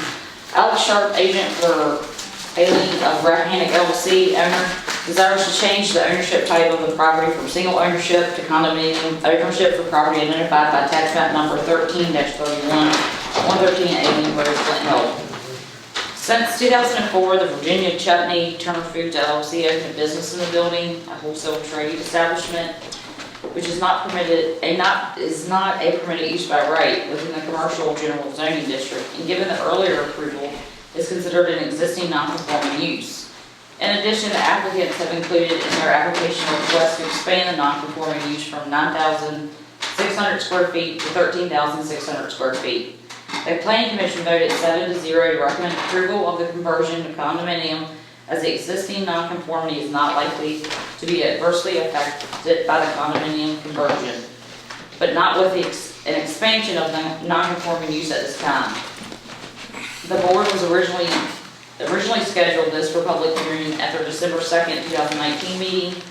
Questions were raised at that meeting whether the use in fact was non-conforming or if it was illegal in the eyes of the state local codes. Staff requested authorization from the board to proceed with the public hearing, recognizing that the existing use is non-conforming and is protected by the Code of Virginia section 15.2 2311C.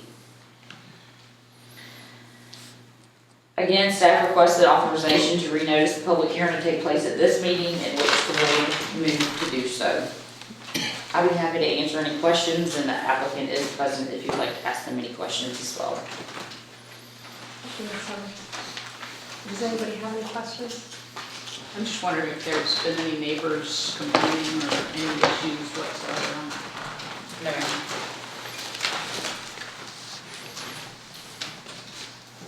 All right, Mr. Sharp, did you have anything to say in regards to the application? Should we open a public hearing?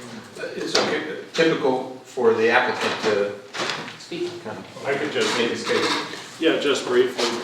My understanding of what they're looking for is the special exception permit for the Turner Foods use specifically, and that will enable the condominium conversion to go through.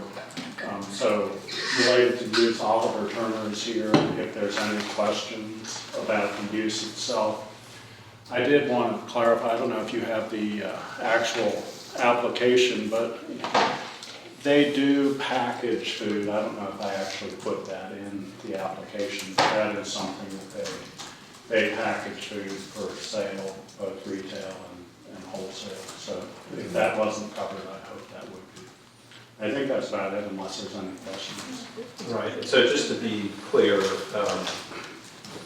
Mr. Goff, serving as county attorney, wrote an opinion suggesting that the use is a non-conforming use pursuant to Code of Virginia 15.2-2311C, and in that the owners, like all of you, rely on previous local government approval to invest in the facility, and no changes were made within the 60 days after that, challenges were after 60 days of that termination. So Mr. Goff believes that it's a non-conforming use, which basically means it's not necessarily important whether you can or don't can or package. The fact of what you do and what you, I guess, started doing way back when wasn't permitted by code.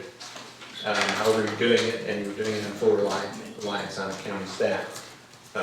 So based on that, the code does require this board to review situations when the ownership changes if there are nonconformities. And in addition, in your application, you requested the opportunity to expand your nonconforming use. So it's a twofold question that the board will consider. And that second part is not critical, or the expansion it is contemplated in our agreement, but we have no immediate plans for that, so we're not concerned about that particularly. Thank you, Mr. Sharp. Okay, Does anybody have any other questions for the applicant at this time? okay, thank you. Thank you very much. And with that, I would declare the public hearing open. I would ask that you come to the microphone and state your full name and the district that you're from. Maybe keep your remarks to about 5 minutes. We should be all set. And with that, the public hearing is open. Is there anyone who wishes to speak?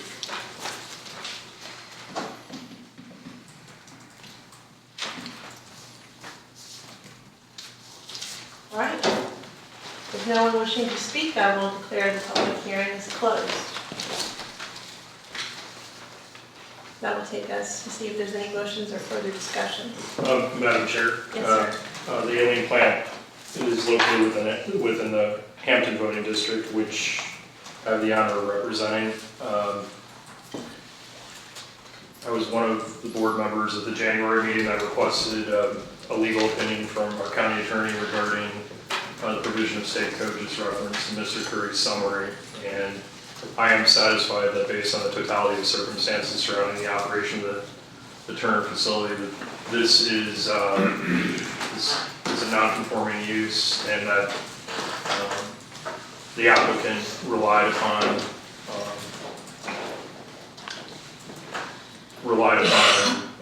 determination by county officials, written or otherwise, that satisfies the three-pronged test of the state code relevant to this decision. So at this time, I would like to make a motion, having been satisfied by that legal opinion, that we approve the ownership conversion to a condominium form pursuant to section 17047M of our code, with the finding that nonconformities present are not likely to be adversely affected by the proposed conversion. And furthermore, approve special exception permit application 19-10-01 requesting an expansion of a non-conforming use with or without reasonable conditions permitted by Rappahannock County Code 170-53, recognizing the application meets the general standards required by section 170-52. Second that. All right. So we have a motion and a second. Is there any further discussion?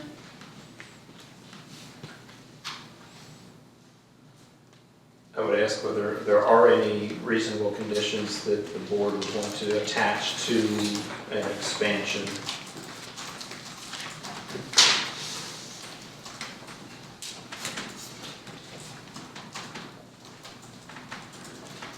And you don't have.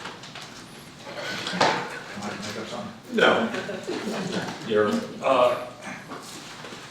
it is general commercial, and it's a fairly intensive use by right.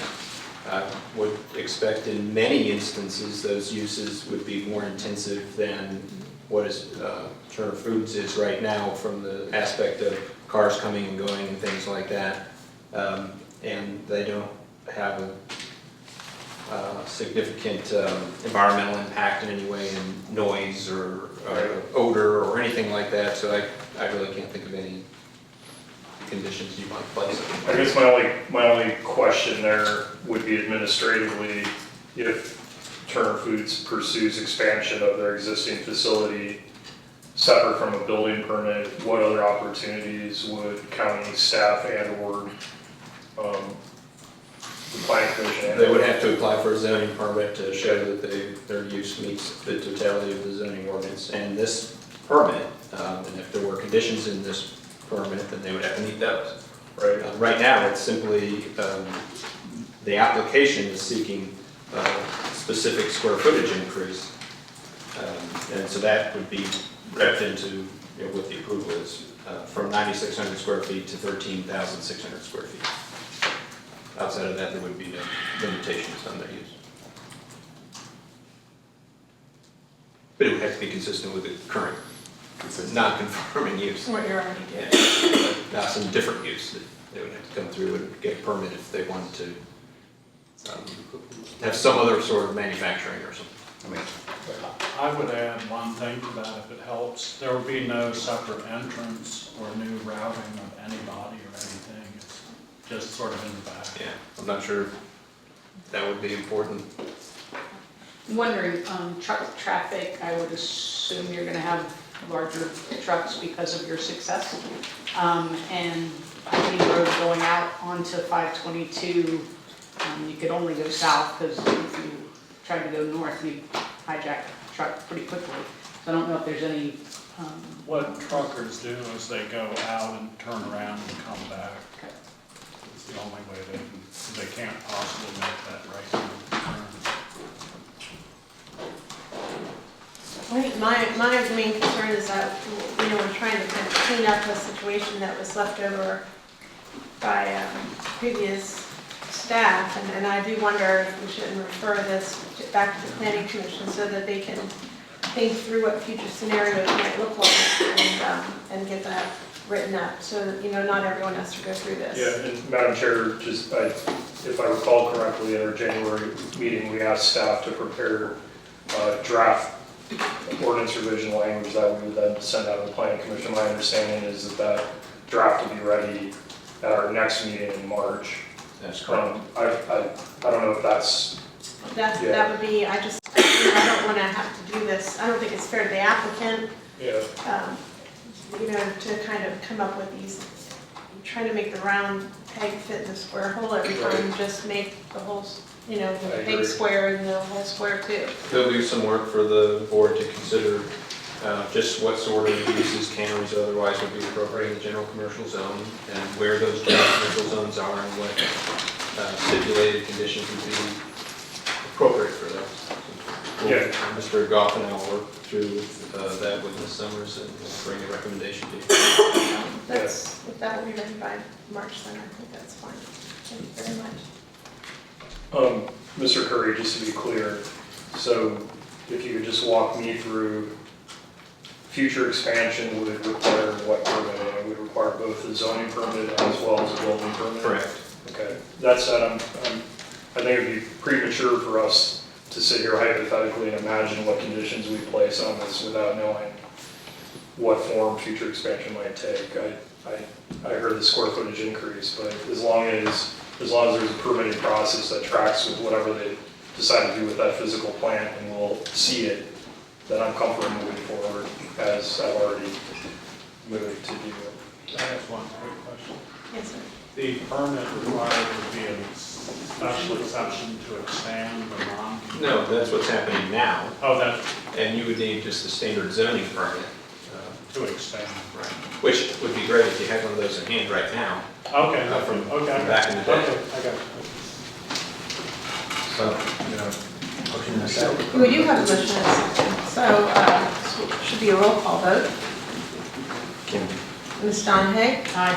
Mr. Woodson? Aye. Mr. Parrish? Aye. And I also. Thank you. Do you have any questions, Mr. Sharp? No, I better.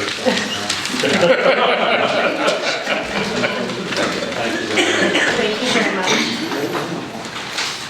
The next item is the second public hearing we have scheduled for this evening, the text amendment, Article 7, signs exemption of fire and rescue companies. Ms. Summers will introduce Thank you.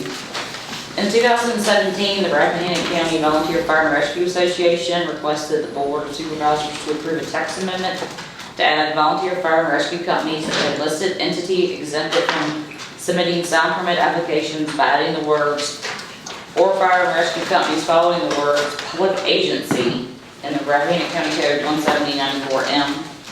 The board referred the matter to the Planning Commission during their December 2017 regular meeting. In early 2018, the Planning Commission reviewed the requested amendment but did not schedule a public hearing. At their November 20th, 2019 meeting, the Planning Commission voted 6-0 to hold a public hearing on a requested amendment at their December 18th meeting. Subsequent to the November 2019 Planning Commission meeting, the county administrator, myself, and the county attorney met to review and discuss the proposed ordinance amendment. During that meeting, staff concluded that the amendment requested by the association may exempt the fire and rescue companies from requiring a sound permit, but would not exempt them from the remainder of the article requirements to specifically include 170-101 prohibited signs and 170-107.1 lighting of signs. Without an exemption from these referenced ordinance requirements, a sign installed by Amesville Volunteer Fire and Rescue will still not be permitted even with the requested ordinance amendment. Further, the zoning ordinance as currently written provides a pathway for a special use permit or special exception application for use of an alternative form of sign illumination. And restricting the frequency of sign message changes to less than 1 per 60 minutes would eliminate concerns regarding the existing prohibition of animated signs. For these reasons, staff does not support the requested zoning ordinance amendment. Upon being informed of staff's concerns, the board directed staff during their December regular meeting to work on a broader zoning ordinance amendment designed to permit by right electronic message boards installed on property owned by the county, school board, and volunteer fire and rescue companies. Thank you, Ms. Is there an applicant present that we can hear from?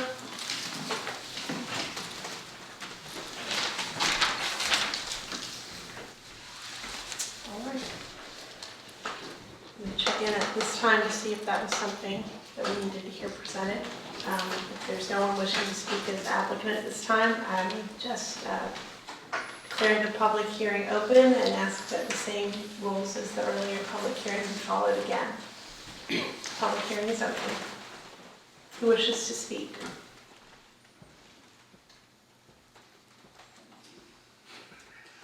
Is there anyone wishing to speak? That's association on Amesville. Right, that's what I was going to say. Hi, I'm Dave Connor from the Stillwater District. There's no applicant here because this wasn't, to my knowledge, submitted as an application by a landowner or by the association. I think the board initiated this text amendment. You are correct.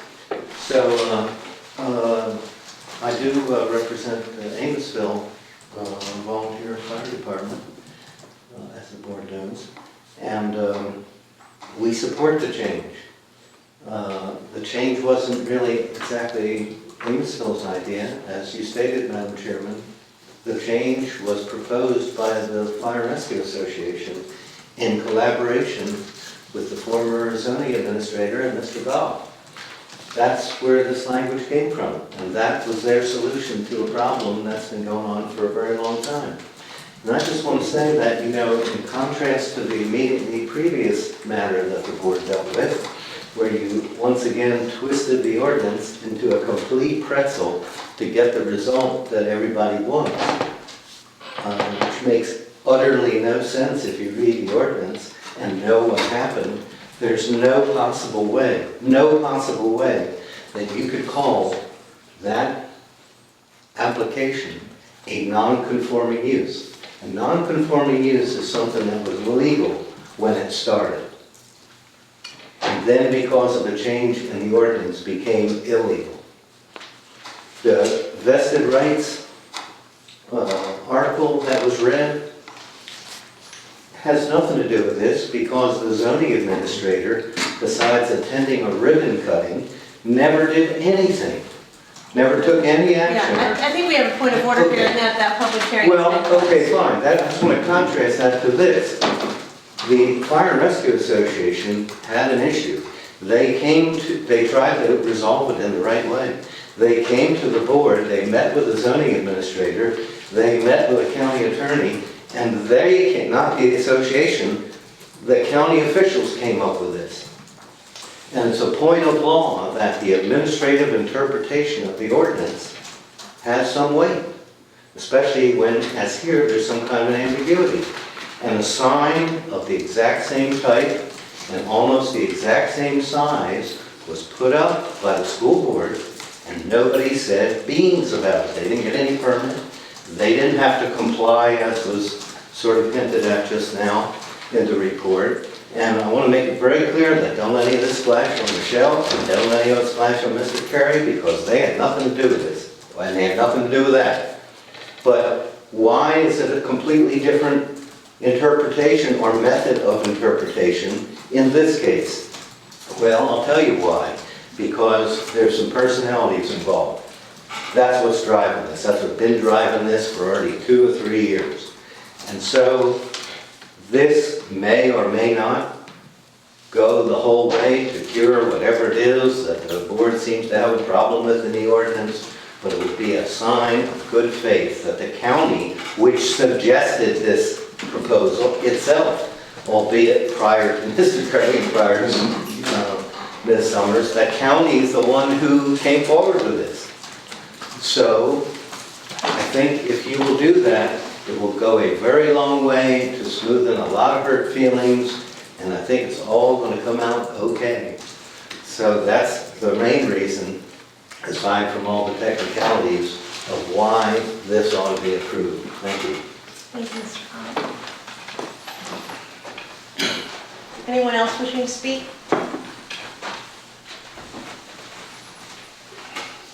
Really? All right, if no one else would, oh, yes, Ms. Gressinger. Evening, Sheila Gressinger, Hampton District.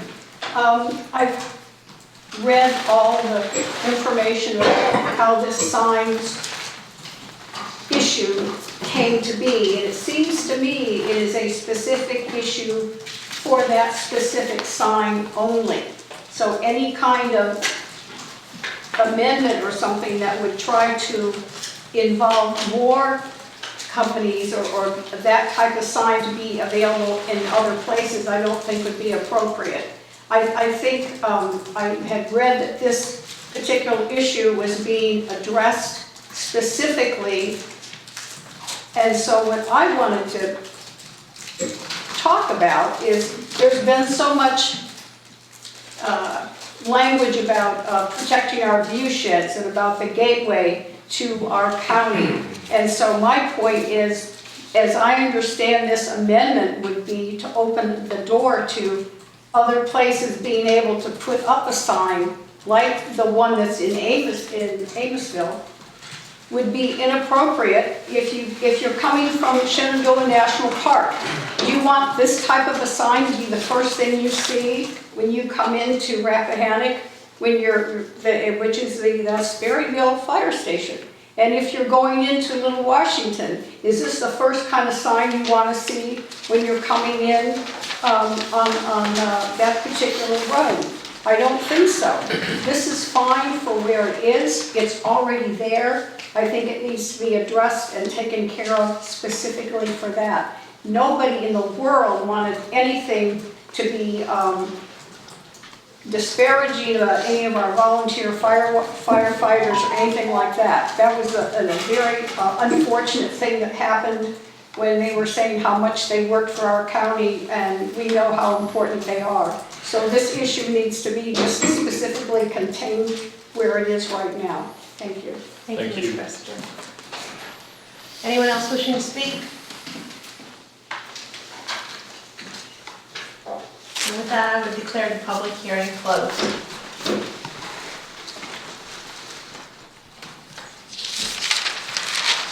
Are there any actions or thoughts of the board in regards to this application, not application, but this text amendment, and how to move it forward? Madam Chair.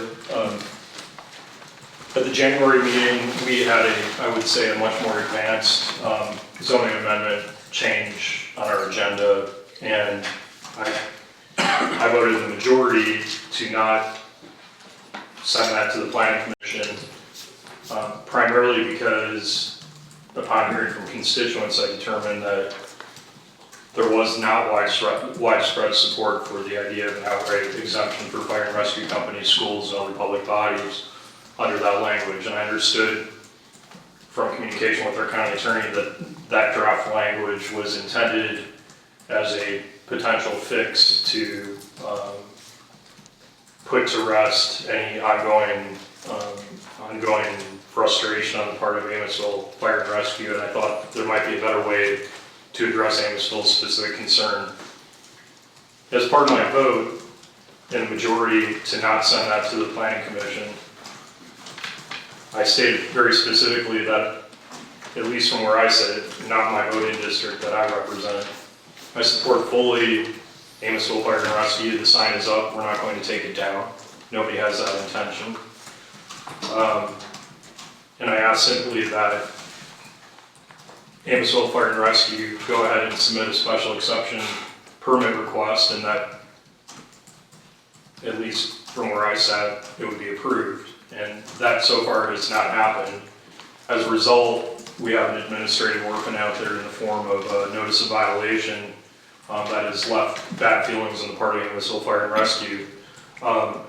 So the first thing I'd like to say is, again, reiterate, as I said in January, I would encourage Amosville Fire and Rescue to just seek a special exception for this sign, and it will result, I believe, in the retraction of that notice of violation, and I think we can put this matter behind us. Separate and apart from that, this amendment, the zoning amendment language on the agenda tonight, while less developed than that which we did not send to the Planning Commission in January, I think might be a good catalyst for notifying the Planning Commission of our interest in their focus on an overall revamp and revision of the sign ordinance, and our hope that they would focus during that exercise on the importance of taking into account the interests of fire and rescue companies, public bodies, and the schools from a sign perspective. So I just want to put that out there. I think we could take some action regarding this agenda item, but ask again that Amosville Fire and Rescue consider doing their part as well to seek a special exception permit. Anyone else? If I'm reading this correctly, this one is just with regards to whether you have to get a permit. It doesn't have anything to do with the rules of signs, it's just permit or not permit. Right, it would insert the essentially 4 words into 170-94M that reads, any informational or directional sign or historical marker erected by a public agency, 5 words, insert, or fire and rescue companies, which may include signs giving directions and distances to commercial districts for the following types of commercial facilities for the convenience of the traveling public, restaurants, motels, and establishments for the servicing of motor vehicles, provided that no such sign shall give directions or distance to any specific business establishment. So they're asking to add 4 fire and rescue companies, they being the association in December 2017. I just think the idea of sending the whole sign issue back to the Planning Commission needs to happen anyway. And the special exception, I really feel, I concur with Keir, seems to me for you guys that's exactly the way to go. And we can move forward and hopefully that will be happy for both sides of the fence. And then the Planning Commission takes the whole issue of signs in this county and fixes where we need to in the zoning so we don't run into this issue again. Yeah, and one thing to clarify is, I don't, as I described it, this is less developed language and I don't think it solves the problem, but it is on our agenda. It's something that we need to resolve one way or the other. So my thought was that we could use this as a catalyst for calling for action from the planning commission to, again, revisit the sign ordinance in general, and then the question of fire rescue and other public bodies specifically. Well, and I agree, and I think that we are all experiencing a similar situation, which was that last month when we reviewed the language, and I don't want to speak to that too much because I voted on the side that shouldn't be reintroducing to the agenda, but other people brought it up. So we didn't want that. And we've got a recommendation in front of us this evening that my general feedback from my fellow board members, I believe, is that this is too broad. And I believe that was the feeling of the planning commission as well, and that their advice is that this language was too broad. So we have two instances of what we don't want. And I don't think that's a way forward. I think the way forward would be to send it back to the planning commission and ask them to craft language as part of the sign ordinance that would address the challenges, not just for Amosville, but I know that there are other companies that are affected by sign issues as well, and have that squared up with the planning commission and then brought back to this board for renewed consideration.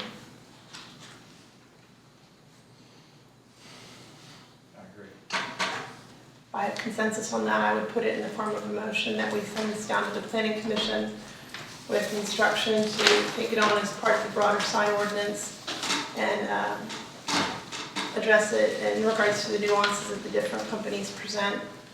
And if they need any further direction in this exercise, please send those questions to the board specifically.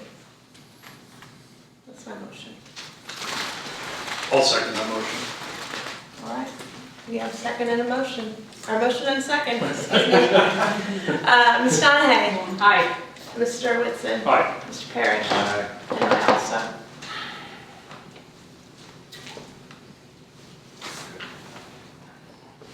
Thank you. That brings us to our third public hearing of the evening, the fiscal year 2020 amended budget.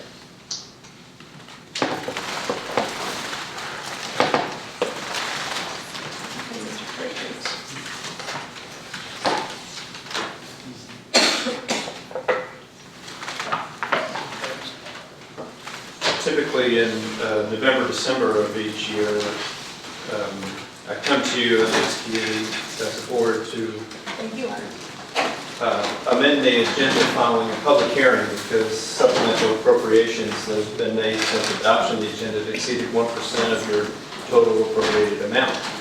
Code of Virginia requires you to do this, but section 15.2.507. In the last couple of years, this was required due to a number of things, but mostly due to items that were budgeted in the preceding year, in this case FY 2019, but not expended.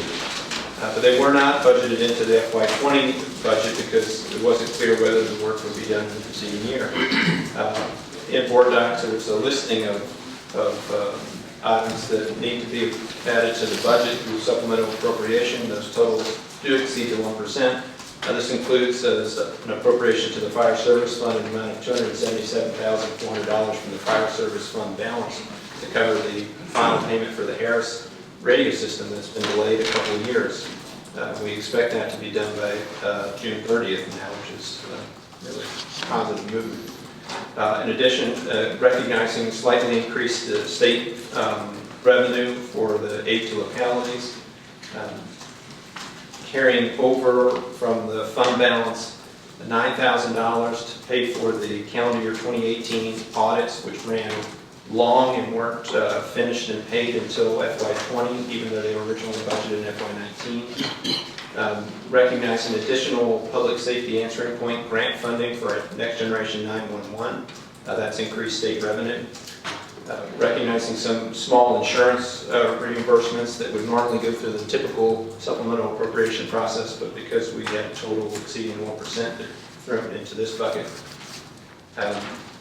Recognizing a reimbursement of $36,271.97 from our insurance carrier for the electrical surge issue that caused damage to our generators and has led to us renting a generator. This covers the fees for that. At your last meeting, the board made some decisions and authorized execution of an agreement with Loudoun County for their post-dispositional program. It appears that we will not be using that agreement this year. Nonetheless, there was a discussion to fund it in case we needed to. And if those funds aren't used, they'll just fall back into the fund balance, which are sourced from this amendment. Lastly is this school supplemental appropriation, which reconciles a better understanding of state, federal, and local revenue that the schools will experience, as well as grant money from the PATH Foundation for their Commit to Be Fit program that was received in FY19, not fully used, and therefore it was returned to the county at the end of the year. The schools do not carry any balance over from fiscal year to fiscal year. They have an obligation to complete their grant program, and we're basically passing the grant dollars back to the schools for FY20 so they could use them. And then a small adjustment to the cafeteria fund. They swapped the grants that they received, and there was a $5,000 difference. Long story, just a little bit longer. All of that is in the form of an amended budget, which is attached to board docs, has been available in my office, and was advertised in the newspaper 7 days in advance as required by the code. You must hear from the public on this, and then there are some resolutions that you can pass if you would like to move forward with this. Very good, thank you, Mr. Curry. And with that, I would declare the public hearing open for the fiscal year 2020 amended budget. Is there anyone wishing to speak?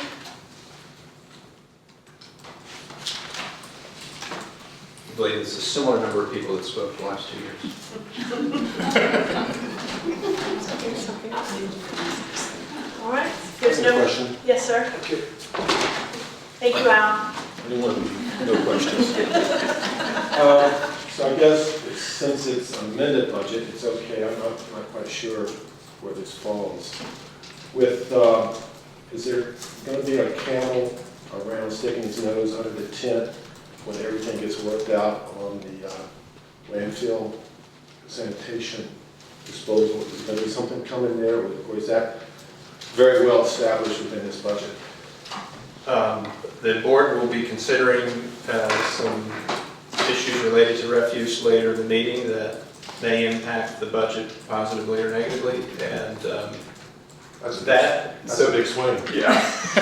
The current budget, I believe, includes the necessary funding to do much of what may be needed, and we may need to come back and have a supplemental appropriation for some items. And if those exceeded 1% of the budget, we'd have to hold another public hearing. No, you're fine. I believe the public hearing is still open. Public hearing is still open. Thank you, Mr. Henry. Is there anyone else wishing to speak?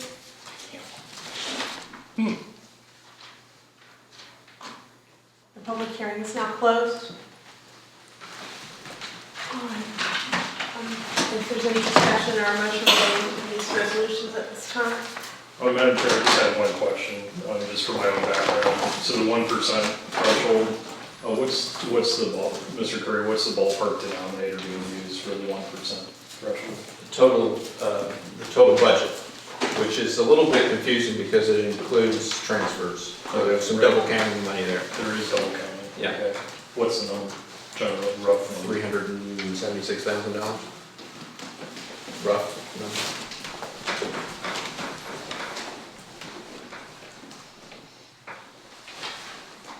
I could tell you, hold on one second. What I was asking is what's the denominator, what are we? 37 million. Okay, that's the number I was looking for, all right. Yeah, so that does include transfers? Yes. Okay. Yeah, I was, my denominator was a lot smaller, that's right. So, The code speaks to the adopted budget, total adopted budget. okay, yeah, I got you. Okay. The board would like to approve this. There are two resolutions in the packet. One approving the amended budget, and the second appropriating those funds. It's the same pair of resolutions that the board passes when you adopt the original budget. And you can see within that, those resolutions, I've indicated where there are changes and where there aren't. Mr. Curry. And you should pass the budget amendment first as the appropriation references it, if you're so inclined to do that. Yep.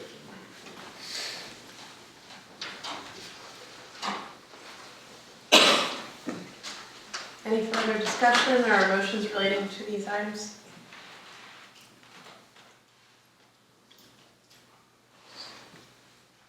Just to move this item forward, I would go ahead and move that we adopt the amended budget adoption resolution as presented in the packet.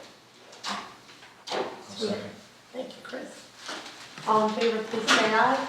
Aye. Roll call. Oh, I'm so sorry. Ms. Donahue? Aye. Mr. Whitson? Aye. Mr. Parrish? Aye. And I also. And also I would so move that we would adopt the budget appropriation resolution as presented in the packet. Do I have a second? I'll second that. Thank you, Chris. Ms. Donahue? Aye. Mr. Whitson? Aye. Mr. Parrish? Aye. And I also. Thank you very much. And that takes us to the public comment period. If there's anyone that wishes to speak, please come up to the microphone, state your name and the district that you're from. We breeze through those public hearings, so maybe keep it to 5 minutes. Thank you so much. That public comment period is open.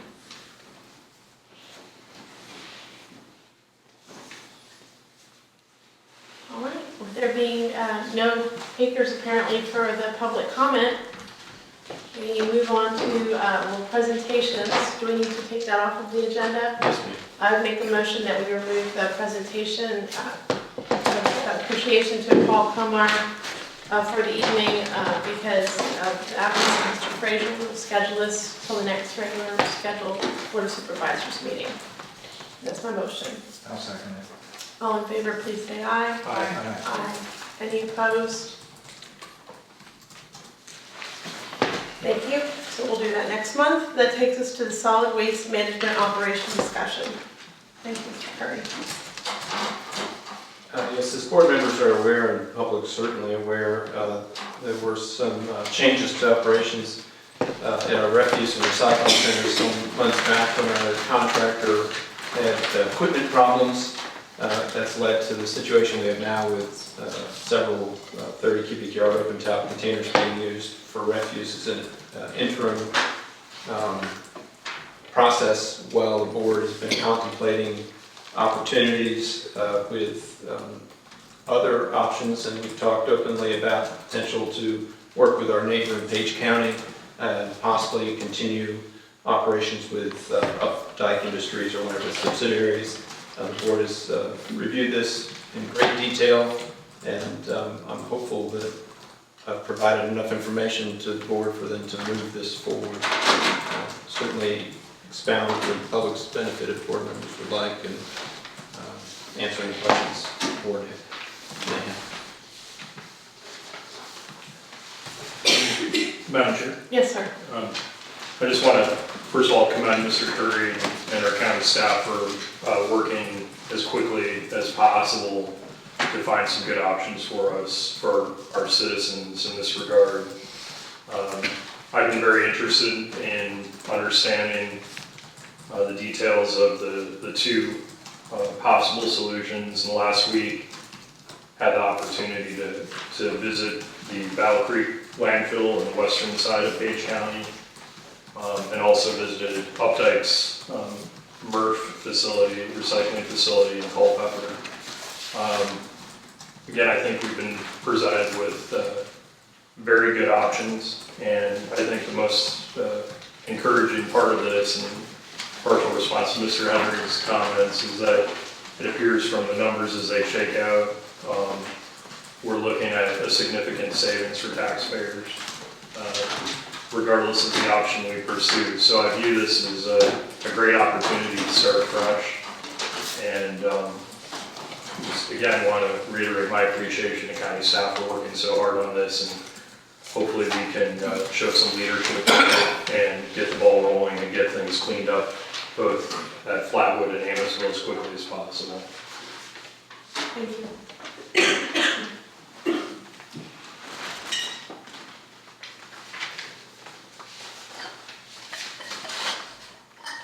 I do just want to echo your comments regarding staff. I think both staff in the offices and staff on site, I know particularly during the Thanksgiving and Christmas holidays, I was very concerned with operating in the roll-off scenario.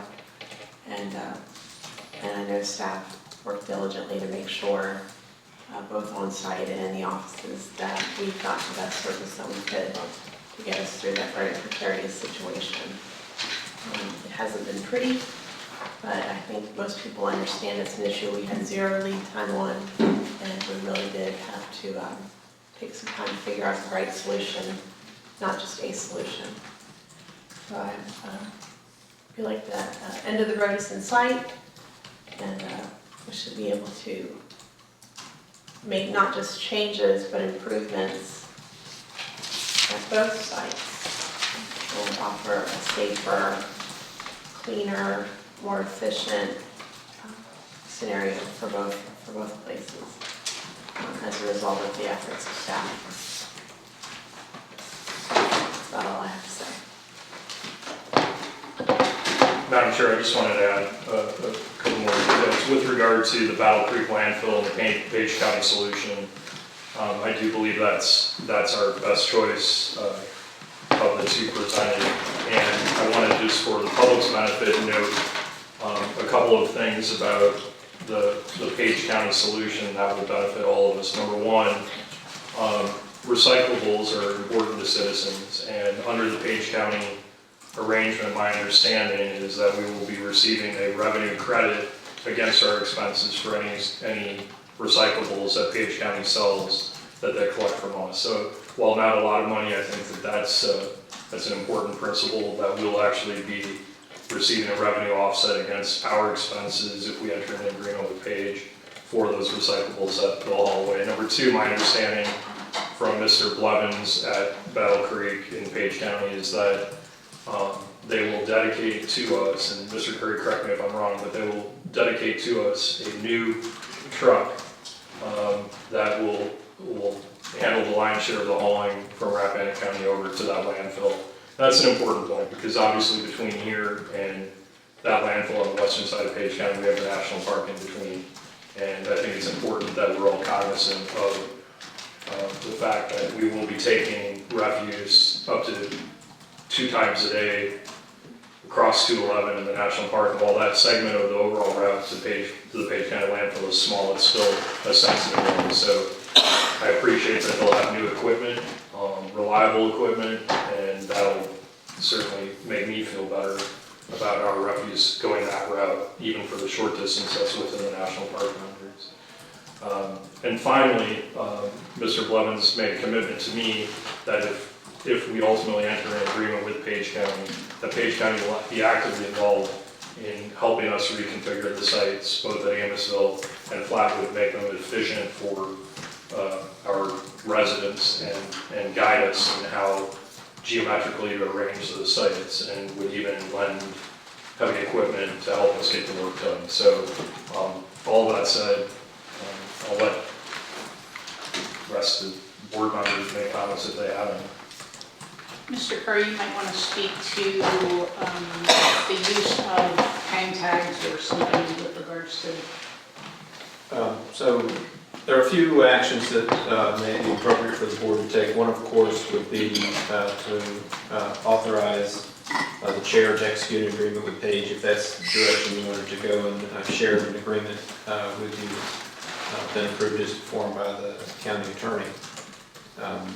Another is related to the equipment that we would need at the sites, which include all the containers to hold recyclables and trash and things like that, and compactors.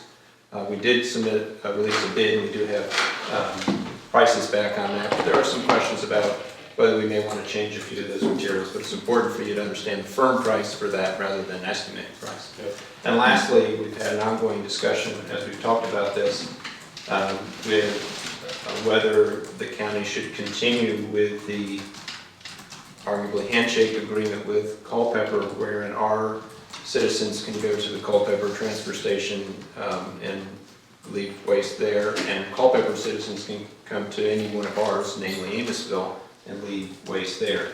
It's my belief that a significant amount of waste is being received in Amosville from Culpeper residents, which is great that we can provide that service, but it's costly. This is expensive business, and I've recommended that the board consider ending that relationship. I've informed Culpeper that I've made that recommendation just so they could be ahead of it. But to do that, you'd have to have a way to discern Culpeper citizens and or landowners and Rappahannock landowners at Amosville and Flatwood, and that would require some sort of sticker or mirror hang tag. Madison uses a hang tag.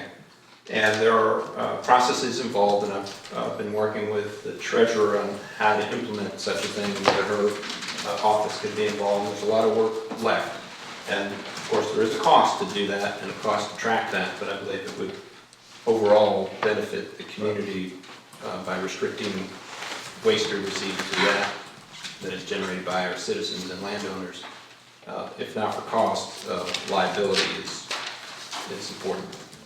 And we also do see further development, like in the Clevenger's Corner area. It's only going to get It's only worse. going to be more, yes. And Mr. Curry, I think the third piece of this, the way I see it, we need to go with a vendor. And Ms. Donahue well pointed out, we, I think, would benefit from locking down what we allow or don't allow from Culpeper, especially with Culpeper's Corner, and figuring out a system so that we're really putting our own trash over in Page County, not someone else's. We could potentially allow Culpeper residents to pay us a reasonable sum of money to dispose of waste at our facility. Yeah, and then the third piece of this, which is really important, is, as I said before, we have an opportunity to get this right on the front end. And to that end, the reconfiguration of these two sites is going to be critical. And it occurs to me that we've got some really good minds and really good experience here in the community. And I know you have a lot on your plate. So one idea that I have that I've discussed with my fellow board members is that we bring together for a limited period of time, a small citizen advisory committee to help us implement best practices and redesign both of those sites, both from a truck and resident traffic perspective, and then also the procurement of equipment, which likely will involve compactors, perhaps in hydraulic form, involve people with heavy equipment experience who can advise us on the best decisions. I think this is going to be a critical decision. Again, we have an opportunity to get it right. I would hate to get it wrong anyway. So the more minds we can get together on this, the better within reason. We need to move quickly. But I also hope that we would consider bringing some citizens together to help in this process. So that would be on the site reconfigurations of both Flatwood and Amosville.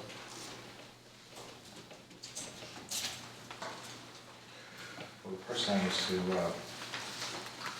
approve this agreement, is it not? Right, and as we've talked, there may be a couple minor changes from the version that I shared with you as we discussed earlier. And my recommendation would be that somebody authorize the chair to execute that agreement. And just for the benefit of the public, we pay Culpeper County right now $56 a ton to dispose of waste at their transfer station, and Page has agreed to take our $34 a ton. There are a lot of other moving parts, but that's a big part of potential savings for us that we project to be at about $200,000 a year.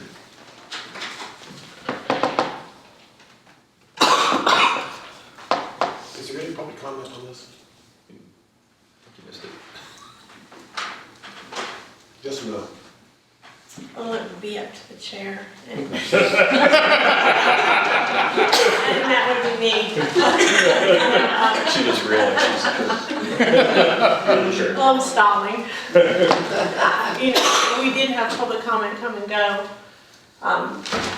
It I was gonna say, but in the time that I'm talking here, you probably. just said at the top there, public content, not comments. I think, Mr. Henry, you sat through enough meetings that if you want to say something, you know that I would be okay with you saying Well, it. I think it's good to have some talk here about this refuge situation, because I think some of the initial seeds of what y'all inherited started many years ago.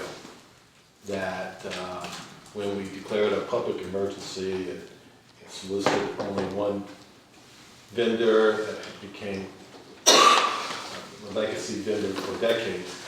So listening to this wonderful presentation, y'all rooted out some problems that I thought were there for a long time, and that we were taking the shaft in Owensville and with the Culpeper trash and not giving the trash out of the county.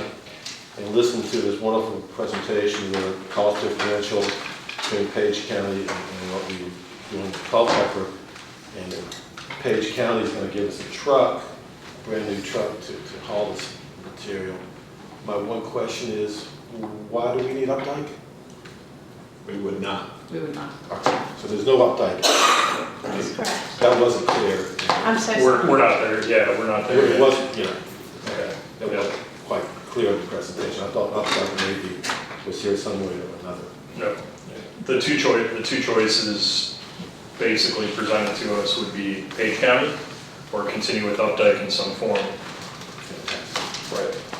For the benefit of those who have not had the chance to read everything, and it's very high level, Page County's offered to receive our waste and haul our waste and process our recyclables. Fantastic.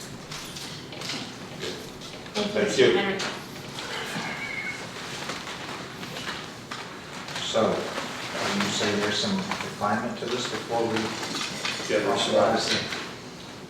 And a misspelling on page Right. So we need to have a motion to go with this? Yeah, if I could get a motion for the chair to execute the agreement as presented, correcting the spelling of Culpeper and modifying paragraph number 4 to put a period after discretion and strike the rest of the sentence. So I'll make that motion that we authorize the chair to implement this landfill use agreement with the correction of spelling Culpeper right. And on paragraph 4, putting a period after the word discretion. And striking the rest of the And sentence. striking the rest of the sentence, which says, should Page County be unable to provide transportation services, we're going to scratch that. As for the public's benefit, it's a provision that requires Page to haul our waste, but we reserve the right to use other contract haulers at our sole discretion. All right, we have a motion. Do I have a second? I'll second.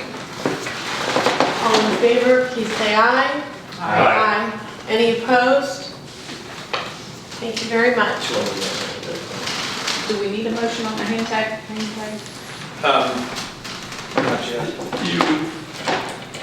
I would like direction from the board if you want staff to, right now it's been a recommendation from staff that we should fix that. If the board is like-minded, I think just some direction to staff to go figure out how to fix it and then bring that recommendation back to you in detail. So moved. Yeah, I would recommend that. One problem with the hand tag, or the hang thing from the mirror, you can loan that to anybody, somewhere else. Good. And that's an issue. And, you know, of course, we used to have county stickers and made it real easy. So maybe back to stickers, I don't know. Yeah, just take an open-minded approach on what the best method is. Right, if I could see a couple of scenarios, you know, and the costs associated with them, And this, that would be much appreciated. Mr. Frazier's not here, but I did talk with him by telephone this morning. He's ill. The one thing he mentioned, I think is a good idea, and it's a minor detail, but in this hang tag sticker discussions, he tried to develop a plan. One thing he mentioned, I think is important, there are a fair number of first responders who live over the Culpeper County line. So one thing on behalf of Mr. Frazier that he would like to see, and I think it is important, is that we at least consider how we might be able to offer limited use for certain Culpeper County residents who assist our county from a fire and rescue perspective. Just as an extension of good faith. So we can look into that. Yeah, it says. To the extent that it's legal and everything. Correct, yeah. I did hear a motion from Ms. Donahue to pursue this, and I think that would be great if this is unanimous, it would be great to have a vote on that, then we know. Could you remind me exactly what the motion is, Mr. Curry?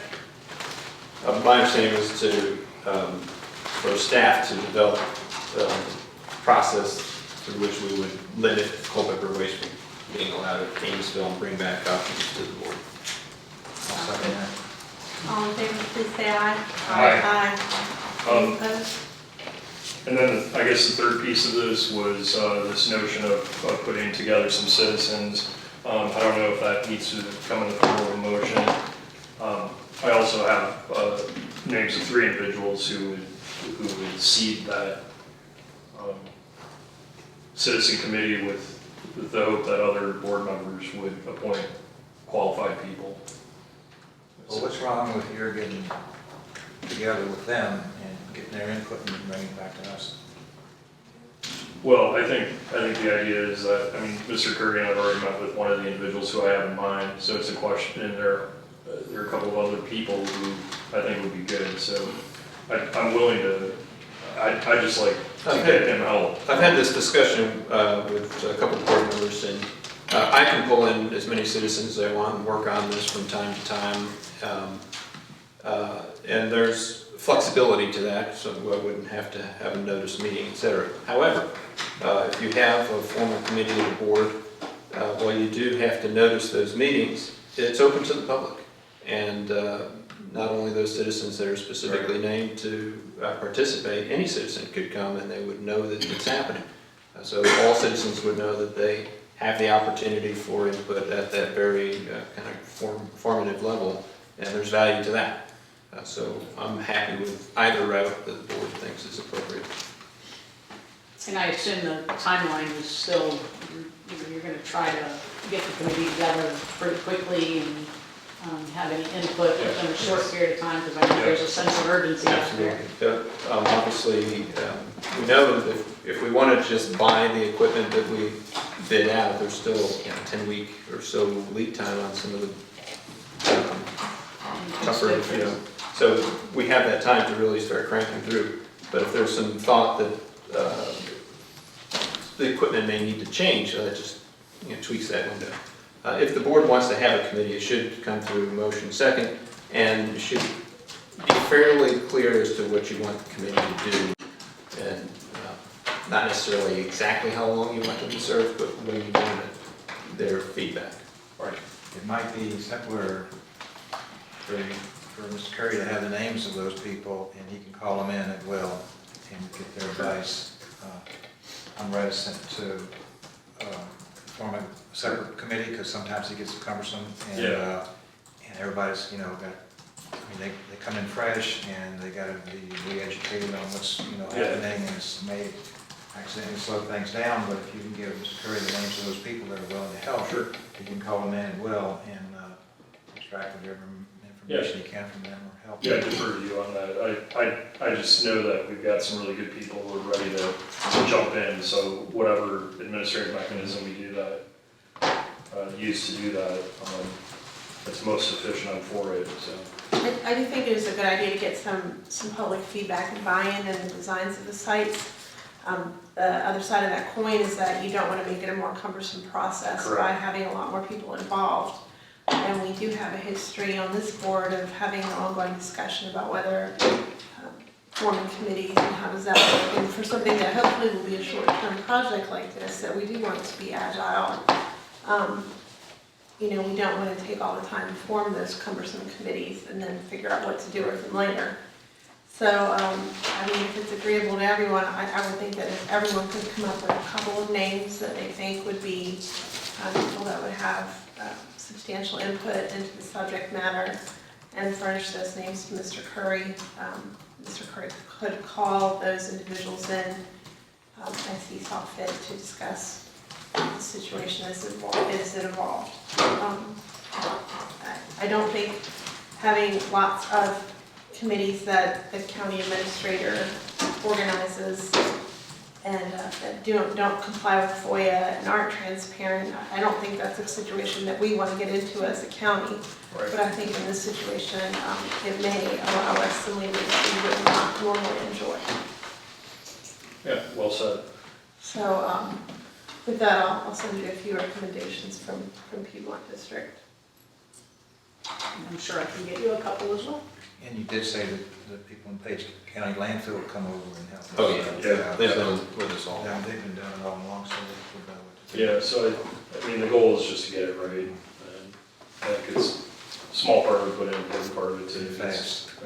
Right. Yeah, I don't want to come up with words. So. I guess what I'm hearing is there's no motion on that, and I'll hear from members on some names. Yes. Yep. The only other thing hanging out there, and I guess I'll contemplate this with citizens, is are the hours of the two facilities and whether they continue to make sense, and those were set by the board in the past. Or maybe an opportunity to have some good citizen input on that, constituent feedback. Yep. That takes us to the Sperryville CWS tower color discussion. As board members are aware, at your last meeting, you committed funding resources to change the color of the tower. I've shared with you digitally a color palette, and you can never trust the reproduction. I brought an actual It's not a pianist. an actual Bureau of Land Management color palette that they use for specifically for camouflaging.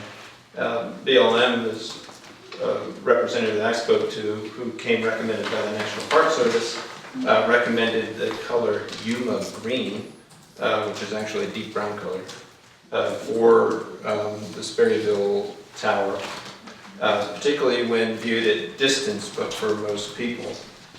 I've provided CWS with a copy of that, and they're working with their paint vendor, Sherwin-Williams, to confirm that they can paint match that. If that is agreeable to the board, I will move forward and confirm with CWS that that's the color we would like to go with. CWS has indicated they'd be looking at a March-ish time frame to make sure they have the proper temperatures to paint the tower. Also, pricing on it appears to be in the $18,000 range. Good. Not ideal, but better than we thought. What is the lifespan of the color once it's painted? I have no idea. Probably depends on how picky we want to be about how it looks. This includes 2 coats of the Sherwin-Williams product, which is what CWS said that they would require, and it's their asset. But they would be required to, I mean, it's part of their permit.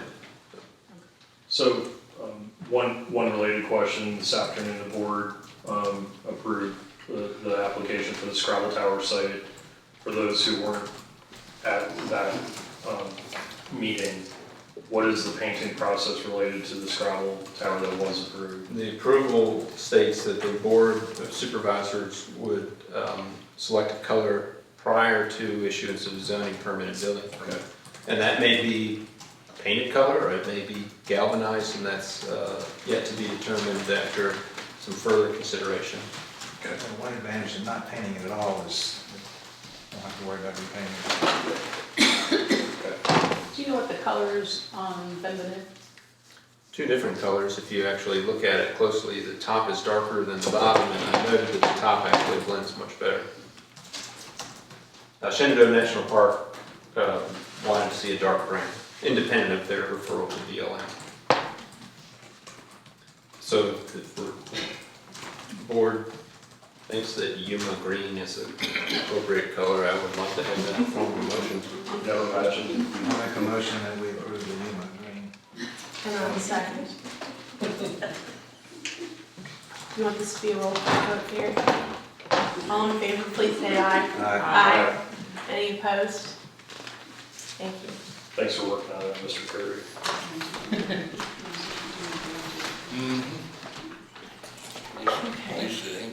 And now, we have an item that we picked up from the earlier agenda. I think it was item K, which is matters presented by the board. It's something we didn't really engage last month, but this is our opportunity. If there's things that have been brought forward to you, either in your committees or by constituents or otherwise, that you think are on the horizon for the board consideration, now would be a good time to chat about them. Mr. Woodson. I always have something.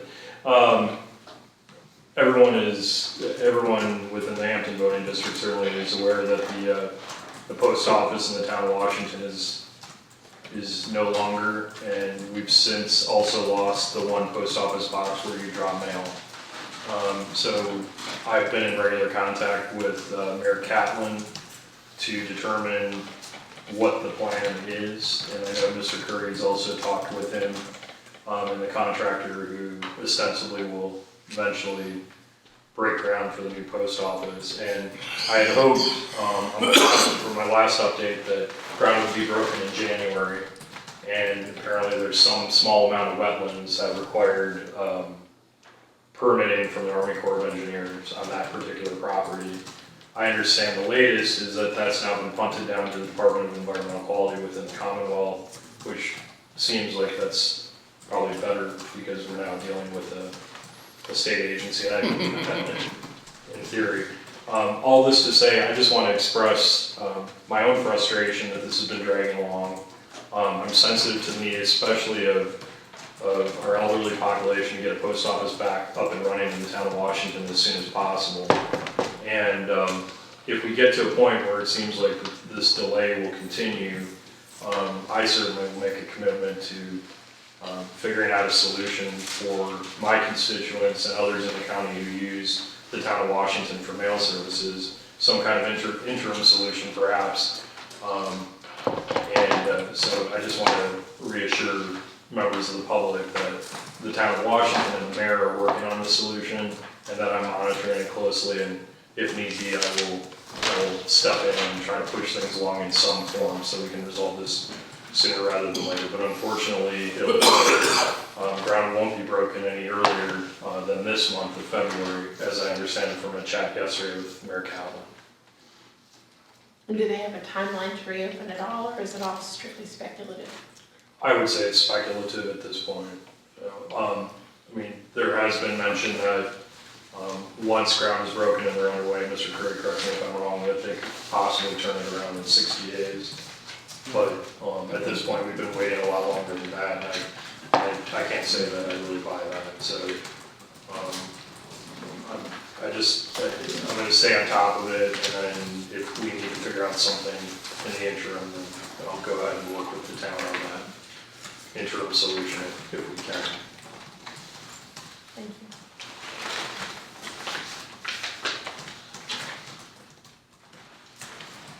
Anyone else?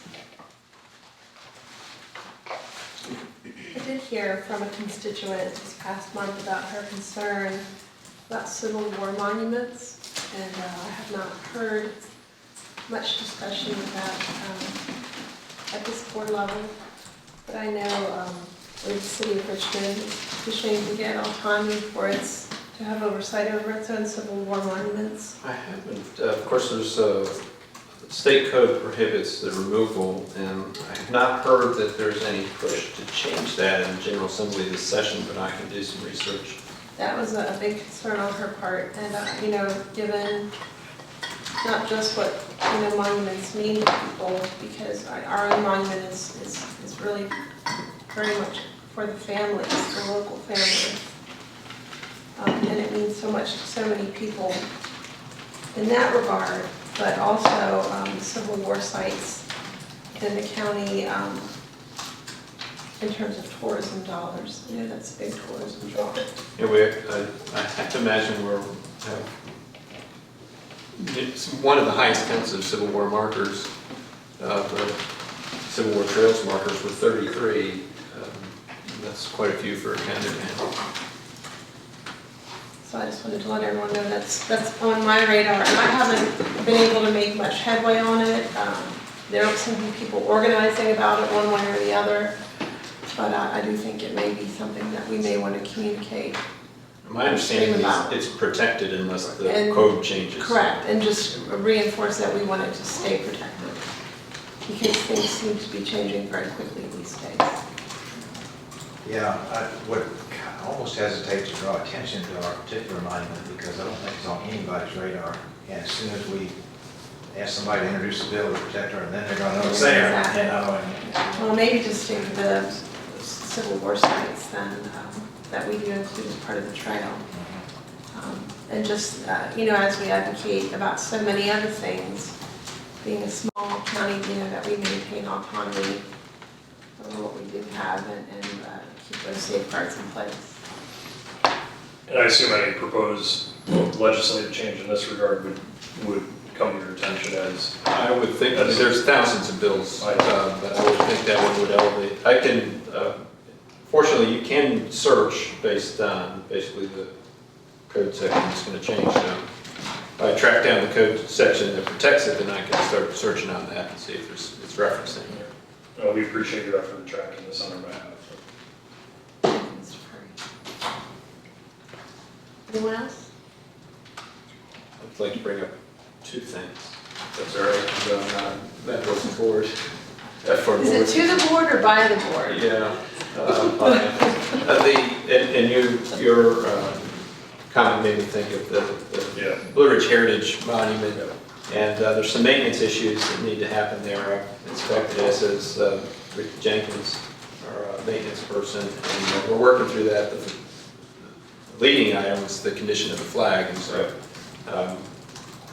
here again is an issue where there's just been enough changes in staff that we're trying to get our arms around with exactly who has access. The flagpole is a locked case integral, and so we're tracking down who has the key. Right. That's just the one up by Jenkins. Yes. So that flag needs to be changed desperately, but there are other issues that need to happen at that site, and we'll be working to bring that back to the board. The other is related to the check that was delivered by Mr. Atkins this evening. And Ms. Nick and I knew that something would happen.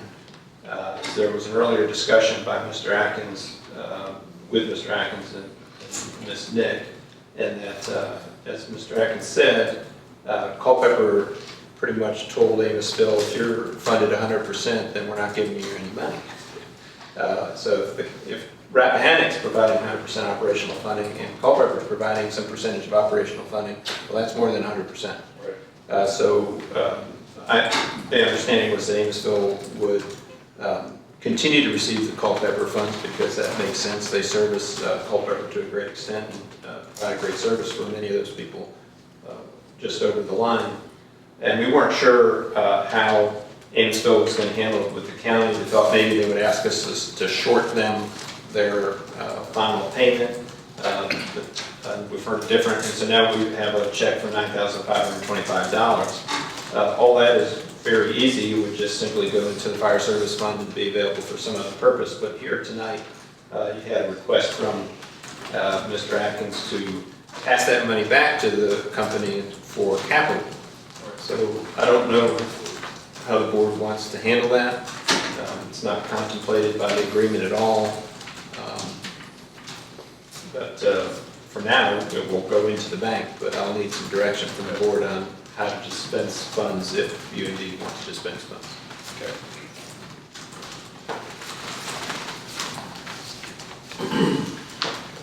And we may want to hear from Mr. Fraser about that, because it's his district and his benefits. Sure. Thank you very much. Anything else? We don't need to continue meetings because we took care of that earlier. With a motion to adjourn, do I have a second? Yes. All in favor, please say aye. Aye.